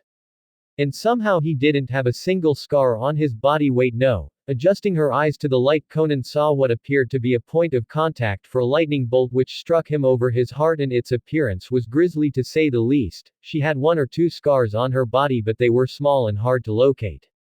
And still she never expected Yokkei's to have blonde hair. She originally pegged him as a black. Deciding to use this time of meditation to her advantage, she subtly walked into the bathroom and stripped down naked. She peeked through the door to see Ryu still sitting there, unmoving. She turned on the shower and gracefully stepped in and started washing herself, but made sure to remove her origami flower and Akatsuki ring. Her ring was white in color and had the kanji for white by on it. After she was down, Konan dried herself off with a towel. And she put all her clothes back on. She left the bathroom to find Zetsu and Ryu conversing with each other. They looked back at her. We have found Orochimaru's hideout, stated Naruto. Now Konan was interested. Our primary objective was to collect his ring and killing him a secondary objective. His base is 17 kilometers southwest from our position, hidden within the ground. This will make getting into his lair all that much more difficult. Do we even know where the door to his hideout is? Asked Konan. But this time it was Zetsu who answered. The door is surrounded by trees and it's a metal hole in the ground. It's just like what Ryu said, it's 17 kilometers southwest from here, spoke Zetsu. With that in mind, Zetsu melded into the ground. Both Naruto and Konan were ready to depart. But Konan remembered to pay the receptionist, something that never came to mind for Ryu. Both walked towards their destination. There was little need to run. Then Konan remembered what Ryu said about getting to know each other and work cohesively as partners. Ryu, what do you like? Asked Konan. Ryu was caught off guard by this question. He couldn't remember what it was that he liked. I like training and expanding my arsenal as a shinobi and fighting strong opponents, replied Naruto. Well, it was progress in character development. She expected him to brush off the question. And what do you dislike? She continued. He did say that if she wanted to know him as a person, she would just have to ask. I dislike idiots, arrogant people, ignorance and snakes, spoke Ryu. Though Konan would never know that what he meant by snakes was actually Orochimaru. Then I get the feeling that you won't like Orochimaru, said Konan, and she received a nod of confirmation from Ryu. They now saw the metal hole in the ground where Zetsu told them Orochimaru could be found. Well, this is it, said Ryu. Though Konan didn't notice his Sharingan spinning rapidly. Shikigami no Mai, thought Konan. Then her entire body was folding into paper and then turning into paper butterflies. Naruto just watched unsurprised. She would have to get the paper from somewhere. Maisegakur no Jutsu, thought Naruto. His form then turned invisible and both Akatsuki members dived into the hole, one invisible and the other thousands of paper butterflies. They were now in a dark corridor lit with burning candles. We should inform each other if we find Orochimaru's ring or Orochimaru himself. We need to find a way to signal each other, whispered the invisible Naruto to paper butterflies. Then one of the butterflies became a paper aeroplane. Understanding, Ryu nodded his head. Konan had a way of contacting him but not the other way around. He then unsealed a paintbrush and chakra ink. And started drawing a seal on the paper aeroplane. This seal will heat up when I channel my chakra into it, letting you know that I have the ring, whispered Ryu. The aeroplane seemed to fly around him. Apparently Konan couldn't speak in paper form. Both went their separate ways in search of the ring. They searched numerous rooms, finding them empty. I mean, why would you have so many rooms if you weren't going to use them? Naruto made sure to pull up his hood on his coat. Orochimaru had seen him before and they might recognize him even with the loss of his whisker marks. Even though Kabuto and Orochimaru couldn't see them, Sasuke could with his Sharingan. And any other dojutsu user like Neji. He opened a door and there was nothing but a barren room. He opened another, except this time it wasn't empty. By a desk in the room was someone he hated. Kabuto Yakushi. The pet of Orochimaru was fiddling with some medical salves. Then Naruto remembered something. Pain never ordered him to not kill the snake's puppets. Naruto drew his katana from its sheath on his back, slowly and without a sound. He walked up to Kabuto at normal pace. If he went slow it would increase his reaction time and his body may be too fast for his mind to handle. He was now right behind Kabuto. He held his katana in a reverse grip and held it with both hands ready to strike at the traitorous Leaf Nin's skull. He was about to administer the finishing blow before Kabuto turned around and started walking out the room. Naruto didn't have much time to get out of the way of Kabuto's path. But he lucky his blade was 5 millimeters away from touching Kabuto. Luckily his Sharingan and Madara's training helped him out a lot and he was able to divert his body away from Kabuto's. He watched as Yakushi slinked away from the desk to who knows where. Ryu sheathed his katana and walked out of the room. He kept searching and searching but there was no sign of Orochimaru's ring, but he knew the traitorous Sannin was here because if Kabuto was here then the serpent wasn't far behind. He opened another room and came upon a ghastly sight. There were innocent people locked behind bars and they looked skinny and malnourished. Naruto could even see some children among them. The old Naruto would have gone to any length to free these people, no matter the cost, even his own life. But the real Naruto wasn't like that. He dropped his invisibility and made himself known to the prisoners. Most if not all looked relieved to see him. "Please sir, save us," said a man trying to reach for Ryu's cloak but instead grabbed his boot. He only just noticed the foot coming down on his hand and with an audible crack the man's hand was broken beneath Naruto's heel. The man cried and Naruto didn't silence his cries. The other caged people were looking at Naruto with anxiety. Then Ryu went through some hand seals and ended on the tiger sign. "Aren't you gonna save us, mister?" said a small girl with tears in her eyes. "No," stated Naruto. "Kaden. Endant fire release. Flame bullet," said Ryu as he spat out a large flame bullet at the imprisoned people. Their screams of pain reverberating through the base. Because Orochimaru experimented on people, these screams wouldn't draw anyone to him. Naruto watched the burning flesh of the innocent people, a small smile on his face. He envisioned the ignorant people of Konoha and all who had harmed or ignored him, and it felt good killing them, but yet he had set them free. How? Their suffering at the hands of Orochimaru must have been terrible and they were to be used again and again for human experimentation and torture. They would have wanted to die afterwards. Ryu activated his invisibility and walked out of the burning room. He walked around inspecting the rooms. Then he came upon an extremely large room and there in the center was someone Ryu wanted to kill the most just to settle the score with. Sasuke Uchiha.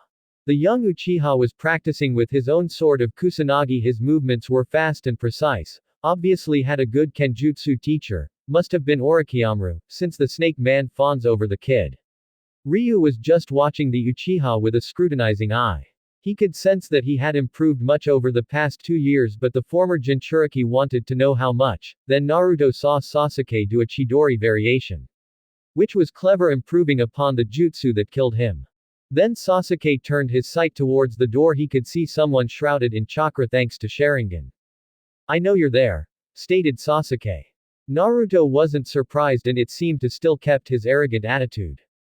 Naruto deactivated his invisibility, letting Sasuke see his Akatsuki cloak plain as day. Sasuke wasn't expecting that but kept his expression devoid of emotion, as always. Thoughts were going through his head. Akatsuki is a group of S-ranked shinobi like Itachi. When I defeat him it will prove that I'm ready to kill Itachi.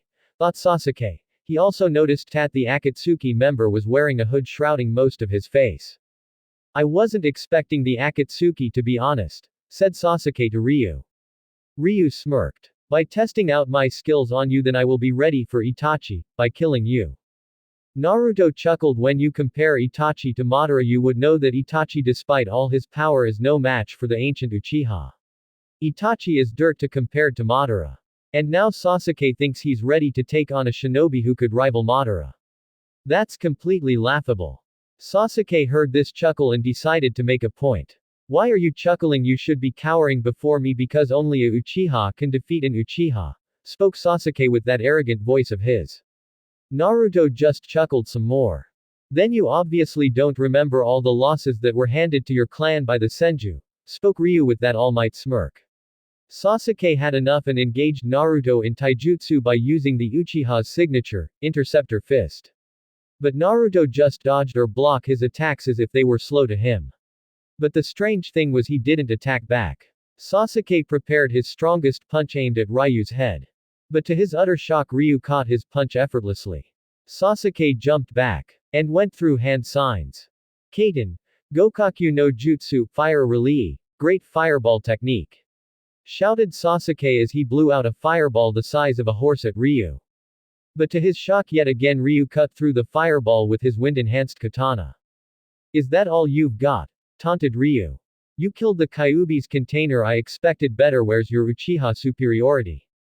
Sasuke was angered over this and drew his own sword. They both clashed. Sasuke wasn't able to get even a scratch on the guy he just parried or strafed away from his attacks. Sasuke channeled his lightning chakra into his sword increasing its cutting power. But Ryu just channeled his own wind chakra into his katana. The lightning-enhanced sword did little against the wind sword. Sasuke was fuming. Everything he did against the man did little to nothing. He was supposed to be an Uchiha, an elite, but yet this nobody was toying with him. Stop toying around, he yelled. He aimed a slash at Ryu but was met with air. He just vanished. Behind you, whispered a voice. It was Ryu with his back against his.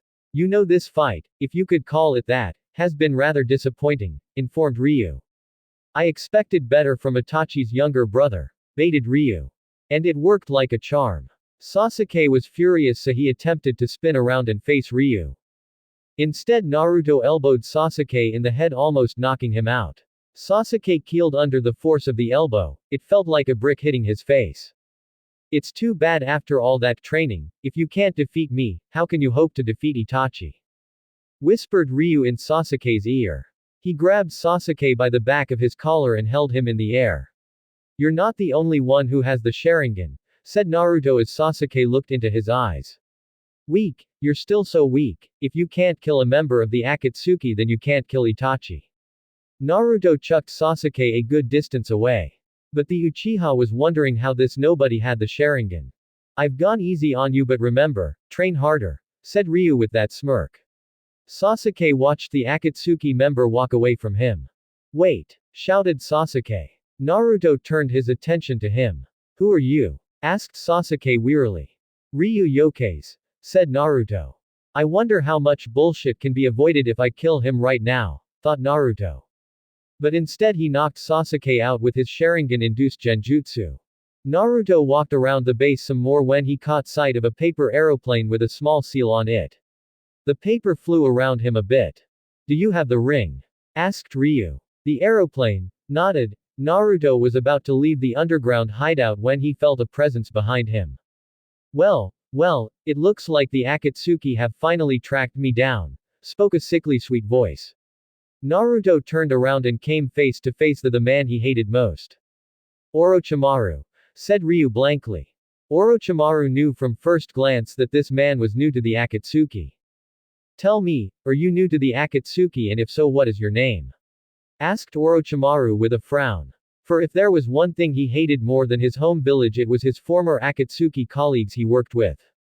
Yes, I am new to the organization and my name is Ryu Yokeis, said Naruto as he allowed Orochimaru to glimpse his eyes.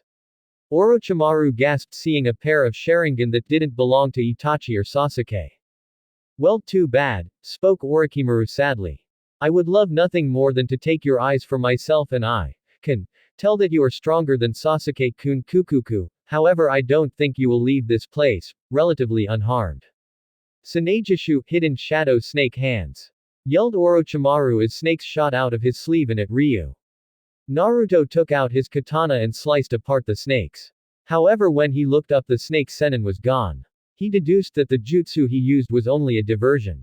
He then took a step as a long blade shot out from under him and speared the roof above. Naruto channeled his lightning chakra into his katana and stabbed the ground where the blade came from. Orochimaru used the hiding like a mole no jutsu, hiding like a mole technique, to disappear into the ground and attack with his snake sword. Orochimaru dodged the lightning blade that and jumped out from behind Ryu, but not before spitting out the snake that connected the sword. Ryu went through the hand seals and prepared a jutsu, Raiden, Reikutai, lightning release, lightning orb. Naruto collected lifting chakra in the palm of his hand. It had a dark blue sphere around it with a small black ball with flickering lightning sparking off it. Naruto threw it at Orochimaru, where a bright light of lightning ensued. The result: a large chunk of the building's structure was vaporized and took the shape of a ball. There was some leftover lightning flickering around. Ryu was about to walk away as objective complete, but he heard dark chuckling form behind him. Orochimaru burst from the ground and expanded his mouth into inhuman lengths. Madara no Jin, formation of 10,000 snakes, thought Orochimaru as thousands of snakes slithered out of his mouth and were heading directly at Ryu. Each snake opened its mouth and the blade of sword served as replacements for their tongues. Naruto did the only thing logical. He ran. He ran for a few minutes with the bladed snakes following after him. Then he remembered something. Why can't I just use that jutsu? Thought Ryu. He stopped and faced the snakes head on. The snakes then landed on top of him, presumably piercing his body. Orochimaru smirked. That was one member of the Akatsuki taken care of. But he frowned when he saw a white skeletal being with 4 arms, 4 glowing yellow eyes and 2 forward-facing bull horns. Now Orochimaru felt fear. What is that? He yelled within his mind. And Naruto answered him as if reading his mind. This Orochimaru is the perfect defense. Orochimaru was sweating. This thing in front of him was hellish in appearance and it literally struck fear into him. The Susanoo, and now I will finish what Itachi started, said Ryu. His Susanoo then started to form numerous white magatama in between its hands, which were attached by a string of chakra, and threw them at Orochimaru, like shuriken. Fortunately for Orochimaru, he was barely able to dodge the shuriken-like projectiles, but he didn't notice that they created an explosive collision with the interior walls of the hall. Ryu, seeing his attack wasn't working, decided to change his attack pattern. He started going through some hand signs. Since he was in an enclosed area, he would have to lessen the size and destruction of the jutsu. Futon. Ryu Kisoku no Jutsu, wind release, dragon breath technique. Yelled Ryu. He blew out the head of a Japanese dragon the size of his body, which flew at Orochimaru. Don't get confused between the Koryu Kisoku no Jutsu, this is just a weaker version. Naruto then channeled a large amount of chakra into his right eye and whispered, Amaterasu. The wind dragon head was then set ablaze with black flames. Now it was cutting and shredding along with burning and scorching. Enten. Kaenryu Kisoku no Jutsu, blaze release, blazing dragon breath technique. Orochimaru didn't have enough time before he was consumed in the tearing and incinerating dragon head. The hall was then alit with black flames and the walls had deep scar-like marks. Ryu deactivated his Susanoo, which was still active. He looked at his handiwork, the blazing hall burning the walls. Objective completed. And finally he started walking away and back to the entrance of the hideout. Orochimaru's body was burning and bleeding terribly. He had underestimated the new Akatsuki member greatly. And those jutsus, the Susanoo and the blaze release combination with the wind, were magnificent. But he had bigger problems than thinking about that.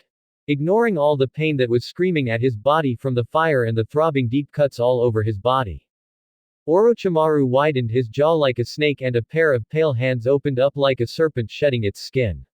The new Orochimaru escaped from his previous skin before the black flames could engulf. He no longer had any wounds, but the amount of chakra coupled with his wounds forced him to use a lot more than he expected. He was now panting heavily and coughing. Ryu Yokaze was now at the top of his hit list. Naruto was walking back to the entrance of the hideout. He was wondering if he really killed Orochimaru, but if so it wasn't important. He found Konan waiting for him at the entrance holding a ring between her fingers. She offered him the ring, in which she received a "thank you" in return. I heard the sounds of fighting within the halls. Orochimaru? She asked. Yes, I fought him, not sure if I killed him. The mon's like a cockroach, no matter how many times you flush them down the drain they always happen to find their way back, spoke Ryu. Konan nodded her head at his assertion you could never tell with Orochimaru. They exited the hideout and started walking back to the hidden rain, where they would receive their next orders. Naruto was mulling over his fight with which was one-sided from his point of view. That was the first time he tried a combination with Blaze Release and the results pleased him greatly. He should have to try out more combinations with his Eternal Mangekyo but with Wind Jutsu for the added devastation and power. But then a thought came to him, one of his goals among the Akatsuki. Eliminating the fake Madara. Pain wouldn't believe him, not since he just joined, even with Zetsu backing up his claim, and he knew that the fake only operated through Nagato. He would have to establish himself within the ranks and possibly have Konan join him, since her word among the establishment would outweigh his own. Thinking about getting Konan to join him was the easy part. Getting her to actually join him was a far more difficult thing. He also sensed that Nagato and Konan were close, they were not lovers but great friends, he believed. And Nagato was more likely to believe her than Zetsu any day, but he also needed proof that Madara was not Madara. But conspiracies such as these would take time. So now was a good time to enact his plan. Konan, what do you like? Asked Naruto with his hood down. Konan blinked. Why was he asking such a question? What do you mean? She asked. Well, since you wanted to get to know me better, I wish to extend the same courtesy, said Ryu. Seeing no problem with it since she did the same thing, Konan answered. Well, I like origami and flower pressing along with helping pain, answered the Akatsuki member. Now Naruto knew why she loved origami, since her ninjutsu style was centered upon paper, but the flower pressing was new to him. But helping Nagato was no surprise, she seemed adamantly loyal to him, loyalty he could exploit. And what do you dislike? Continued Ryu. I dislike feeling useless, and watching friends die, she replied. These dislikes were ultimately fueling Naruto to have Konan as an ally on his side. I see, those are very admirable and gorgeous qualities you have, said Naruto. Konan blushed at his compliment. She never expected such reaction out of him, she was sure he'd be disgusted by her hobbies. And being called gorgeous wasn't helping her fight her blush. It would take another day to reach Omegakure, and his sun was going down at their fastest speeds. They wouldn't make it to the village, and they passed by the inn they were at a few days earlier, so they had to camp out during the night, in the forest. Unfortunately, neither of them bothered to pack a camp, so they had to make do with sticks and twigs for a fire and the ground as beds. Naruto wasn't bothered by the cold. Living in a dark, cold hovel for 2 years helped him out greatly. But Konan was a different story. She had tried to get to sleep, but the cold wind scratching her face was preventing her from doing so. She then felt something warm against her back. When she touched it with her hand, she felt clothing and fur muscles against it. Don't worry, said Ryu out loud. His body was pressed up against her. It was to her an intimate and compromising position. I saw you shivering, so I helped out. I didn't ask you to help me, bit back Konan. Naruto still had the expressionless face of his. Doesn't matter, you were cold and now you're warm, reassured Ryu. Fine, relented Konan. She dozed off to sleep in the comfort of the blonde. When Konan woke up, she was shocked to find Ryu and herself in his arms. Their faces were a few centimeters apart, and his bosom was pressed up against him and her hands were on his chest. She looked at his face. It was calm and serene, but at the same time it looked similar to his usual expression. Her face turned a deep shade of scarlet, and she tried to ease herself out of his arms, but that only helped in making his grip on her stronger and resulted in pulling her face into his chest with his chin above her forehead. She knew that the only way to get out of his embrace was to wake him up, but the warmth he was generating from his core was quite soothing to her, and a part of her wanted to stay a little longer in his arms.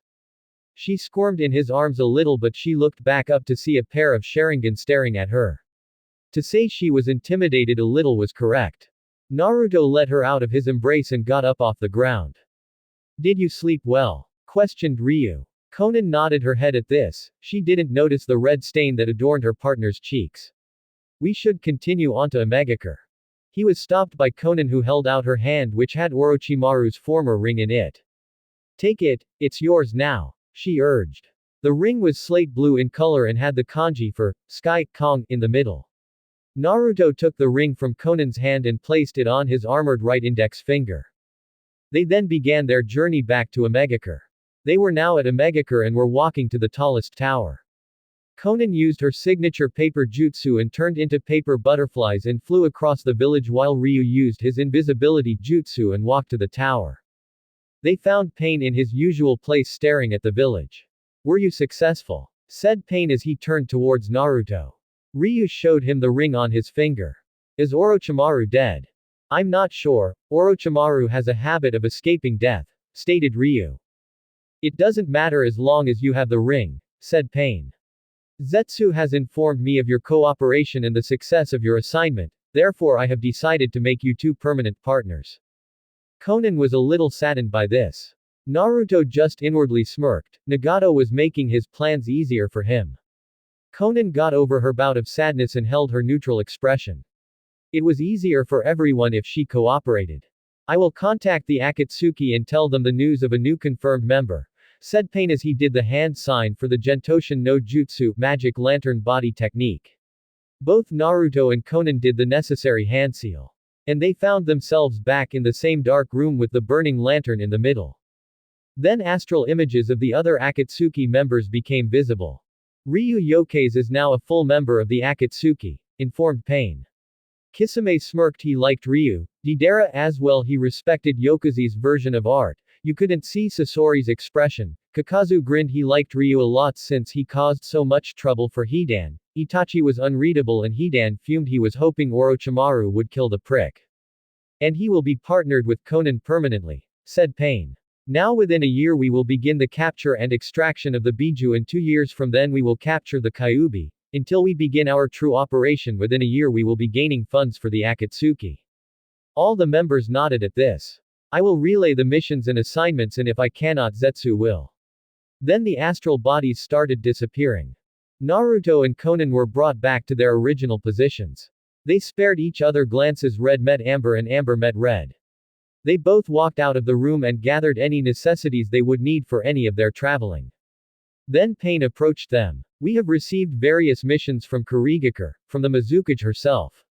I will send you two there to complete any missions that require your capabilities and attention. Very well, Leader Sama, said Ryu.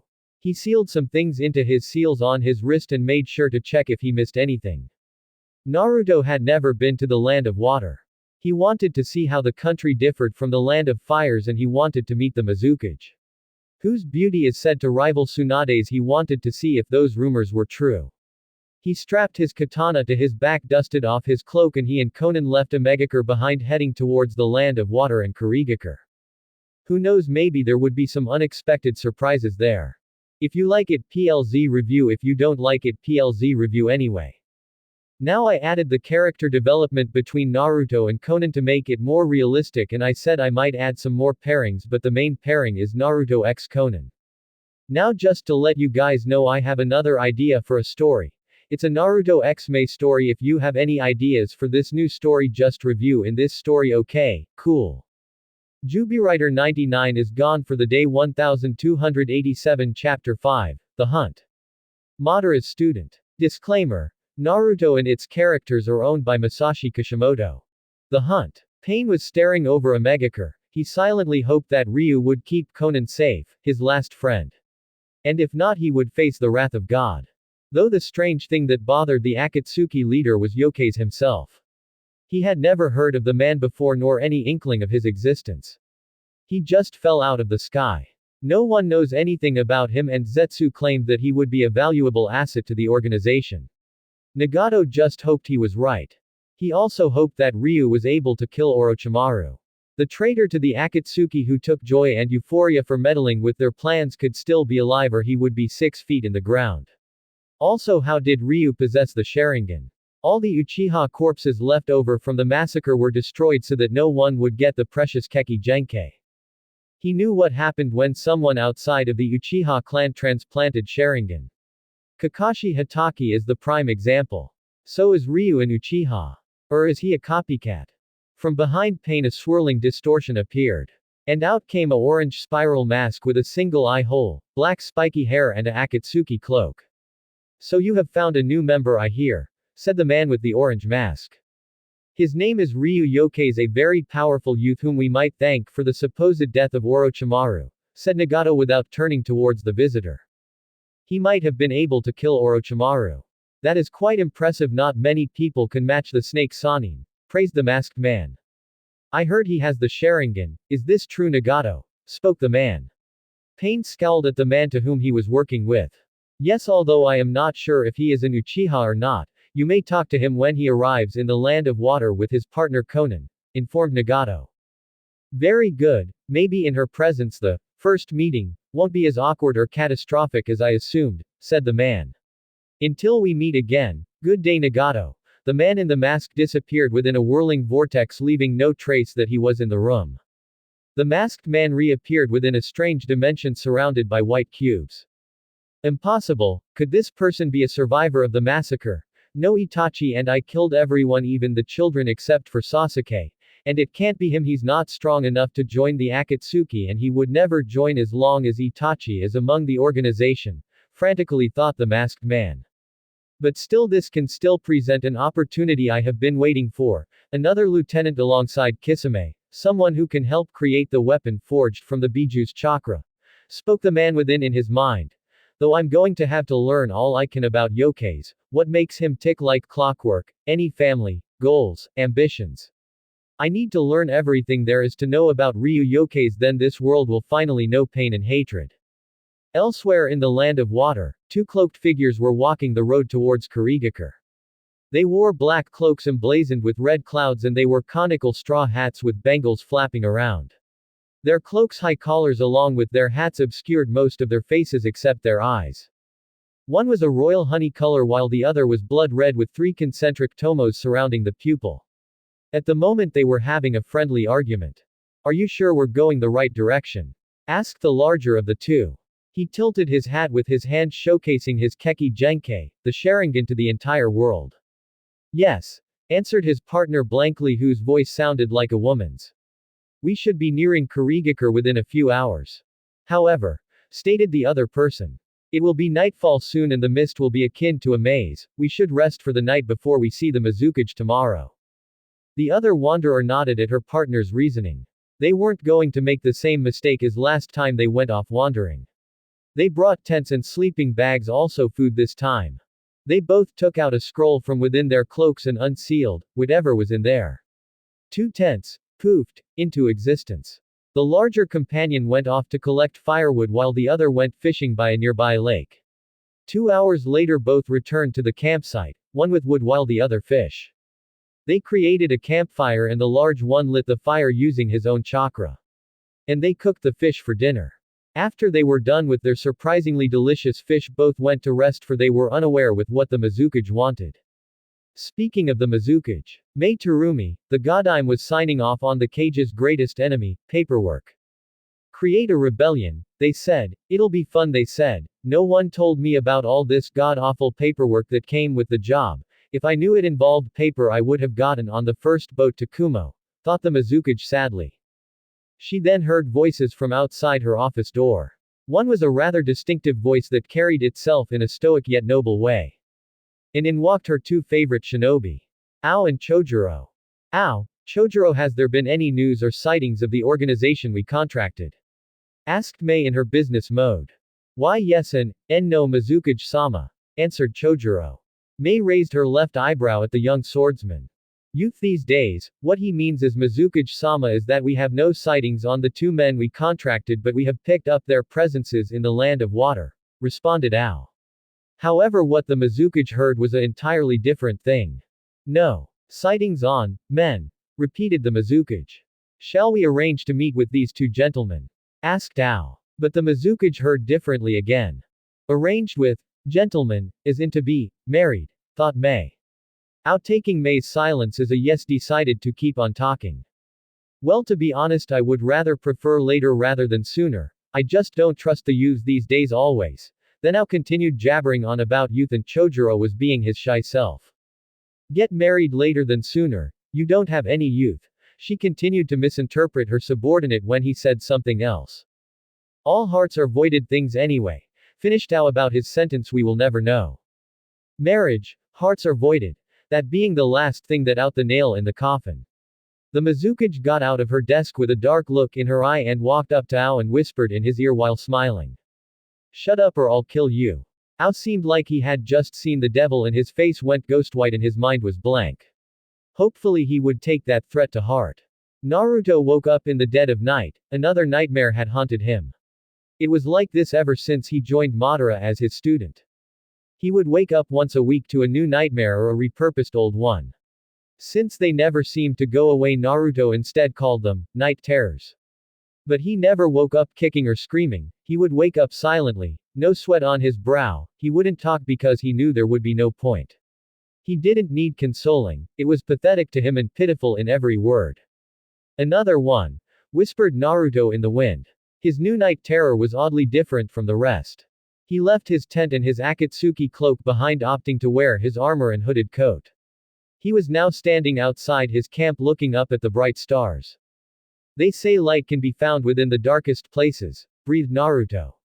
Such a idiotic notion. The night is the perfect example of this. Despite how dark and black the night is, there are always lights dotting its sky. But to crush those small lights in the sky you require more darkness to smother those lights. So long as one spark remains, the dark places of this world can never truly reign. Isn't that right, Zetsu? Zetsu appeared in front of Naruto, only its Venus flytrap was visible. But it opened up to reveal the black and white halves of Zetsu. You're quite the philosopher, Naruto, complimented the white half. If I didn't become a shinobi, a philosopher is not something I have the time nor the patience to become, bit back Naruto while staring at the sky. You ordered me here for a reason? Asked the black half, partially annoyed. After leaving AIM, Naruto secretly ordered Zetsu to meet with him, though for what reason the artificial human was not aware of. The Yondaime Mizukage, answered Naruto. Both halves of Zetsu were confused. Why was Naruto interested in a dead cage? So you called us here just to talk about the Yondaime Mizukage, said Zetsu. Yes, replied Naruto, still staring at the stars. There was a light breeze that rustled Naruto's blue rope belt and coat. When I was ordered to head to Kurigakure, something popped up within my mind regarding the village. Zetsu was listening intently. Well, the white half was, but the black half was bored. A few years ago I met a rogue Kiri shinobi who was a former swordsman of the mist, Zabuza Momochi. Naruto then thought back to when he met Zabuza years ago. I later learned that he tried to assassinate the Yondaime Mizukage but fled the village when he failed, and he also told me how he butchered an entire class of aspiring ninjas single-handedly when he was boy. I later researched the Yondaime Mizukage and his tyrannical rule of the village, continued Naruto. Everyone in the shinobi world knows of Yagura the Sanbi Jinchuriki, who also became a kage, but not everyone knows about Yagura before he became a kage. Now Zetsu's interest was piqued. Shortly after I arrived in the land of water, I created a kage bunshin to research the Yondaime in one of the local libraries. Yagura, despite being mistrusted in the village, had apparently a heart of gold. He was kind, friendly and driven. So what happened to him? Asked Zetsu. From all the history that I have read about Yagura before he was the Mizukage, painted a picture of someone who could do no wrong and radiated like the sun, who could instill loyalty in every heart and bring hope to the despaired, said Naruto. But that all changed when he became the Mizukage, spoke Naruto. His entire psyche did a complete turnaround. He became violent, cruel in his brutal way of leading the village, enforced its bloody mist title. Continued Naruto. He executed anyone who stood in his way or who rebelled against him. He made terror his weapon, and he was deceitful when he changed the views of his village against the bloodline users. Many feared him and respected him, but his acts of oppression didn't stop there. He held public shows of bloodline users being tortured and killed, even children. But one thing leads me to believe one thing, proclaimed Naruto. Someone like Yagura going from happy and gentle to cruel and cold doesn't happen overnight. I'm not a psychologist, but I know a case like Yagura's doesn't happen like that, ever, said Naruto. So you believe that, uttered Zetsu. Yagura was being manipulated by genjutsu, said Naruto. But how? As you said, Yagura is a Jinchuriki and Genjutsu doesn't work on Jinchuriki who have control of their Biju, voiced Zetsu. I'm not talking about ordinary Genjutsu, but yes, Genjutsu doesn't work on Jinchuriki who have control of their beasts, however for someone with the Sharingan, muttered Naruto. You don't mean, whispered Zetsu. Exactly, the fake Madara was controlling Yagura and plotted the annihilation of the bloodlines and weakening Kurigakure, declared Naruto who was now facing Zetsu. I see, the Sharingan is one of two Keki Genkai that can control Biju, but you must have extensively powerful eyes to control a Biju in the first place, and if he restrained the beast with his eyes, he could control the jailer easily, exclaimed Zetsu. Precisely, the copycat was here in the land of water controlling the Yondaime Mizukage, said Naruto as he narrowed his eyes. We can use this opportunity to find Obito's location and eliminate him before he ruins my plans or breaks my pawns. Zetsu, go to Kurigakure and find out as much information about the Yondaime, the bloodline purges, the Kiri no Shinobigatana Shichinan-shu, 7 ninja swordsmen of the mist, the Sanbi, and any history the mist has with the Uchiha clan or anything connected to the Uchiha clan. The hunt begins, proclaimed Naruto. Nodding to his master, Zetsu disappeared within the ground and headed to Kurigakure to complete his objectives. Naruto was alone in his thoughts. It's an ingenious way of weakening a ninja village. Taking control of the leader who is well respected and strong would allow Obito to control the village with fear or respect. He knew that he couldn't just execute everyone in the village just to weaken it. Even a cage is no match for an entire village of shinobi. Instead, he opted to erase a large part of the military strength in the mist by ridding itself of its Keki Genkai, such as the Hyoten ice release, and also the reason why I had Zetsu look into the swordsman was to see if any were his pawns, such as Kisame Hoshigaki, who I believe is in league with Obito because he supported Yagura during his reign as Mizukage. But still, why Kurigakure in the first place? If I was in Obito's place, I'd weaken Konagakure instead, so which leads me to suggest that Kiri had something to do in Obito's life after his death. Knowledge is one of the branches of power. If you understand your enemy as you understand yourself, then taking his life will be as easy as taking yours, thought Naruto as he remembered one of the lessons Madara taught him. Neither the student nor the subordinate noticed the shadow that was watching them. A shadow with blue hair and amber eyes. Orochimaru was stewing within his chamber contemplating killing Ryu Yokeis or taking his Sharingan. He had underestimated the Akatsuki and that cost him greatly. But the black fire and the skeletal warrior were jutsu he had never seen before, also that wind dragon jutsu was no pushover either. The door to his chamber opened up to reveal his apprentice Sasuke Uchiha. Hello Sasuke-kun, drawled Orochimaru. Sasuke didn't do anything other than stare at his master. I require more training if I am going to kill Itachi, Orochimaru. Orochimaru smirked at the youngest Uchiha. After my recent fight with a member of the Akatsuki has shown me I'm not ready to, but he was stopped when Orochimaru silenced him with his hand. Sasuke-kun, when are you going to stop hiding it from? Sasuke narrowed his eyes at the Sannin. What do you mean? Questioned Sasuke, but he had an idea of what the snake was asking. What I mean is, when are you going to let me in on the secret of you having the Mangekyo Sharingan? Spoke Orochimaru. Sasuke widened his eyes in fear and surprise. And I don't understand why you didn't use it against our dear friend from the Akatsuki, Ryu, said Orochimaru. Silence was all there was between the two of them, but seeing as how Orochimaru already knows, he should answer him. I know that the Mangekyo causes me to lose vision in my eyes when I tested one of its jutsu, and from that lesson I am saving my Mangekyo for Itachi, answered Sasuke. Orochimaru's smirk was still there and he was a little disappointed that he never knew of the eye's weakness. Nodding at his apprentice, Orochimaru agreed with him. If he had the Mangekyo he would save for stronger opponents. They both got up and went to the training ground within the base. Sasuke's humiliating defeat would only strengthen him until he faced Itachi.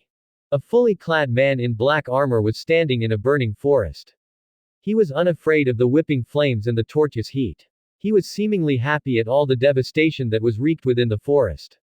He wanted to watch the world burn like the fire burning the trees and create a new one where no impurities were occupying it. The world he lives in is an imperfect one. Hatred and fear had literally devoured the world. Nations mistrusted one another, and enemies killed innocents out of paranoia and fear. The world he would create would have none of that. No war, no fear, no pain. Those would be absolute in his world. The black-clad man pulled down his hood revealing his golden spiky locks. His Sharingan was searching over the desolation.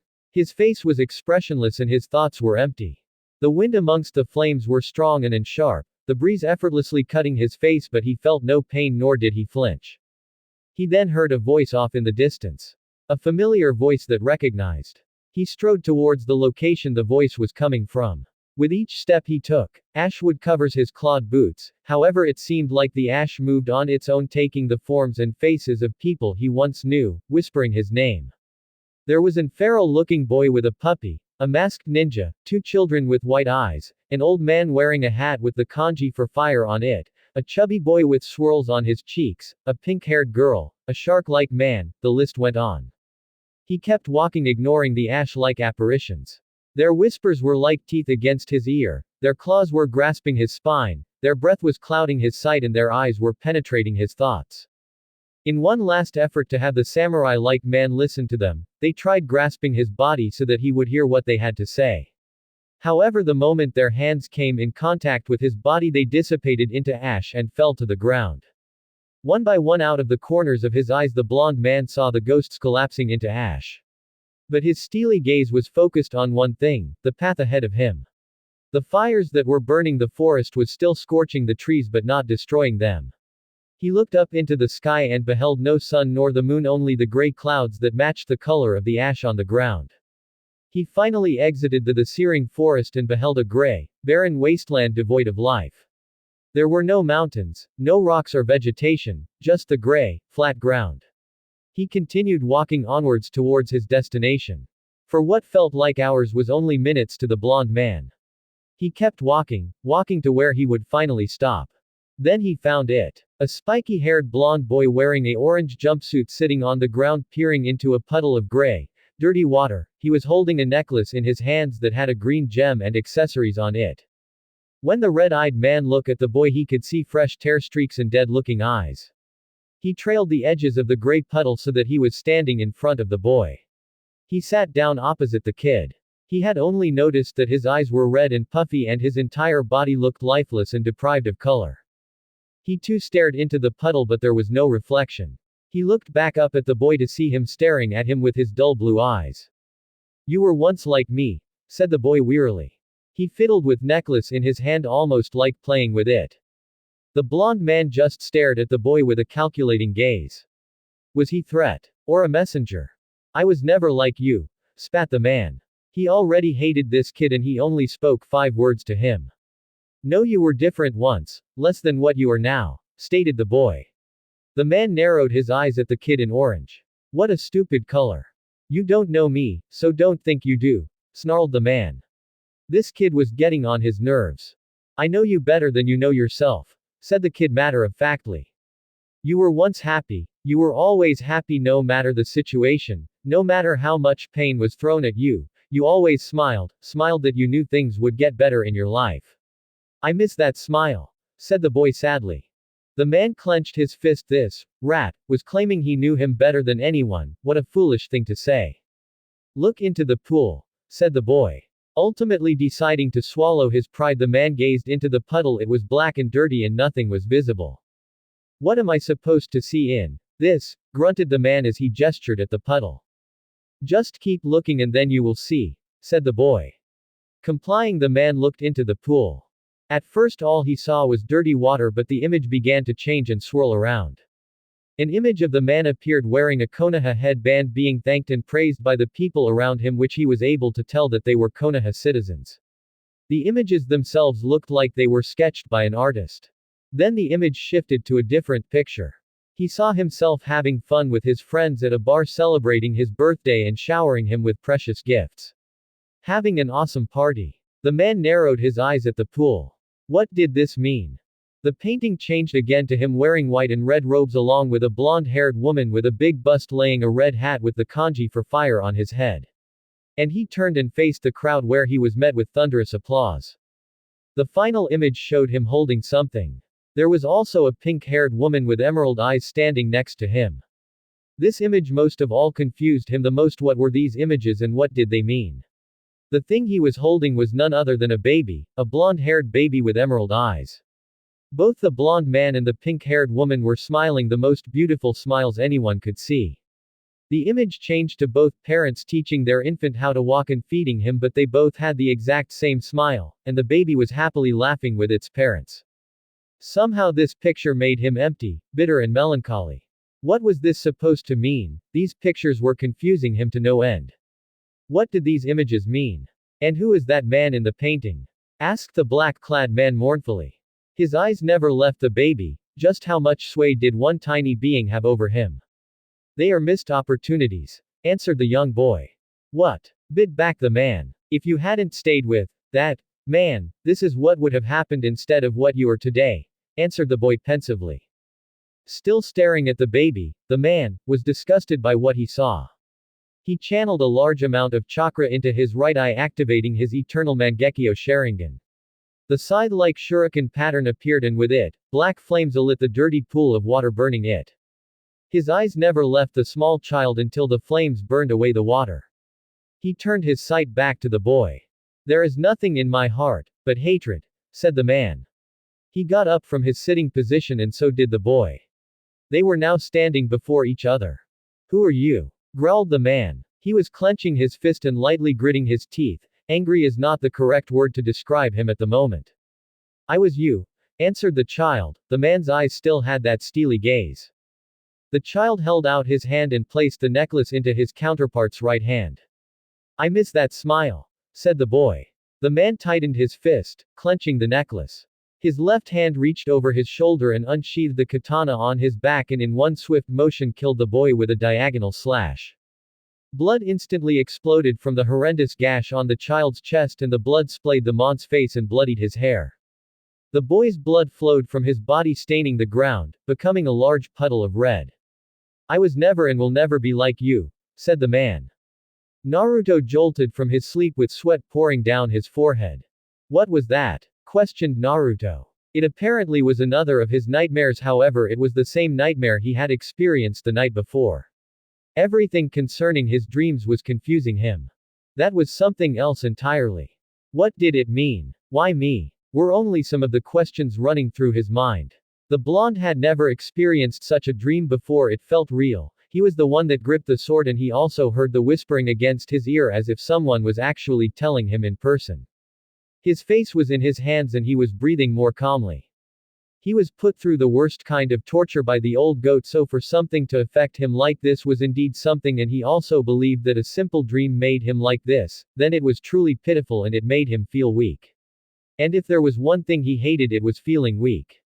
Deciding to get ready to move and begin their travel to Kurigakure, Naruto got dressed into his black armor and black tattered coat. He pulled the Akatsuki cloak over his body and strapped his katana sheath across his back.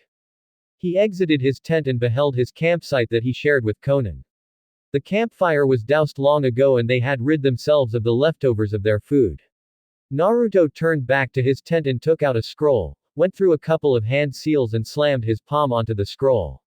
He sealed the tent into the scrolls and bound the scroll with some twine. He looked over his shoulder and stared at Konan's tent. He wondered if she was awake or was she not inside the tent at all. Remembering all the beatings he got from women years ago, Naruto decided to use caution. Despite being powerful, he knew that nothing was more fearsome than a pissed-off woman. He said just loud enough to hear. But he received no answer. He said her name again but was met with the same result. Being smart, he created a cage bunchen and his clone opened the tent for him. The clone peered inside the tent but was met with nothing but an empty living quarters. The clone poofed out of existence and the memories went back to Naruto. Where could she be? Given that her tent is still here, she must be nearby, deduced Naruto. Slipping back into his Ryu persona, he went to look for Konan. A few minutes of searching through the forest. Ryu found the same lake where Konan went fishing for their food. But instead of finding a fish, he found his beautiful partner, naked and bathing. Her back was facing him and she had yet to notice his presence. Naruto had a large blush on his cheeks. Beneath that cloak she had a killer body that most women would kill for. Naruto also got a good look at her. Deciding to not suffer a beating from someone who he suspected was a powerful woman. Naruto decided to leave before he was caught. I know you're there, stated Konan emotionlessly. Naruto knew he was in trouble but didn't show it. He never showed fear, it was letting your enemies know one of your weaknesses and it was a weakness he despised, but he didn't mind taking advantage of the fears of others. How did you know? Asked Ryu. He didn't make a sound nor did she see him, so how did he was there in the first place? Was she a censor? Wasn't masking his chakra signature? I didn't, well not until you spoke up. Naruto face faulted at her answer. She never knew he was there so he actually just revealed himself to her. You're quite devious, complimented Ryu. Given how she just made a fool of him, he deduced that she was what he stated. Thank you, now if you please, I like to bathe in private, said Konan unemotionally. Naruto turned on heel and left not before saying to meet him back at the camp. Naruto was waiting for his blue-haired partner in their camp. He had been 15 minutes since he left Konan and he was currently wondering why women take so long when they were bathing. It was one of the unsolved mysteries of the world. Zetsu then appeared from the ground in his usual manner. Have you found anything from your search? Questioned Naruto. Yes, and you were correct, said Zetsu. Naruto raised his eyebrow. Wouldn't more details and explanations be useful? Which part? Spoke Naruto. That the Yondaime was being controlled, said the white half. In a report written by an Oinin who had a transplanted Byakugan, Jaeger was indeed being controlled by Genjutsu and that the puppet master supposedly had the Sharingan. Naruto smirked. He was always right. I have more information regarding the swordsman of the mist, said the black half. Apparently one of the swordsmen Fuguki Sukazan, was selling his village's secrets and aided the bloodline rebels until his death, but it was Kisame Hoshigaki who killed him and was later approached by the Yondaime applauding him for his devotion and duty. If Kisame was approached by Yagura then I can only assume that he's one of Obito's lieutenants and if so then he may have an idea where the fake is, contemplated Naruto. However it had been years since the Yondaime's death and so Kisame may be a loyal follower and if so it will be harder to recruit. I was unable to find any information that was connected between the bloodline purges and the fake Madara other than Obito tried to weaken the village, said White Zetsu. Were you able to find anything linking Kiri and the Uchiha clan along with the Sanbi? Asked Naruto emotionlessly as usual. That is the most interesting thing we have to say, said Zetsu. Now Naruto's attention was piqued. On a mission during the Third Shinobi World War. One of Obito's teammates was captured by Kiri and turned into the Sanbi Jinchuriki. They were supposed to utilize a plan where they would release the Sanbi in the middle of Konohagakure where the Biju would destroy the village however. They were followed by Oinin who were to release the Three Tails but Kakashi discovered their presence and they fled. Rin Nohara which was the Jinchuriki's name was later killed by Kakashi Hatake and the Sanbi's chakra was dispersed, but when Kiri tried to recover their possession, they found all the Oinin and the body of Rin on the ground drenched within a sea of blood created by trees that were decorated with corpses. No wonder Obito wanted to weaken Kiri, mused Naruto. Thank you Zetsu for all this knowledge. The predator is now closer to the prey, smirked Naruto. But Zetsu was a little taken back by that smirk. It wasn't his usual annoying smirk, no this was a bloodthirsty and deathly smirk, one that promised pain. Konan should be returning soon so you better leave, suggested Naruto as he regained composure of himself. Do you want to spend time with your girlfriend Naruto?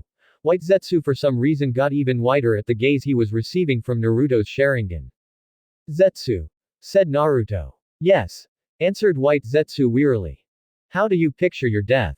Asked Naruto as if he was asking for the time of day. Zetsu didn't answer, he was too afraid or he didn't want to piss Naruto off more. Do you want me to choose your death for you? With every word White Zetsu's fortitude was breaking. I can think of a few ways for you to die. With that Zetsu disappeared. Naruto smirked, it worked every time whenever he would say that sentence. Konan returned a few minutes later, they packed their equipment and restarted their journey to Kiri. At the gates to Kurigakure, I was waiting patiently for the arrival of the Akatsuki. The problems they were facing in Kurigakure required high-level shinobi and they were short-handed on high-level shinobi. I see them coming, shouted a Kiri nin, who held binoculars in his hand. Ao pointed to a random shinobi. You go and inform the Mizukage. Commanded Ao. The shinobi quivered a little and sped off towards the Mizuke's office. Ao activated his Byakugan and observed the incoming shinobi, but he was able to get a view of their chakra. The first on had the chakra levels of a low to mid kage, which slightly surprised him, but he soon remembered that the Akatsuki were S-rank shinobi for a reason. But it was the second one that scared him a little. The second Akatsuki had gargantuan chakra levels even surpassing those of a kage, maybe even a biju. Ao had heard of shinobi who had chakra levels that rivaled a biju, such as the Yondaime Reikage and Kisame Hoshigaki, the Kurigakure no Kaijin monster of the hidden mist, but this chakra unnerved him a bit. It was bright like the sun radiating on a field of grass but cold like a remorseless winter. Just by looking at his chakra, Ao could claim that his blood was freezing in his arteries. Who was this member of the Akatsuki? Ryu and Konan were nearing the gates of Kurigakure. Konan was deep in thought and her body was on autopilot. Why would Zetsu be meeting with Ryu? The events from a few nights ago intrigued her. And who is this Obito Uchiha? Who is Ryu Yokeis? And why were they talking about the Yondaime Mizukage? And the fact that the cage was being controlled astounded her, and how did this involve Kisame and the other ninja swordsmen? Konan was broken from her thoughts when she and Ryu were greeted by a Kiri nin with a eye patch.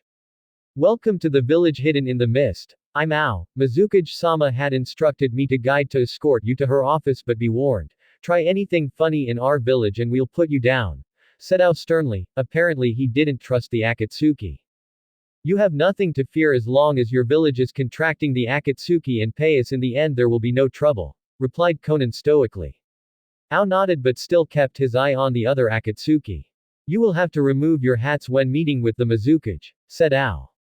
Both parties walked the rest of the way towards the Mizukage tower.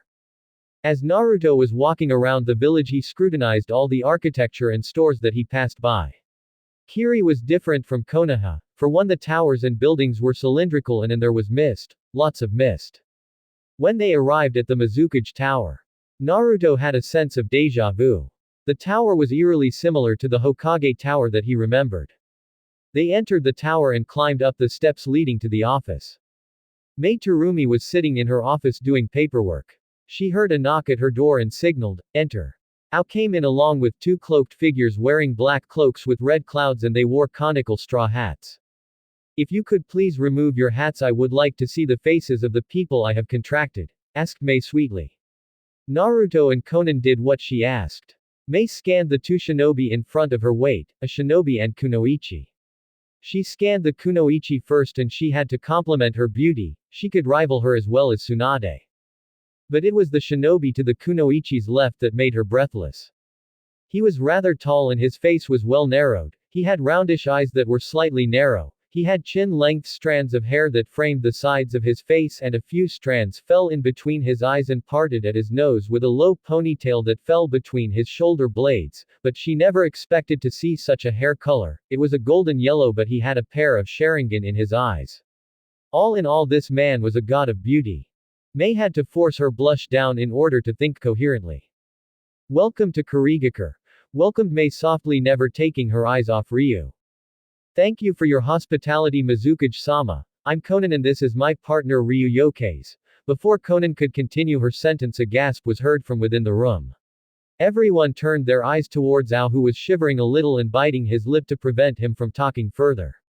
But when he looked into Ryu's Sharingan, did his teeth start chattering and he was shaking even more. If he was honest, he was afraid of those eyes after all his encounters with Sasuke Uchiha. But it was Naruto's that frightened him. There was something dark about them. Naruto made no move other than turning his head, and Ao was staring into those deep crimson. Ao could have sworn that the world darkened and that a shadow appeared behind Ryu, but before he was able to investigate the shadow, Ao was knocked to his senses by Mai asking him to politely leave. With that, Ao Power walked hastily out of the office, not even sparing a glance. Please forgive that intrusion, would you please continue, Konan-san, said Mai in her business tone. If Ao tried something that was interrupting her business, then she would melt him. Thank Mizukage-sama. As I said, I'm Konan and this is Ryu Yokeis. We were the ones assigned to any missions that Kurigakure or the Land of Water has, spoke Konan neutrally. Ryu wasn't listening because he was watching the door that Ao left through. So it seems that the Kuro Ryu's Black Dragon reputation reaches here in the Land of Water as well. Interesting. I didn't know defeating Kakashi would garner such fame, thought Naruto. Ryu turned his attention back to Mei, who was still discussing with Konan. Now is your first mission that require your talents. There have been reports of Taki shinobi within the Land of Water. Several of our shinobi have engaged them within the last 2 weeks and there have been casualties, but they always move locations and they have great skill with evading our Oinin, who are the best within the elemental nations. I require you two to go and wipe out the Taki ninja, said Mei. Anything else? Questioned Konan. Yes, if you could be able to bring one back alive, that will be appreciated, so we could gain intel for their motives and there will be extra cash on the side, but that in itself is an optional objective. You just have to kill the rest of them, and also there have been reports of a few Iwa shinobi among them, but they are just rumors at the moment, but sometimes rumors tend to be true, said Mei. Both Akatsuki members left the village. This will be difficult, said Ryu, gaining Konan's attention. How so? Asked the blue-haired woman. The Land of Water is a large collective of islands and right now we are the largest island. Splitting up is not the most appropriate decision, said Naruto. So instead of splitting up we split ourselves. Konan was now confused, and what did he mean? Naruto made a unique cross sign and shouted out the name of a powerful jutsu, his oldest and fondest jutsu. Taju Kage Bunshin no Jutsu. And immediately 1,000 Ryus were found all around them. Konan, understanding what he meant and getting over her amazement over so many clones, thought the name of her jutsu. Shikigami no Mai. Konan, then her entire body starting unfolding into numerous sheets of paper. They then folded into butterflies and started flying around the Naruto clones. Have one of your butterflies stay here with me and have one butterfly partnered up with a clone where they will spread out and look for the teams of Taki shinobi, ordered Ryu, which Konan had nothing to complain about since it was an ingenious plan. When one of the clones finds the campsites, it will disperse and the intel will come back to me, and then we kill the foreign ninja when we meet up again. Each Naruto then activated their invisibility jutsu and each clone and paper butterfly went on their own way.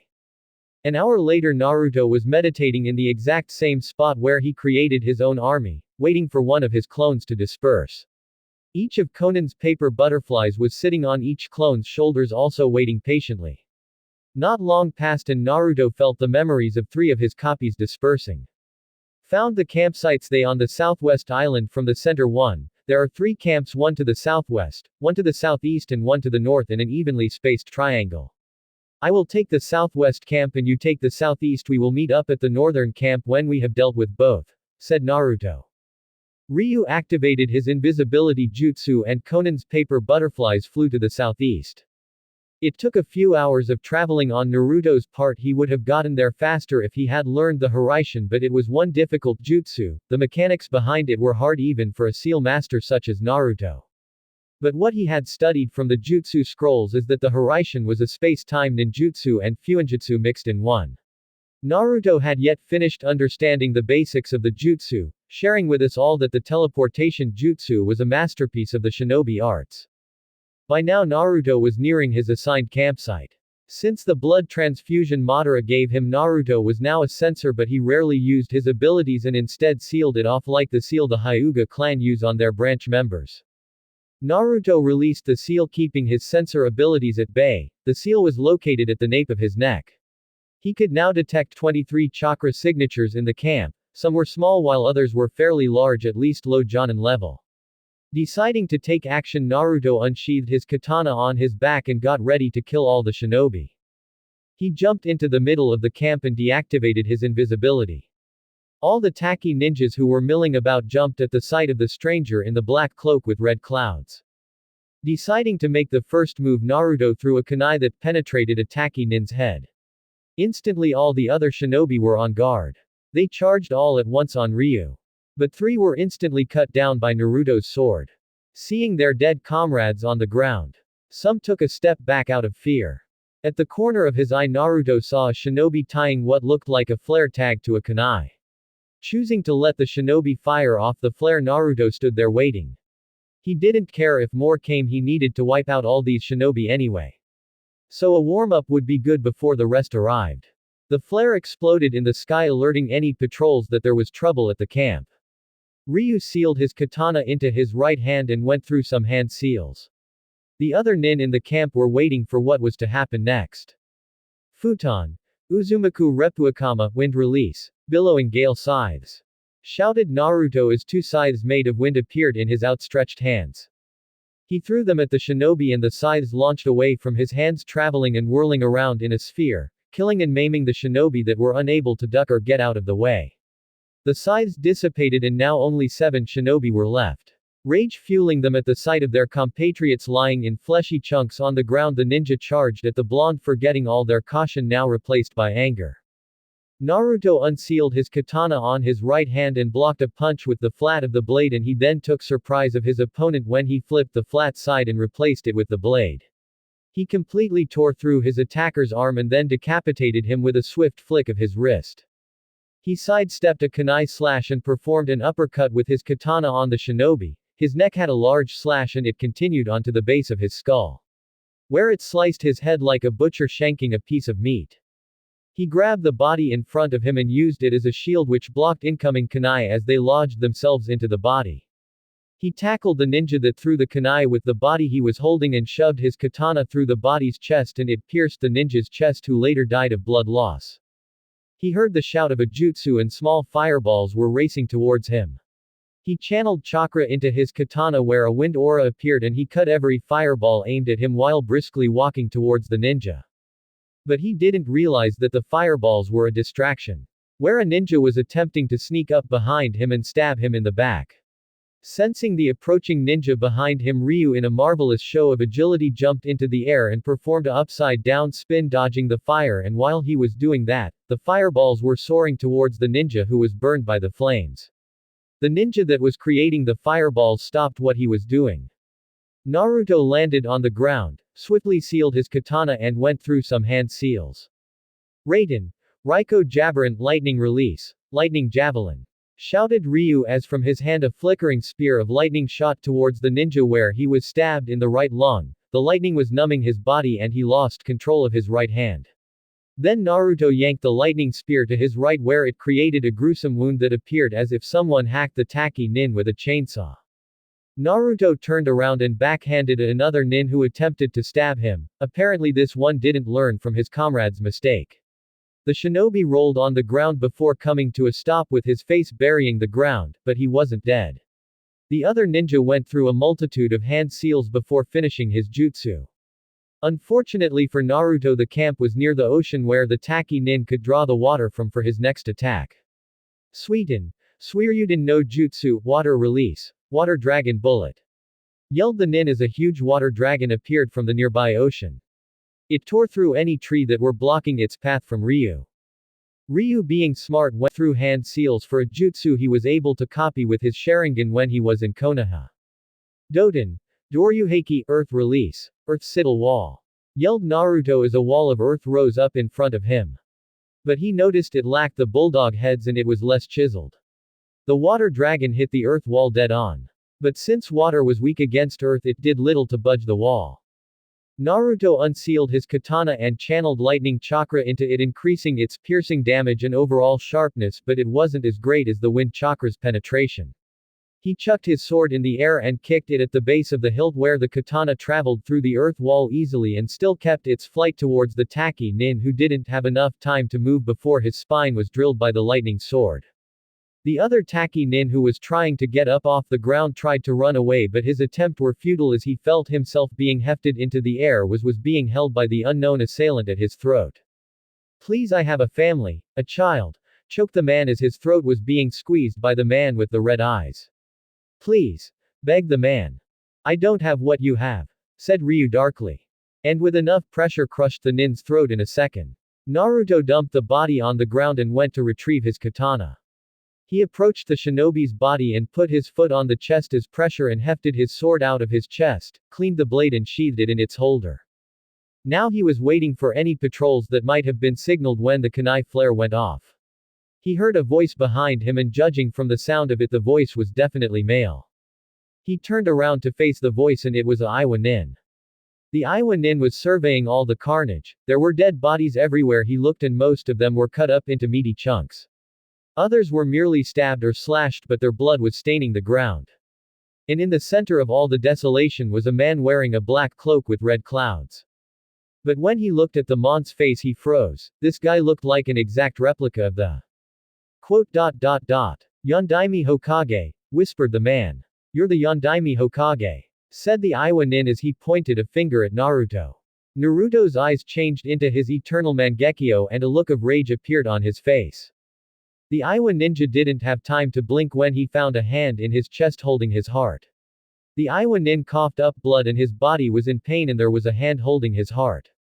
If you're going to kill me, do it already like how you murdered all the other Iwa shinobi that died valiantly, said the Iwa nin. But Naruto had his bloodthirsty smirk on his face.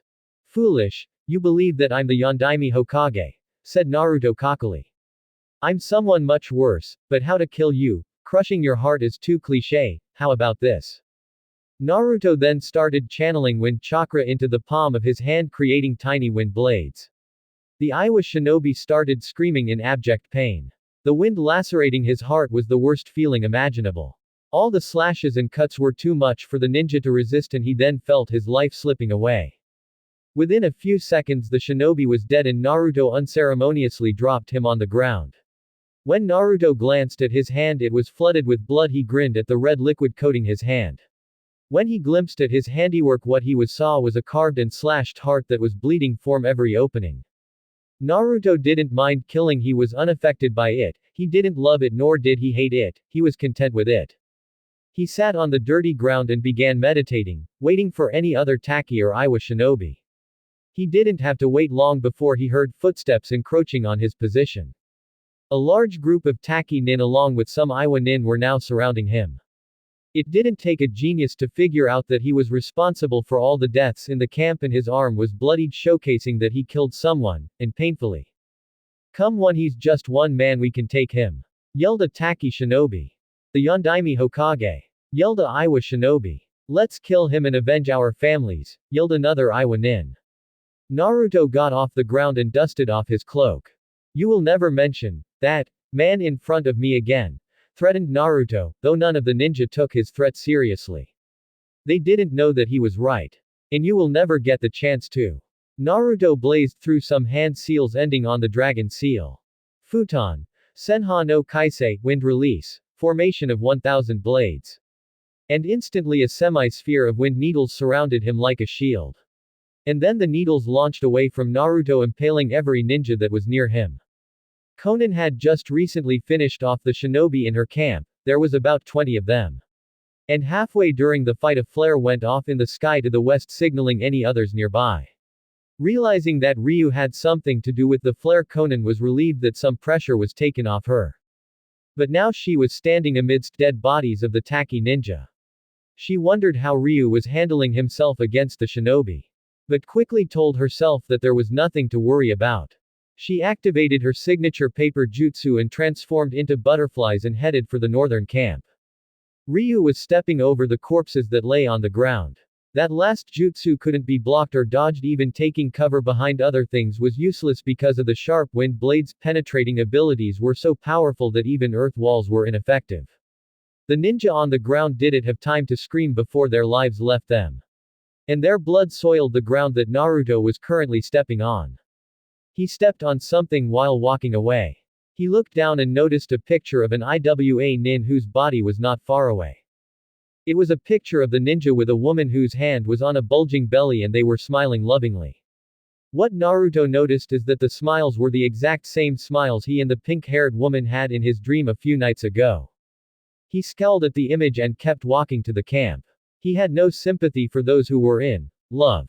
But love was one of the things he craved most in his past life, and maybe he could love someone like that family in the picture, maybe. He was walking for some time while heading to the camp. That warm-up slaughter did him wonders. His body was refreshed and full of energy. He felt energized. He needed to dump a powerful jutsu and soon. He finally made it to the camp and he sensed Konan not far off. Konan was patiently waiting behind a tree not far off from the northern camp. Luckily there were no sensors, so no one had spotted her. She saw her blonde-haired partner in the corner of her eye. Since you are here, I'm to believe that your assigned camp has been dealt with, said Konan to Ryu. It sounds like you doubted me, stated Naruto neutrally. I did, deadpanned Konan. Ryu's eye twitched. He disliked being doubted. It sounded like an insult to his abilities, or was she toying with him? And I also assume that you let the flare go off. I was doing my assigned mission while also having a bit of fun, spoke Ryu with a subtle smirk. Fun? Inquired Konan. In battle I have a very bad habit of holding my power back and making the fight more enjoyable for myself. I'm a censor, but I hold that talent back whenever fighting to give my opponents an advantage over me, said Ryu in barely hidden arrogance. You so sound very sure of yourself, and it's best not to allow your arrogance to cloud your mind, bit back Konan. Not arrogance, confidence, replied Naruto. If a battle gets boring, I become serious and end the fighting before I die of boredom. You sound like a warmonger or battle master to me who enjoys killing just to amuse himself, responded Konan. If you had been listening, you would have heard that I never said that I like killing, just combat itself, corrected Ryu. Konan slightly widened her eyes at Ryu but decided to stop the conversation and focus on their objective. We still have to deal with the last remnants of the Taki Nin, spoke Konan as she stared at the camp. We should at least try to keep one alive so the mist can interrogate him. Sure, I can keep one alive. In fact, I already have a jutsu that I wanted to test out, said Ryu with his signature smirk. Kaden, your Hikakahanshipo fire release, flickering fire whipping tail, yelled Naruto as he spewed streams of fire towards the enemy camp. The fire was coiling around, igniting shinobi and the tents that housed them, and true to its name, it seemed like the fire was looping around like tails. Konan could hear the screams emanating from the shinobi. She had witnessed death multiple times, even at a young age, during the Second Shinobi World War when she and her friends Nagato and Yahiko first met the Sannin, and she experienced a lot more death afterwards. She could see with her eyes that her blonde partner had also seen death with those emotionless eyes of his. I can sense a few who are still clinging to their wretched lives, spat Ryu. But Konan was able to pick up on the animosity he held, as if he didn't want them to suffer in their lives, but his face quickly fell back into his neutral appearance. Pick a Taki Nin to bring back to the village. I will go on ahead and report to the Mizukage of our mission's success. Ryu then began walking away, back to Kirigakure, leaving Konan, who was watching his back. She could feel sympathetic to him. He obviously had lost a loved one in his life like her. Naruto made it back to Kirigakure. He was rethinking of his dream, nightmare involving all the apparitions and the small boy in orange. He experienced the same dream earlier and they were exactly the same, but was he going crazy? Was all the stress from the Eye of the Moon plan getting to him? No, it wasn't a vision. He didn't believe in such things. But why was the boy claiming to be him? Was he talking about his psychological mask? That Naruto never existed, it was a fake, he was now truly himself. But all those visions, they made him melancholy. Why?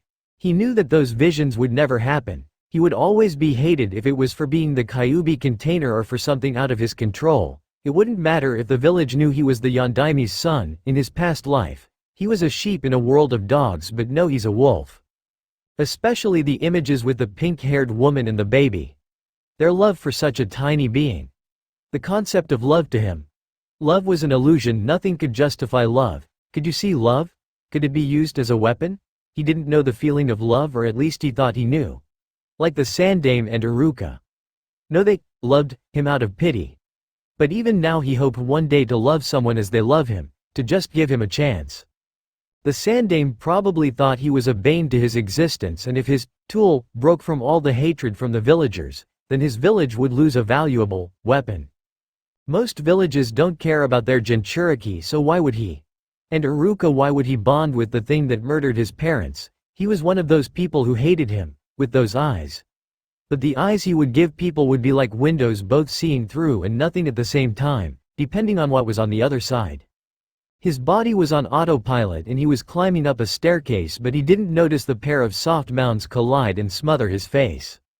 You know, I was slightly disappointed that you never looked at me when we met in my office, said a sultry voice.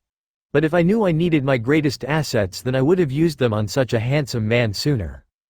Naruto looked up from his position between the perky globes to see the gorgeous face of the Mizukage smiling down on him. Recovering quickly, Naruto detached himself from between the valley of Mei's breasts and took on his emotionless visage. However, if you were to look closely, you could see the stain of pink on his cheeks. Female interaction was not something he was good at. "I'm here to report the success of the mission you assigned myself and my partner Mizukage-sama," said Ryu as he was now standing at the same height as Mei. Straight to business. No fun in between. You have to learn to lighten up, Mr. Yokazi," said Mei as she bit her fingernail sexually. "Although I could help in that department," said Mei as she whispered in Ryu's ear. Naruto still kept that emotionless face, but held back a shudder at Mei's actions. Now that he fully looked at her, Naruto could say that Mei was one of the most beautiful kunoichi he's met, along with Konan and Tsunade. Although he would never call Konan beautiful out loud. "As entertaining as this is, Mizukage-sama, I believe such things should not be spoken outside private areas," said Ryu politely and yet showing no hint of emotion. "Oh, what we're doing now would be far different than what we would do behind closed doors, Mr. Yokazi," said Mei slowly and softly. But her Mizukage position would come before her fun. Mei led Naruto to her office. "So how was the success of your mission?" asked Mei in an authoritative voice.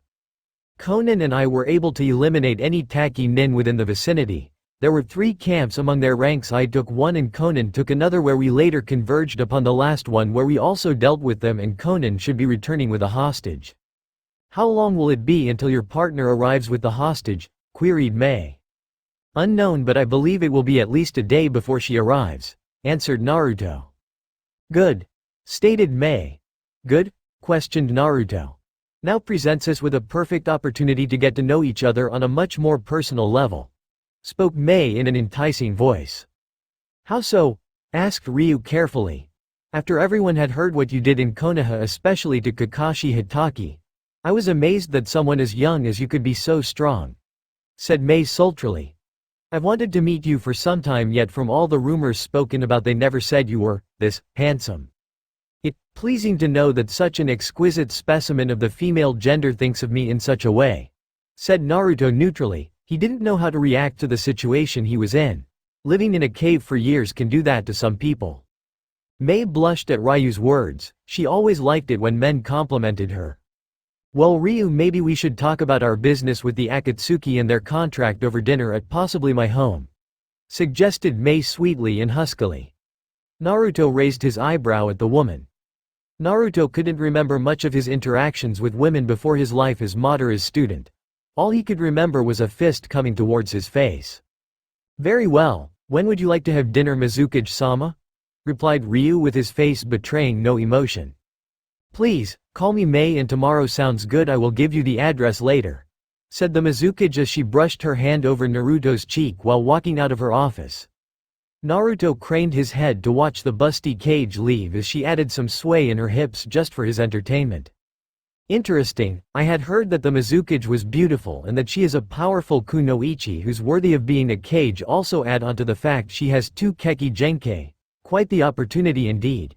Who knows how long the capturing of the bijus will take, so it's always good to create contingency plans. Quite the opportunity indeed," thought Ryu viscously while creating future plans. A few hours later, Konan had returned with a Taki nin smothered in papers, only showing his nose so that he could breathe. The Kiri shinobi brought him to one of their interrogation rooms ready to be interrogated. The room had various tools used for torture, and there were various old bloodstains on the walls and floors. In the room was tinted glass where people could observe the interrogation. Behind the glass was Mei, Konan and Ryu. For hours they had been watching Ao beat the Taki nin until he told them who and why they hired them. But it was ineffective, so Ao gave up. "Nothing I have done has tried Mizukage-sama. He won't talk well, at least not under my strategies," said Ao as he joined the 3 others in the room. Mei bit her finger lightly, trying to figure out something. "Perhaps you should let me handle the interrogation from here, Mizukage-sama," suggested Ryu. Mei was surprised at the suggestion from Ryu, so was Konan and Ao. "Can you really help, Ryu-kun?" said Mei. Both Ao and Konan caught on to "kun." "It will go down in history as the shortest interrogation ever," said Naruto confidently. He walked into the room housing the prisoner and sat down in a chair opposite the shinobi with a table between them. "Who are you?" spat the tied-up nin. "I'm Ryu Yokazi," said Naruto. The ninja looked at him quizzically. But Naruto caught onto his confused face. You asked me who I was, stated Yokazi. The ninja looked at him for a few more seconds before he chuckled a little. Well, at least you're not using some corny, your worst nightmare, line unlike that other guy with the eye patch. Please, I'm far above any cliché, said Ryu, as Ryu inspected the shinobi in front of him, devising the best possible to torture him. The nin had greasy black hair, pale skin and brown eyes. Just average in appearance. On the other side of the glass Konan, Ao and Mei were watching the whole spectacle. Ao was taking notes on how Ryu handled the situation. He had to admit it. Yokazi was cool. Konan was looking at her partner with calculating eyes, wondering what he would do next. But Mei was apprehensive. Her thoughts were bordering on what Ryu was doing. On other side, Naruto's Sharingan were boring into the nin's head. But the shinobi wasn't intimidated by the crimson eyes. Come, what are you going to do that the other guy didn't? Quipped the tacky shinobi. Ryu combed his hand through his blonde locks and sighed. Do you know what pain is? Asked Naruto. The ninja didn't answer him but just stared at him confused. Pain can mean a lot of things, such as suffering or discomfort brought about by illness or injury, or mental and emotional suffering of the mind caused by stress or great trauma that happens within one's mind and experiences of life. Konan just kept watching. But he was right, even today she was still in pain of Yahiko's death. And her partner was in pain too. Now I'm going to give you two choices about how I'm going to get the information from you, said Ryu. First option. My way, or second option. My way. The shinobi spat in Naruto's face just below his eye. I'm guessing you want to do it my way, stated Naruto as he wiped the saliva off his cheek with his cloak sleeve. Naruto channeled chakra to his left eye and his eternal Mangekyo pattern appeared. The scythe-like shuriken and the red pinwheel around the pupil appeared, and Naruto whispered, Tsukuyomi. The tacky nin then found himself trapped within a strange world. The entire landscape changed. There was a red moon shining red light over the world. There were black clouds that dotted the red sky, and there were no mountains or trees. Welcome to the world of Tsukuyomi, said Ryu as he materialized from nowhere. Here you could call me a god, for I control everything within this reality. Then chains burst from the ground and coiled around the nin, restricting his movements. For 3 days I will torture you here without pausing or stopping. The pain will only end when you are willing to give me the information, said Ryu. Then what appeared to be embers formed on the nin's body, then the embers became flames. The shinobi started screaming out in pain. For hours he screamed while the flames seared his flesh. Naruto just watched. This was one of the training methods Madara used against him if he was ever captured and tortured, and it was hell on the first lesson. 2 hours later, within the illusion, did the shinobi finally say something. I'm not telling you anything, gasped the tacky nin. Naruto sighed. He wasn't sure if it was amazing willpower or stupidity, so he decided to kick things up a notch. The nin, while on fire, then started vomiting water. Right now your lungs are being filled with ice-cold water, said Naruto. Let me tell you an interesting fact about the lungs. If ice-cold water were to reach the inside of your lungs, then it will burn more than fire. The nin was desperately trying to scream, but instead he was choking on water, but he wasn't dying. You just have to nod your head and tell me the information and all this will stop. You have 2 days and 17 hours to go, said Naruto as he kept watching the nin. 3 hours passed and Naruto was getting impatient in a world where he controls time. The nin had yet to break. The blonde assumed that he must be a high-ranking jonin within his village, as that was the only explanation. You forced this on yourself, said Naruto. The chains that holding the shinobi grew hooks on their links. And like a factory line, the chains started moving in an orderly fashion.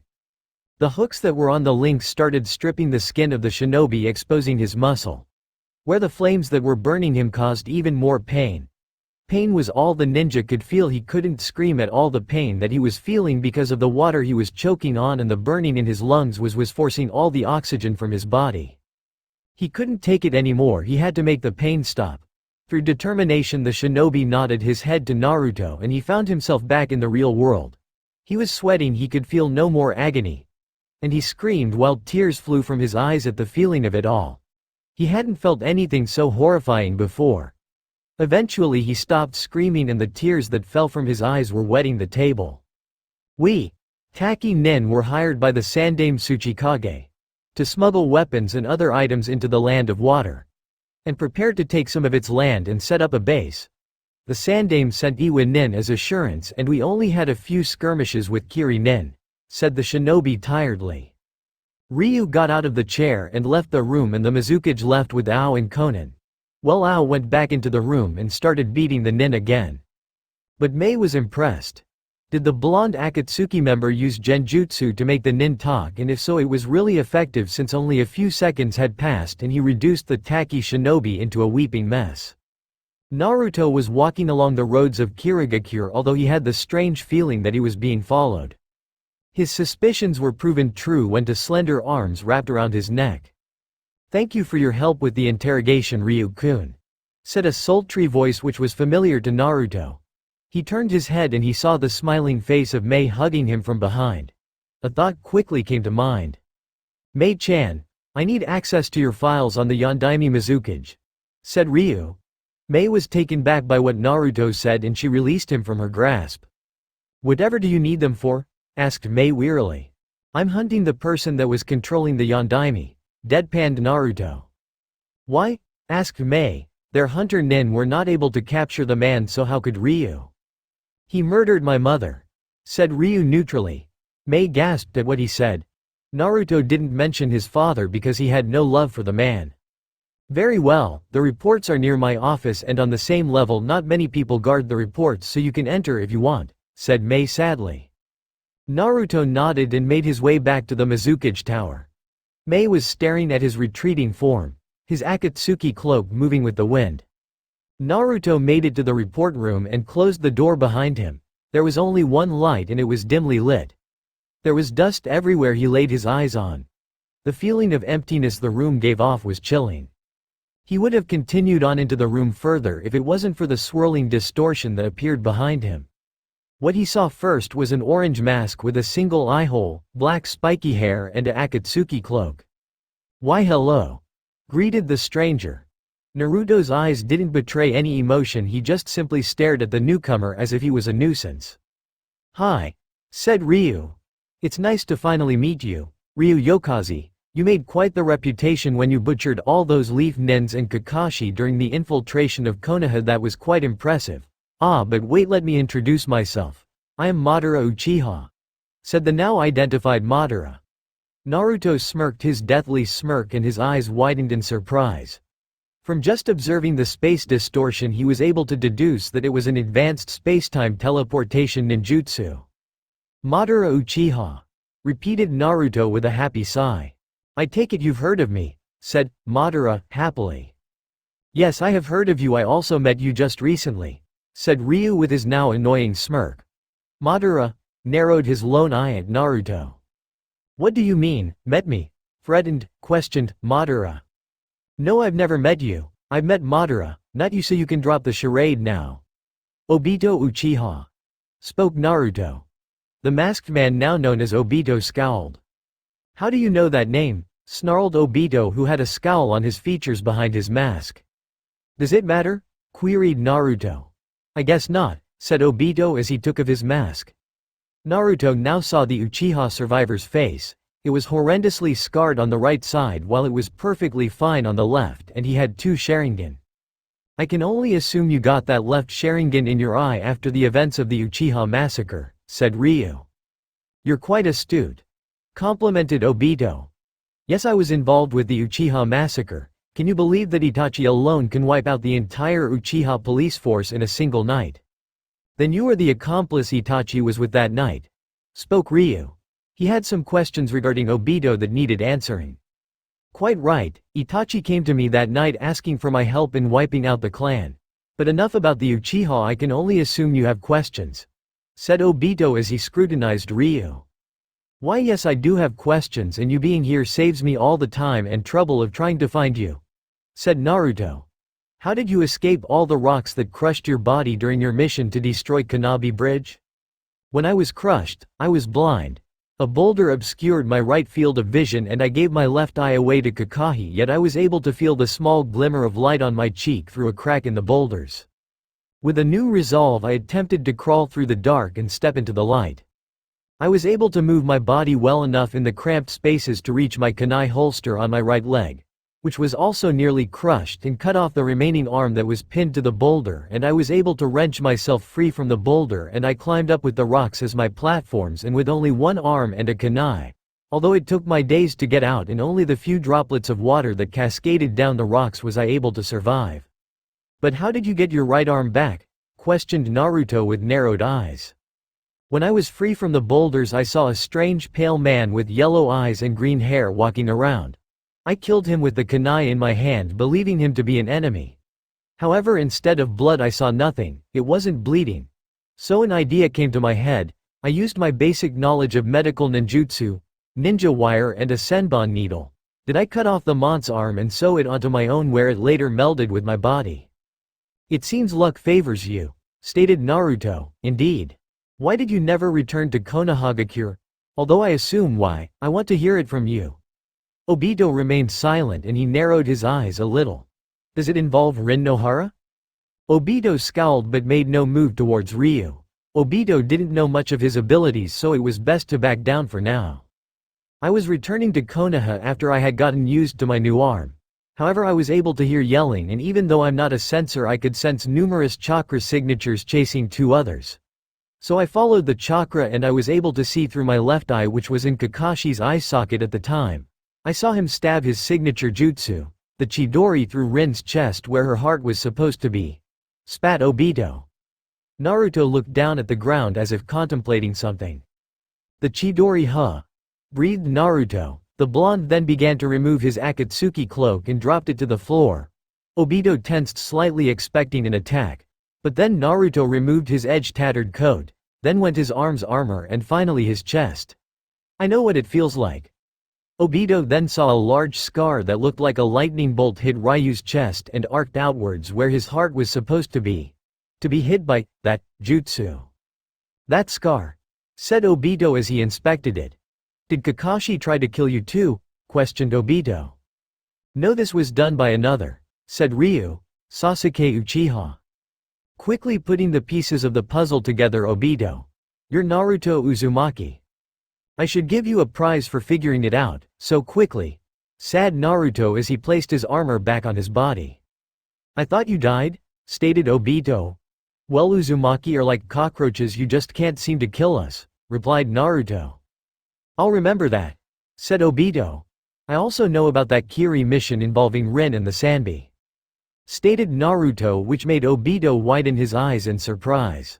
Now there are two possible reasons why Kakashi killed her. One is that he killed her to eliminate the beast inside of her, dispersing its chakra around the world. Or two, you made Kakashi promise to protect Rin and he would never kill her, so she jumped in the way of his Chidori so to kill the beast anyway. To be truthful, I find the second option more believable. And you have the ancient power of the Shodem Hokage that you attained from the DNA of the white Zetsu you killed. Both men locked eyes with each other before Naruto voiced something on his mind. Why did you control the Yondaime Mizukage Yagura? Kiri was responsible for Rin's death. Despite that it was Kakashi that made the final blow, it was still their plan in the first place, so I decided to weaken Kiri by manipulating Yagura. To sway the beliefs of the village against those with bloodlines, since I couldn't just kill the ordinary shinobi. And when Fuguki Suikazan was killed, I approached Kisame myself and told him about my plan. However, when the rebels finally killed Yagura, he killed many officials and among other things and fled, where he later joined the Akatsuki, explained Obito. And I can only believe that you used your Madara persona to deceive Nagato. And by the way, how did you meet Nagato? Pressed Naruto.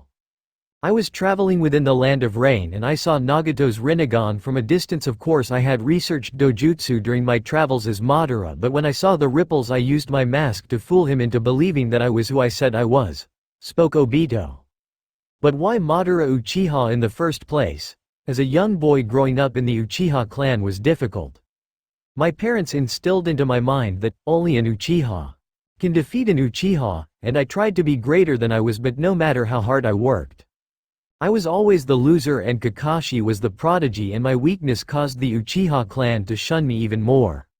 One point in my life my father said to me that, because of you, the clan is weaker than what it's supposed to be, and then I read about Madara and his treatment of the clan. He was the head and the most powerful among them, yet he was treated like an outcast even with his godlike power. I started admiring him and compared his position to mine, that no matter how high you can reach within the clan, they would betray you in the end. Touching story. However, what are you going to do now? Asked Naruto, narrowing his eyes. Well, I did come here to recruit you to my cause, said Obito with a grin. Cause? Then Naruto started laughing, which in turn caused Obito to scowl. Please, I know what your cause is. You plan on sealing the Biju within the statue to create a weapon, correct?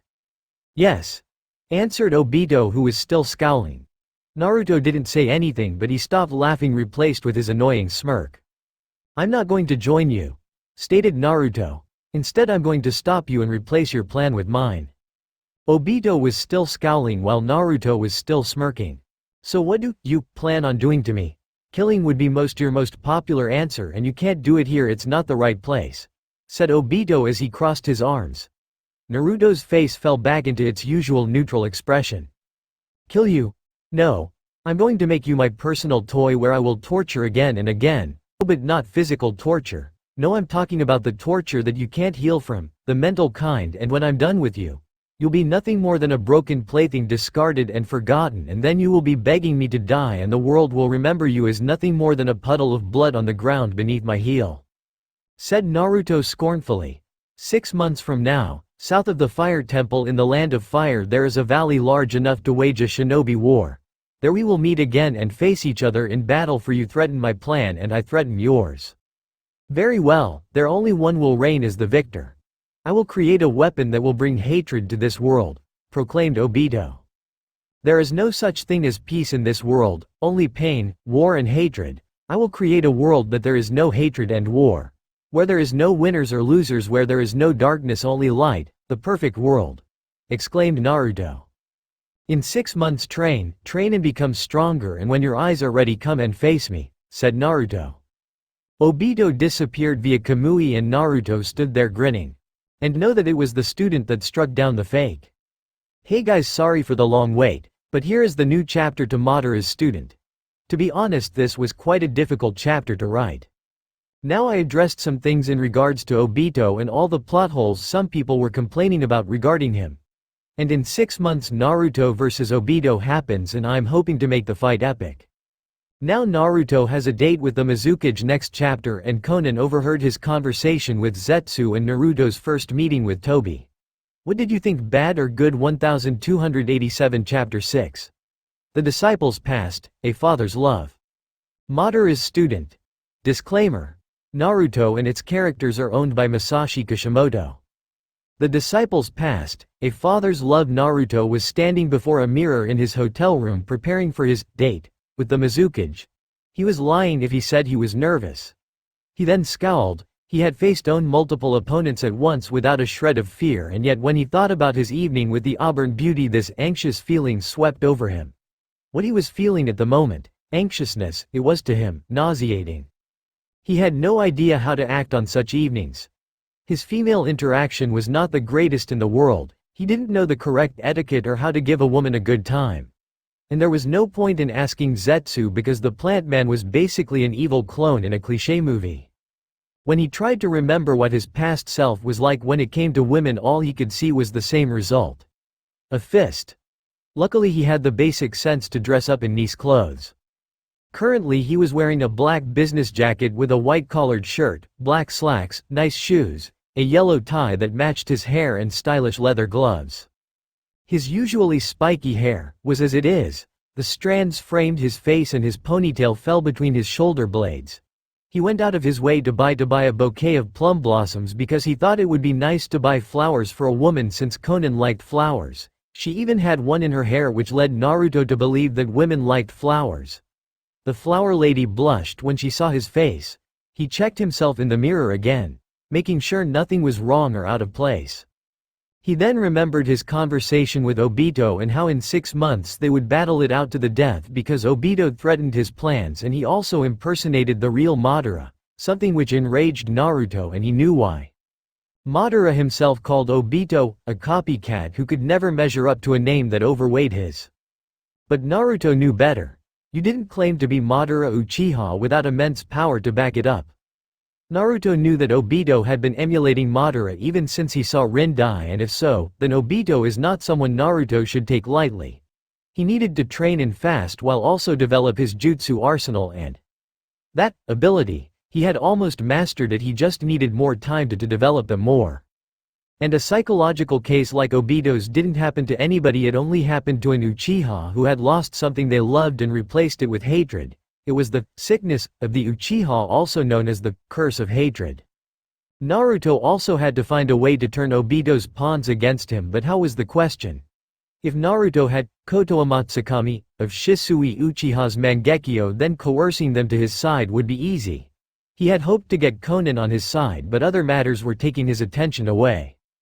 But right now Naruto had to focus on his date with the Mizukage. When he thought of the auburn-haired wonder, he had a shaking feeling in his hand. He knew it wasn't fear, so what was it? Konan had told him earlier that the missions in the Land of Water were not over. So he assumed he had another mission after his date. Naruto sighed. He wouldn't turn off his Sharingan for the date because he didn't wish to see what his eyes were like behind the red. Were they pitch black and empty like Madara's, or were they the ocean blue of his original pair shining with color?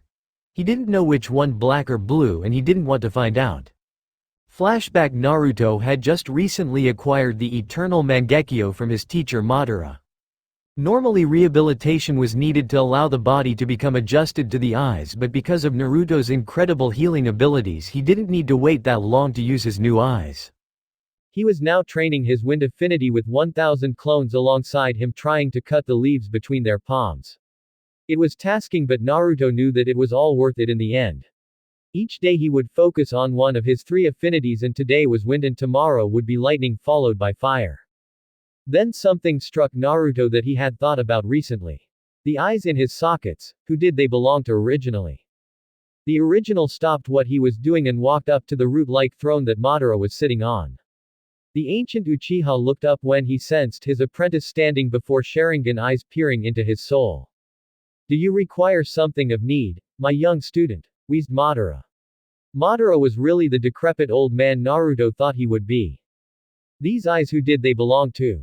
asked Naruto in his emotionless voice. Madara raised his eyebrow at the blonde, but he was curious and his clones were training, so it wouldn't hurt to tell him. "Those are my eyes," spoke Madara. Naruto had a confused expression. "You said that you gave your eyes to another, so whose are these?" asked Naruto again. "Those are my eyes, the ones that I transplanted into Nagato were originally my brother's, Izuna. The ones that are in your sockets were mine before Izuna forced me to take his," uttered Madara. "But I thought you went blind before Izuna gave you his eyes?" questioned Naruto. "I never went blind, that was just a rumor within the clan after the village was created, and many Uchiha shunned believing that I was a warmonger intent on renewing our battles with the Senju," continued Madara. Madara gripped his scythe tightly in anger. They called him the person that stole his brother's eyes. Tobirama, the future Nadaime Hokage, was distrustful of the Uchiha, mainly of me. I was able to listen in on a conversation between Hashirama and Tobirama about the standing of the Uchiha within the village. Hashirama at the time wanted me to become the Hokage and lead the village as a symbol, and also proving to the village that I was not what the people believed I was. This news made Naruto gasp. The Shodaime actually wanted Madara to be Hokage. However, because the village was a democracy at the time, the people chose to make Hashirama the Hokage, and when Tobirama became Hokage he created the military police force and gave it the Uchiha clan as a sign of faith and trust, but in actuality this was a way to focus any of the Uchiha's bitterness towards the Senju and focus it in a positive way, but the police were only a temporary solution where my fellow clan members believed that the villagers and the Hokage were ostracizing the Uchiha and taking away any power that the clan had over the village. Spoke Madara as he talked about his history in the Uchiha clan. Interesting, but you must have been forced to use the Mangekyo, so therefore you had suffered damage to your eyes, said Naruto neutrally. Yes, and the eyes in your sockets aren't damaged because of the eternal Mangekyo, informed Madara. Naruto raised his eyebrow in curiosity.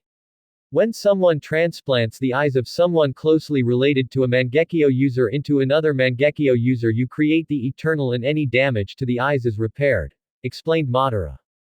Wait, you said closely related eyes can grant you the eternal, so how can I use the eternal when I'm not even related to you? Queried Naruto emotionlessly.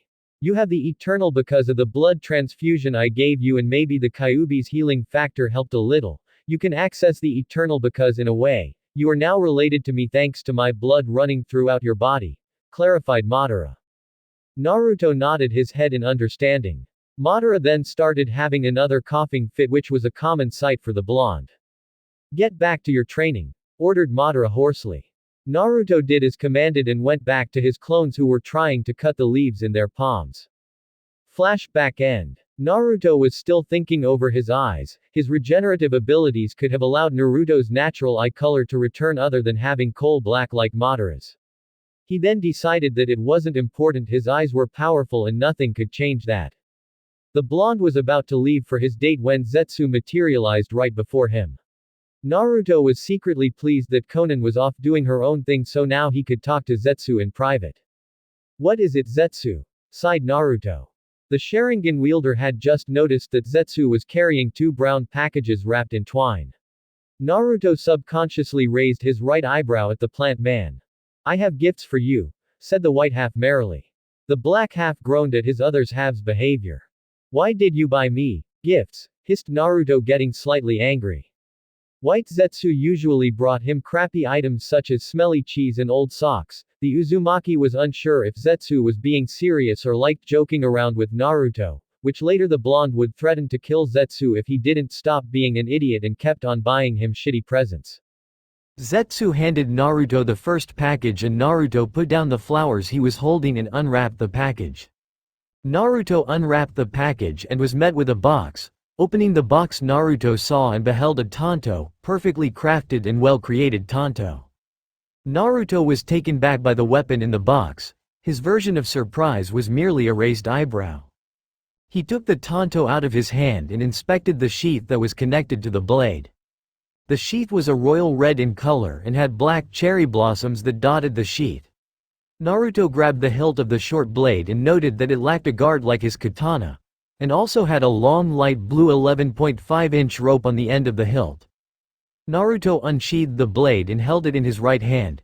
The blade was silvery blue and the light seemed to shine off it like a mirror, like his own katana. Naruto's lips twitched for half a second. This was the best gift, that wasn't a piece of crap, that he could get from Zetsu. However, Zetsu didn't see the twitching of Naruto's lips. Naruto sheathed the tanto and tucked into his jacket's inner pocket. Why would you get me this gift, Zetsu? Asked Naruto strangely. Zetsu smirked at his master. It's your first date, and I believed it was a special occasion, said Zetsu honestly.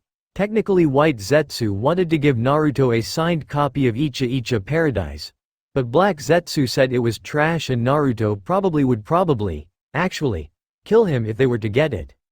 Zetsu handed the second package to Naruto. Like before, Naruto unwrapped it, but this time it wasn't a weapon. It was a mask.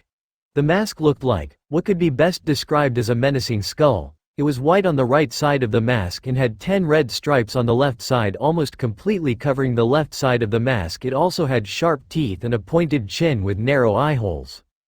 Naruto narrowed his eyes in suspicion.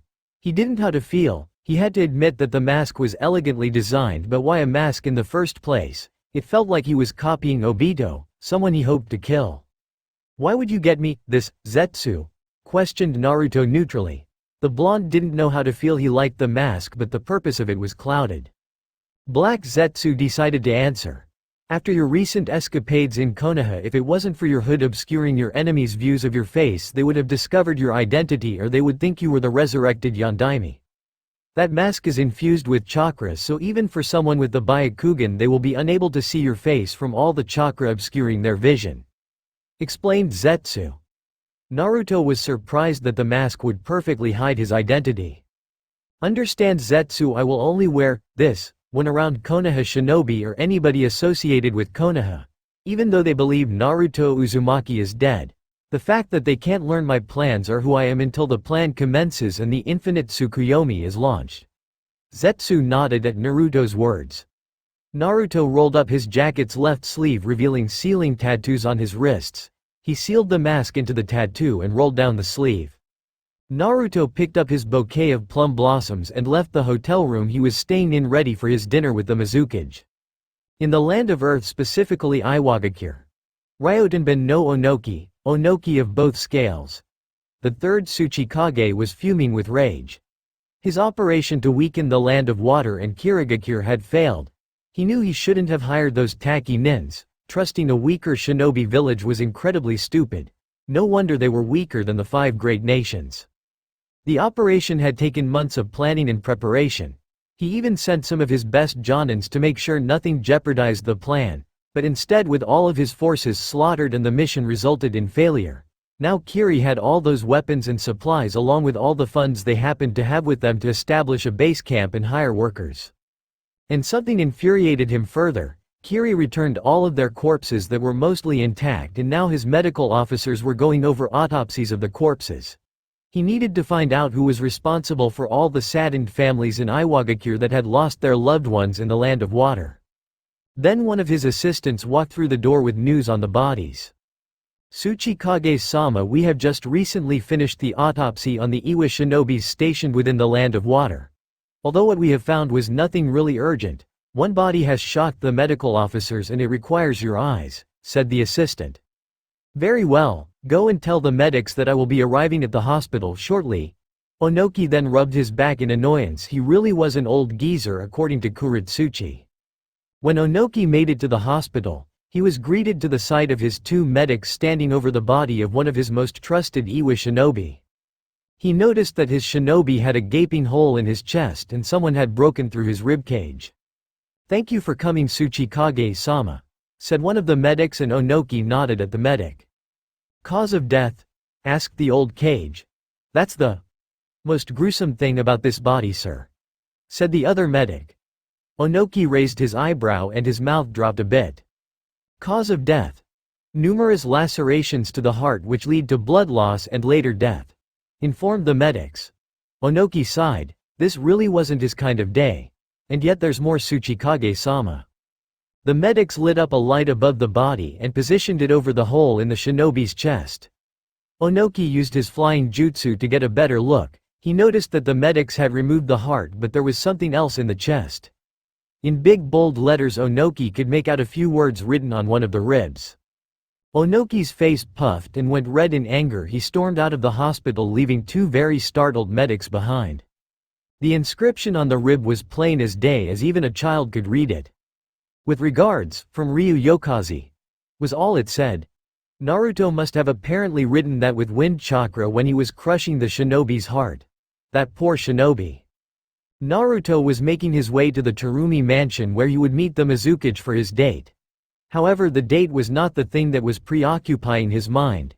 He had another night terror. It was different and yet similar to the one he had a few nights ago. But he brushed off the thoughts from his mind. However, he was nervous. This would be the first time he would truly interact with a female who wasn't Konan. He then remembered one of the lessons Madara told him. Flashback: Naruto was currently training with his new katana that Zetsu had got him when he told his teacher that he was interested in kenjutsu. Currently Naruto was 14 and his body was quite lean and rippled with muscle. The blonde was now testing his skills against multiple Zetsus and his own Kage Bunshins. Madara was just watching with a calculating eye. He was currently going over what else he should teach Naruto. The blonde had already finished elemental manipulation and shape transformation. So what now? Then it came to him. There will be times when Naruto would have to interact with the females of his species. Naruto, croaked Madara. Naruto stopped what he was doing and walked up to his sensei. What is it, old goat? Said Naruto emotionlessly. A tick mark appeared on Madara's forehead. He couldn't get his student to stop calling him that disrespectful nickname. But back to the reason Madara called Naruto over. Naruto, there will come a time when you will be subjected to the advances of women when you leave the hovel, said Madara. Naruto raised his eyebrow. Since, in Zetsu's opinion, you are handsome and attractive, Many kunoichi will use their sexuality to seduce and maybe assassinate you. I have known many Uchiha who have died from having their throats slit in their sleep by kunoichi spies. So make kage bunshin and study all you can on resisting the temptation of the kunoichi. But sensei, it might be impossible to fully control my perverted urges, muttered Naruto. While it is true that you can't fully control it, you can train yourself to resist it, said Madara. This conversation is becoming really awkward, old goat, spoke Naruto cautiously. Madara sighed at his student and he can't fault him, it was awkward for him as well. Zetsu! Yelled Madara, and a few seconds later the plant appeared. Gather books on women and how to stave off the seduction of kunoichi, said Madara awkwardly. Naruto sighed, the old goat was right. This would be extremely awkward. Flashback end. Naruto then found himself standing before the Terumi mansion. It was an extravagant Japanese mansion that had blue blossoms on the roof. Guarding the mansion was a tall wall that was sure to be guarded by Anbu and a double door blocking the person from entering. Naruto walked through the double door, believing Mei had already told her Anbu that his presence was expected within the mansion's grounds. Not far away, a team of Anbu were watching Naruto enter the Mizukage's mansion. This is Duck to Lobster, target. Dragon has entered the mansion, over, said the Anbu agent, Duck, who wore a duck mask. Copy Duck, this is Frog. Confirm status on the target. Water Maiden, over, said Frog, who wore a frog mask. Frog, Duck, this is Lobster, status on target. Water Maiden is currently, but before Lobster could finish his update he was propelled backwards by a giant perverted nosebleed. Behind his mask was currently a perverted grin and some drool on his left lip. Lobster, come in Lobster. Shit, we have a man down, yelled Duck. Going in to assist Lobster, over, shouted Duck into his communication device. No, we must complete our mission, no matter the cost, over, said Frog in a cliched overdramatic voice. Too late, I'm at Lobster's position, over, said Duck over the radio. Find confirm status on Water Maiden, over. But Frog's message didn't get through to Duck. You know this is a nice view of. But Duck was also launched back by a perverted nosebleed where he landed next to Lobster, where he also sported a perverted grin. Duck? Come in Duck. Deusk. Damn it, we've lost another one? Going over to Duck's and Lobster's last position, yelled Frog to no one since there was only 3 of them. When he made it over to the down Anbu agents, he knew they needed to get to the hospital to replace all their lost blood.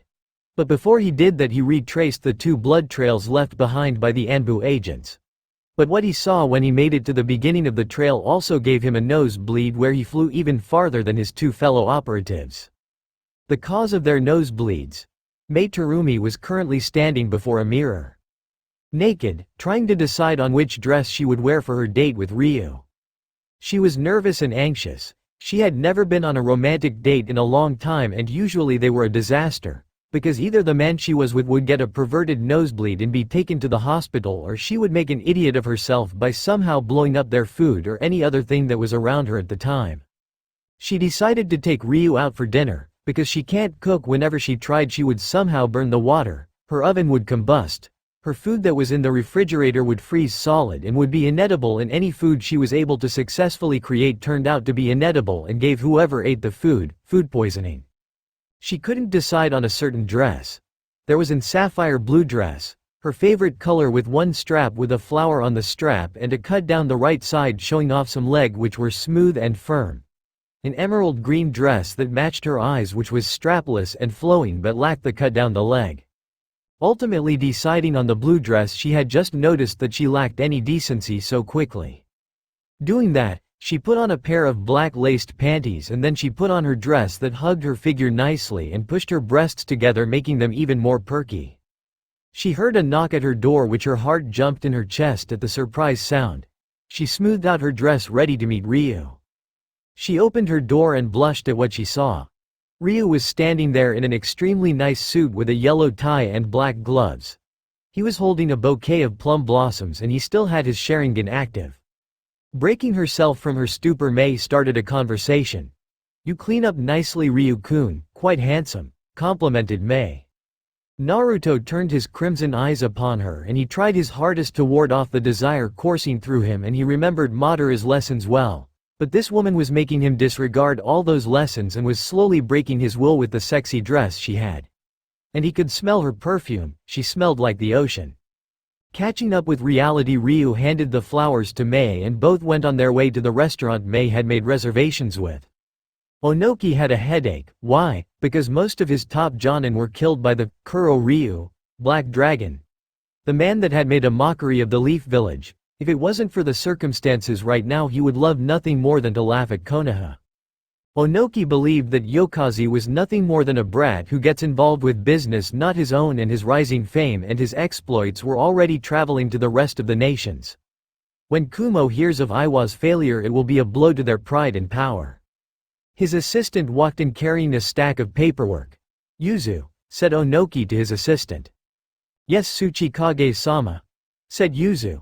"Put a new page in the bingo book for Ryu Yokazi and all information that Konoha and Iwa have on the man," commanded Onoki.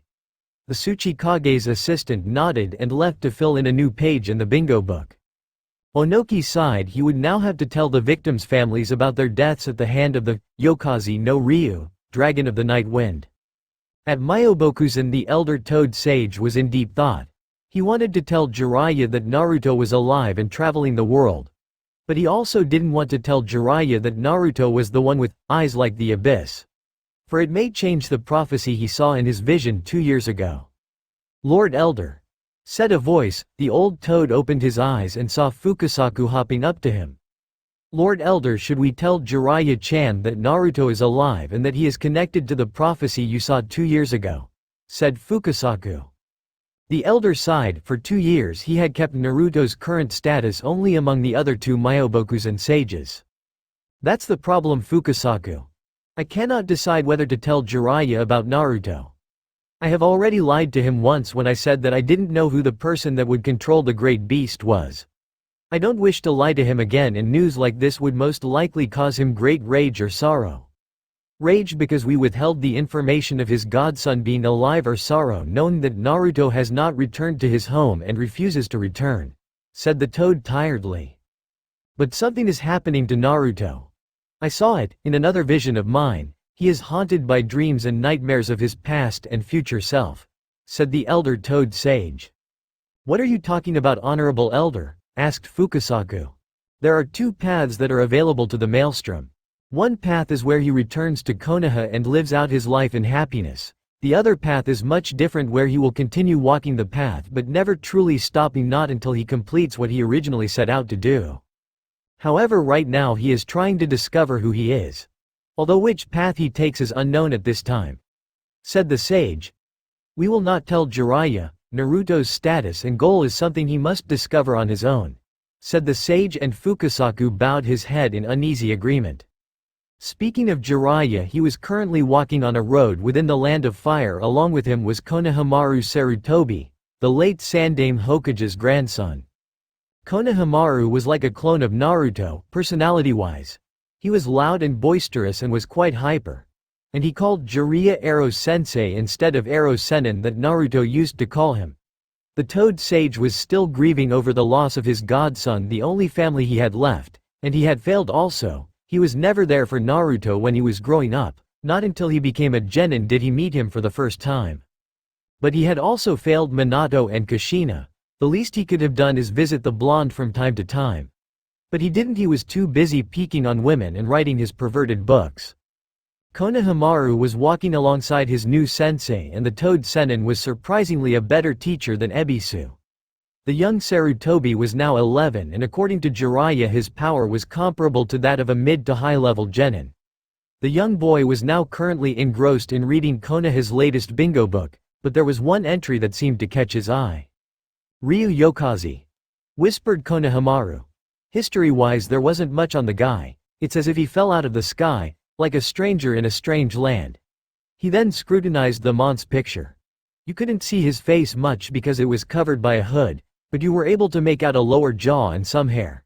He noted that the hair was golden blonde like his. There were a few shinobi who also had Naruto's hair color or similar hair, such as Deidara, Mado Banba, the Mad Bomber. Hey Ero-sensei, who's Ryu Yokaze? Asked Konohamaru with a curious pout.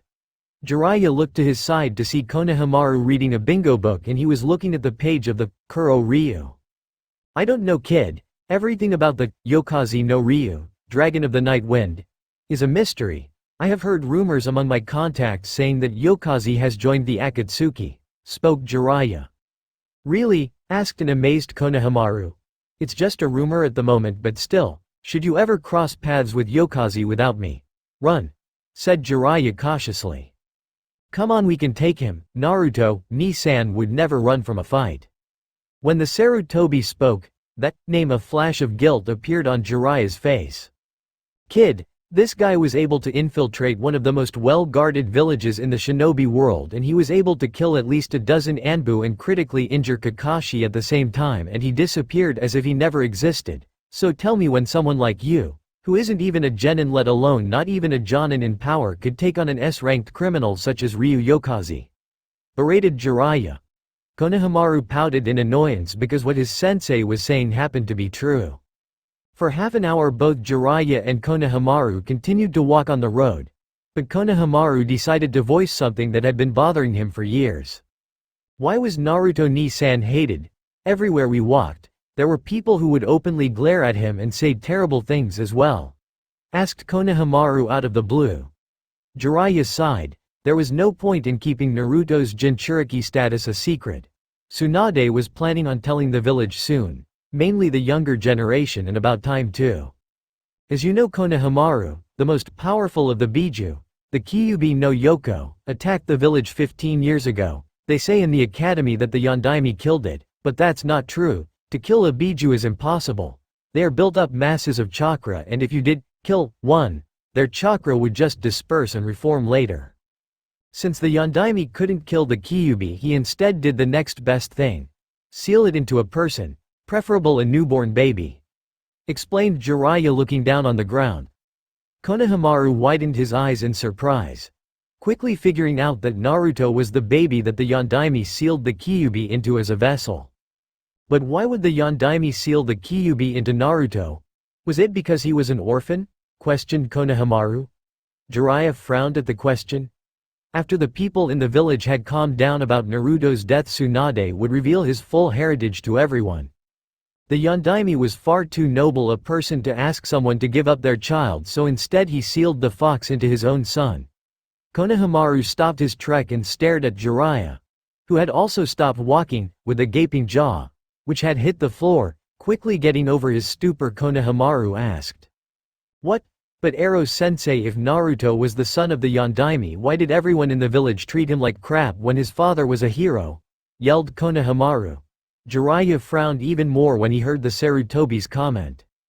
During the Third War, Minato was the one that basically spared us from slaughter from Iwa and they were among his greatest enemies. After his death if Iwa or Kumo were to find out that Minato had a son then they would have stopped at nothing to kill Naruto in revenge so your grandfather gave him his mother's last name to fool everyone in the village and others and it worked perfectly and also I was Naruto's godfather, said Jiraiya guiltily but he didn't register the foot that was aimed at his family jewels until they hit their mark.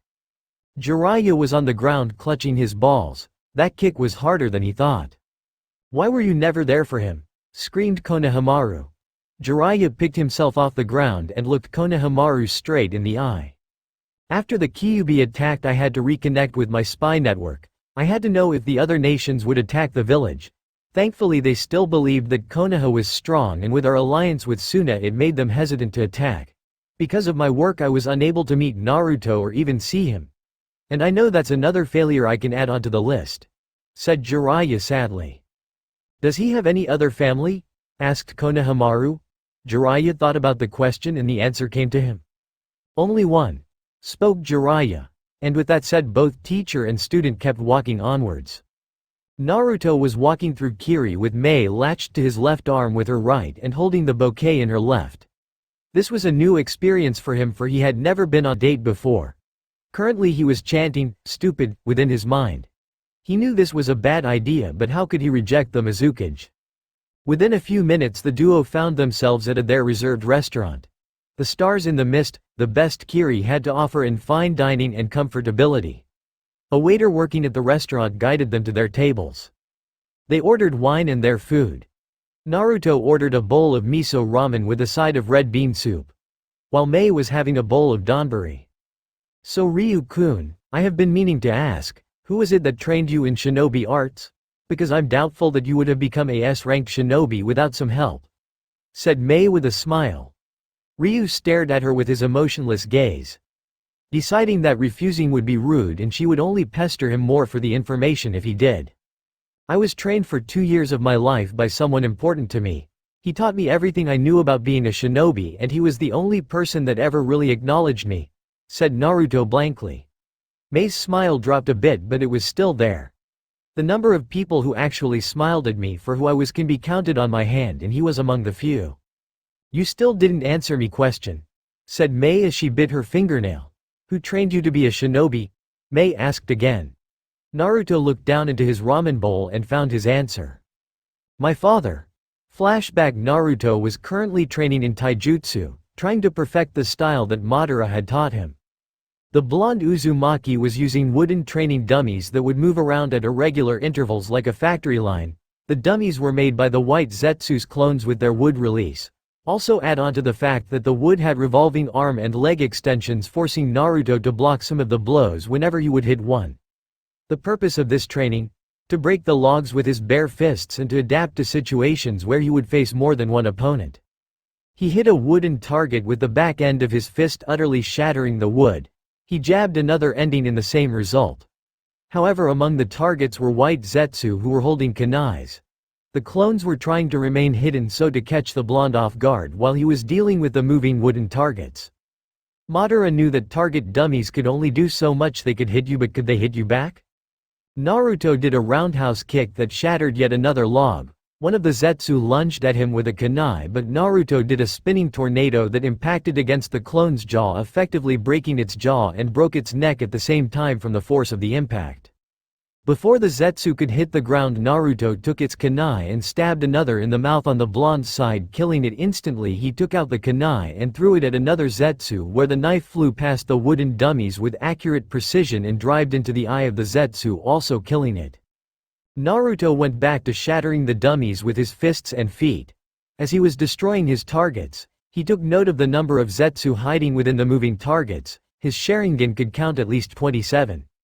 Naruto performed a two-fisted punch against a target, breaking the target into splinters, and didn't have much time to narrowly duck a sword swing from a Zetsu. Naruto steadied himself and with his Sharingan scanned his targets and enemies. The Zetsu attacked again with a downward slash, and Naruto was able to catch the blade in between his palms and in a swift motion disarmed the Zetsu by breaking its arm and smashing his foot against its chest, and slashed the clone with the katana. Naruto dropped the bladed weapon on the ground and broke another target with his elbow. Naruto slammed his foot against another target, fracturing it, and finally finished off with another tornado kick that destroyed the target. One Zetsu came up behind Naruto, intending to cut him with his kunai. Naruto easily sidestepped the slash, but he received a shallow cut on his cheek which bled a little. Without showing emotion, Naruto viscously caught the Zetsu's arm, put him into an armlock, and with some effort slammed the clone's face into the concrete-like ground where spiderweb-like cracks appeared. Knowing that Zetsu wasn't dead, Naruto picked up the clone of the first Hokage and started demolishing the moving wooden targets with the Zetsu's face. If the clone's face wasn't already messed by being smashed into the ground, the result from being used a human weapon was different. The clone had lost most of its teeth and its nose was disfigured, and if Zetsu had any blood it would be bleeding. Also, there were large splinters and fracture of wood embedded deeply into the Zetsu's face. Naruto, after seeing that the Zetsu was still alive, dropped it on the ground and broke its neck with his foot. And then went back to destroying the wooden dummies that he was skillfully dodging the entire time. One person was watching the brutality that the Uzumaki heir was reaping with a satisfied smirk. And that was the man that breathed life into him. Madara Uchiha was watching his apprentice demolishing everything in his path with ease and precision. This was a training method was designed by the old Uchiha to improve Naruto's dexterity and the force and power of his taijutsu. However, Madara was able to note that he could see some flaws with Naruto's taijutsu. He pivoted his punches too much and his stances were too rigid, which allowed him to become unbalanced and easy for an enemy to exploit to their advantage. Your stances are too rigid, you have to let them flow like water, barked Madara hoarsely. Naruto didn't seem to register what he said, but Madara knew that he heard him. He lived with the boy, sharing the dark hovel they were in for a year, and Madara could tell when Naruto was listening or not. But Madara also noted how brutal Naruto could be in combat, such as when he used the Zetsu's face as an improvised weapon while it was still attached to the body. And using the kunai to stab the Zetsu in the mouth and piercing another one in the eye. The Uchiha knew that Naruto didn't like nor disliked killing, he was content with it. But sometimes when Naruto was training with the Zetsus, Madara could glimpse a small smirk of joy, but it was a sickly smirk that someone took pleasure from inflicting pain. Naruto was currently enjoying himself inflicting harm on the Zetsus, whether by breaking their bones, using sharp wood pieces and gutting them with it, or just by simply watching fall the ground. But he was happy because whenever he would see a Zetsu, he would picture the face of someone in Konoha who had mistreated him. He saw various faces of his former friends and some people who he used to consider his family. But when the face of the Yondaime appeared, he lost all sense and ruthlessly slaughtered the Zetsu and kept breaking the targets even more. A moving, thick, wooden target was nearing him, but the image of his father was standing there smiling kindly at him popped up, and that sparked something within Naruto, something dark. He cocked his right fist back and crushed the wooden dummy from the impact of his punch. However, he overexerted the amount of power he put into the punch intended for the target, that his arm broke in 3 places, 2 on his forearm and 1 in his humerus bone. He fell to his knees in pain while he was cradling his right arm. His breath was hitched and there were beads of sweat rolling of his brow. Madara, seeing that his apprentice was wounded and hurt, got up off his root-like throne and hurried over to his disciple as fast as his withered legs could carry him. When he made it over to his student, he stopped the training and ordered the Zetsus to get bandages and splints. Madara brought Naruto over to his bed, Naruto's bed, and laid him down. Madara knew limited medical ninjutsu and he knew how to perform surgical procedures, given how he transplanted his brother's eyes into another. A few white Zetsus returned with bandages and splints. Madara checked over the places that were broken. One was near the wrist, the other near the elbow, and the one located on the humerus was directly in the middle. All the while Naruto was grimacing in agony, he gritted his teeth and tightened his left fist, since he couldn't move his right hand or arm. Madara glanced at his student, and when the boy showed signs of his pain, a wretched feeling would wash over Madara. He hadn't felt that feeling in a long time, not since Izuna.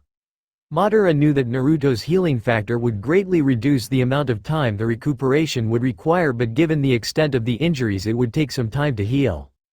Madara wrapped the splints around the broken areas and bandaged them up. You have to be more careful, watch how much power you exert in your punches and kicks. If you keep doing that you just end up in this scenario, said Madara. But Naruto's hair overshadowed his eyes. Madara gazed at Naruto again, while he was tying a sling around his right arm. Madara could feel that something was bothering Naruto. He could see some stray tears that were prickling at the corner of his eyes but refused to fall. Madara then figured out what was wrong. Anger leads to sorrow. Madara was entirely aware of what happened to Naruto before the boy became his student. He was treated as if he didn't exist, like he was a nobody. Some vessels to the beasts were at least hated but the existence acknowledged. But Naruto was a person who wasn't even there. And people would look through him and not at him. Like an apparition. Such anger built up over time was like holding back an explosion. It would come out at some point. Let it out, whispered the Uchiha.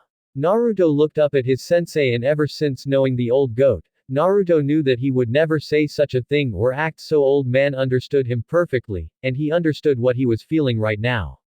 The tears that were being held back by the wall that was eyelids flew out like a waterfall. So Naruto cried, letting out all his anguish and misery that the villagers inflicted on him. No other vessel, a jailer to a beast, was treated like he was. He leaned forward and rested his face on the old man's shoulder. But surprisingly, Madara didn't push him away. Instead, he embraced him in a hug, the most genuine hug the blonde Sharingan wielder had experienced. Somehow Naruto could feel love within this hug coming from such a hateful person. I guess it gave him a new perspective. That even the most hateful person has some shred of love in their being. Madara stared down at the mop of blonde hair. He remembered a time when Izuna was faced with something similar after the deaths of his other brothers. Madara became a father figure to Izuna rather than a brother because their own father was too busy with the missions the Uchiha received, and he promised long ago that he would protect Izuna from anything. However, he failed and Izuna died. He broke his promise. But now when he looked at Naruto, he would see the face of his beloved brother. Then he discovered what that feeling towards Naruto is fatherly love. Madara didn't deny that he cared for Naruto on some level. The boy grew on you. I wonder if this is what it feels like to have a son. I never had any children, so I don't know what it's like to be a father, so this is quite the new but happy experience. You know I will not be with you forever, and if so I will protect you until I pass, like my brother. Naruto promised Madara silently as he tightened his embrace on Naruto. He was going to make the Uzumaki as strong as possible within the limited amount of time they had. This strange feeling, this love, he hadn't felt it since Izuna nor for any other person. While Madara was thinking that, our favorite blonde was thinking something else. Is this what it feels like to have a father and it feels warm? Lamented Naruto. Despite how Madara and him would argue about which dish of ramen is better than the other or the color orange is or isn't a stupid color. He truly cared for the old goat. Flashback end. Naruto then found himself back in the restaurant with Mei. Despite not showing it, Naruto was truly sad that his sensei was gone. So, heard Ryu. Mei was there smiling at him. What was your father's name? Asked Mei, generally curious because if Ryu was an S-ranked ninja that meant his father was powerful or was a hell of a great teacher. His name, said Naruto neutrally, but you could detect a hint of sadness in his voice. He had to think of a name quickly, but which one would be good? His name was Hedora Yokais. Hedora Hydra sounds like a strong name, commented Mei. Wait, you said, was? Yeah, he died about a year ago, said Naruto emotionlessly. You're probably also wondering why I have the Sharingan as well. Correct? Queried Naruto. To which Mei nodded. Deciding to fabricate a lie, Naruto did just that. I don't know why I have the Sharingan.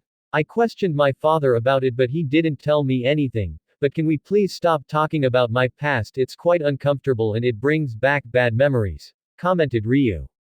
Just one more question, stated Mei as she bit her nail seductively. A few minutes passed and yet Ryu didn't want to give in to the Auburn woman's demands. Fine, said Naruto dejectedly. What was your mother's name? Asked Mei carefully as she knew his mother was a touchy subject. Naruto raised an eyebrow at the question. He didn't know how to feel about his mother. Did she love him? Did she hate him like all the rest? Her name was Kushina Yokais. She died the day I was born, but not from childbirth, said Naruto agitatedly. I answered your question. I am not required to answer any more, spoke Naruto. Mei sighed. She knew that was all she could get from the man. For the rest of the evening the two cage-level shinobi talked and ate. Mei would throw a few flirts here and there and Naruto would take them as he usually did, emotionlessly. After the dinner Mei said goodbye, left Ryu alone, who ventured back to his hotel room. It was cold, like a hungering winter. Chilling wasn't the word to describe the cold atmosphere. Everything was covered in a thick layer of ice. The trees, the leaves, even the flowers were entombed in a wasteland of frozen water. The wind howled like wolves and the gales were sharp enough to cut and freeze the blood in your veins. A black-clad man was standing in the middle of the desolation. The winds were cutting his skin and the frost was biting his muscles. But he was unaffected by the icy touch of the rime. His golden locks flayed in the gnawing wind as he stood stalwartly against the eerie onslaught of the icy tract. Instead of the dazzling sight of snow he faced a slaying blizzard. But he stood against the cold and just surveyed his surroundings. From the branches of the trees he could icicles dangling from the wood. And the trunks of the trees acted like mirrors, seeing everything within their vision. As he stood there he could make out figures within the mirrors of ice. There was a man with long white hair and red lines on his face, another man with a horizontal scar over his nose, a blonde-haired girl whose hair was tied in a ponytail, two people wearing hideous green jumpsuits and had large eyebrows where he originally thought they were caterpillars, a man with red eyes and wearing a black coat with red clouds, a red-haired boy with a tattoo of love on his forehead and a busty blonde-haired woman. They all appeared in the mirrors looking at him with dead eyes. And he stared BCK with as much ferocity. He then began to traverse through the blizzard walking by the trees. As a result, the wind seemed to push against him as if trying to stop him from moving. But he fought through and endured the blistering frost eviscerated his blood freezing it, but he trekked on through the frozen storm. He walked for what seemed like hours until he came upon a unique tree. Unlike the rest of the trees in the cold forest, this one wasn't frozen over. Its bark and leaves looked more crystalline than frozen. The leaves seemed to droop down from the branches, appearing as if it was a painting or a chandelier. He stood before the tree and inspected its form. Then he saw images within the tree of him and people who appeared to be his friends. And more images of him greeting people and wearing robes that looked familiar to him. And finally, as if the tree had a will of its own, its branches and leaves started to move together, forming a crystal mirror. And he saw her again, the pink-haired woman with the blonde-haired baby and a man with blonde hair who he assumed was himself.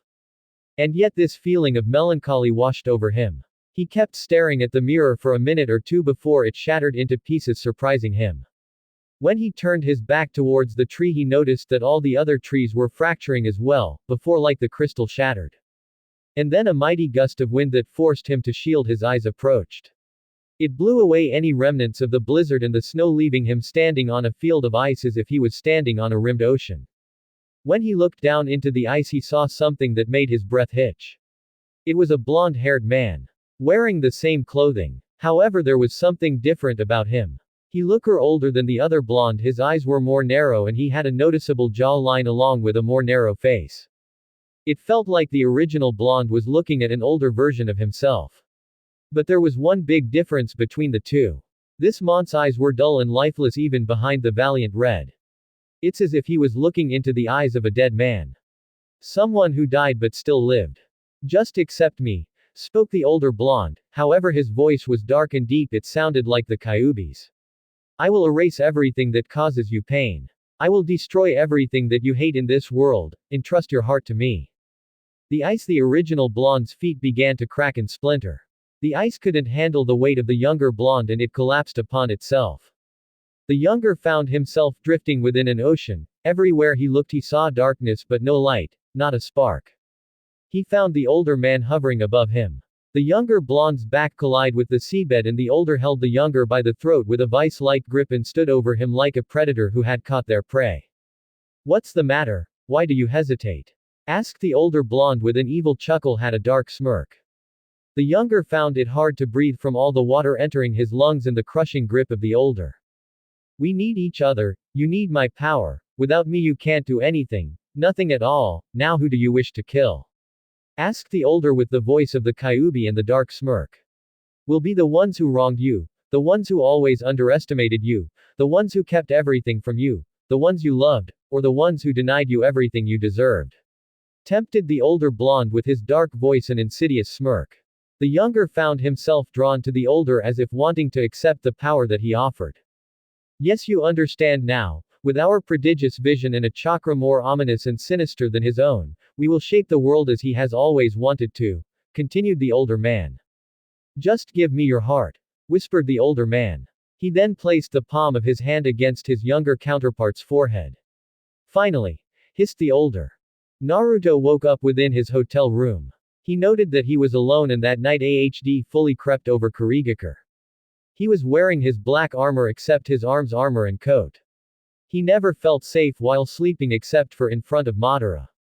So he instead wore his armor. He had just had another night terror and it was the same way he had experienced 2 nights ago. Why was this happening to him? He felt himself grab the sword and kill the boy, and yet he also felt his throat being crushed. Just what did this mean? His shinobi senses then kicked and he felt some chakra signatures outside his hotel room. But before he could react to anything, a canister burst through a window in his room. Then the canister started excreting yellow gas. And when he breathed it in, it strangely smelled like lavender. But he realized something was wrong. Naruto started having trouble breathing and molding his chakra. He dropped to his knees on the floor and tried to mold some chakra to escape, but his control was rapidly fluctuating and he couldn't focus. Suddenly the door to his room burst open, revealing 3 men wearing brown flak jackets and gas masks walked in carrying kunais. There you are. Yokeis no Ryu, Dragon of the Night Wind, said one of the intruders. Naruto through the gas was able to make out the symbol of Iwagakure on their Hitai Ates. Another Iwa nin took out a katana and ran straight toward Ryu intent on killing. Ryu, knowing he didn't have much time to counterattack, focused a large amount of chakra into his right eye while also trying to stave off the effects of the gas. Instantly the black scythe-like shuriken with a red pinwheel around the pupil appeared in Naruto's right eye. And he thought the name of the jutsu he was going to use. Kamio Nanayo. Just before the Iwa nin could deliver the blow, something blocked his katana. What? Whispered the nin.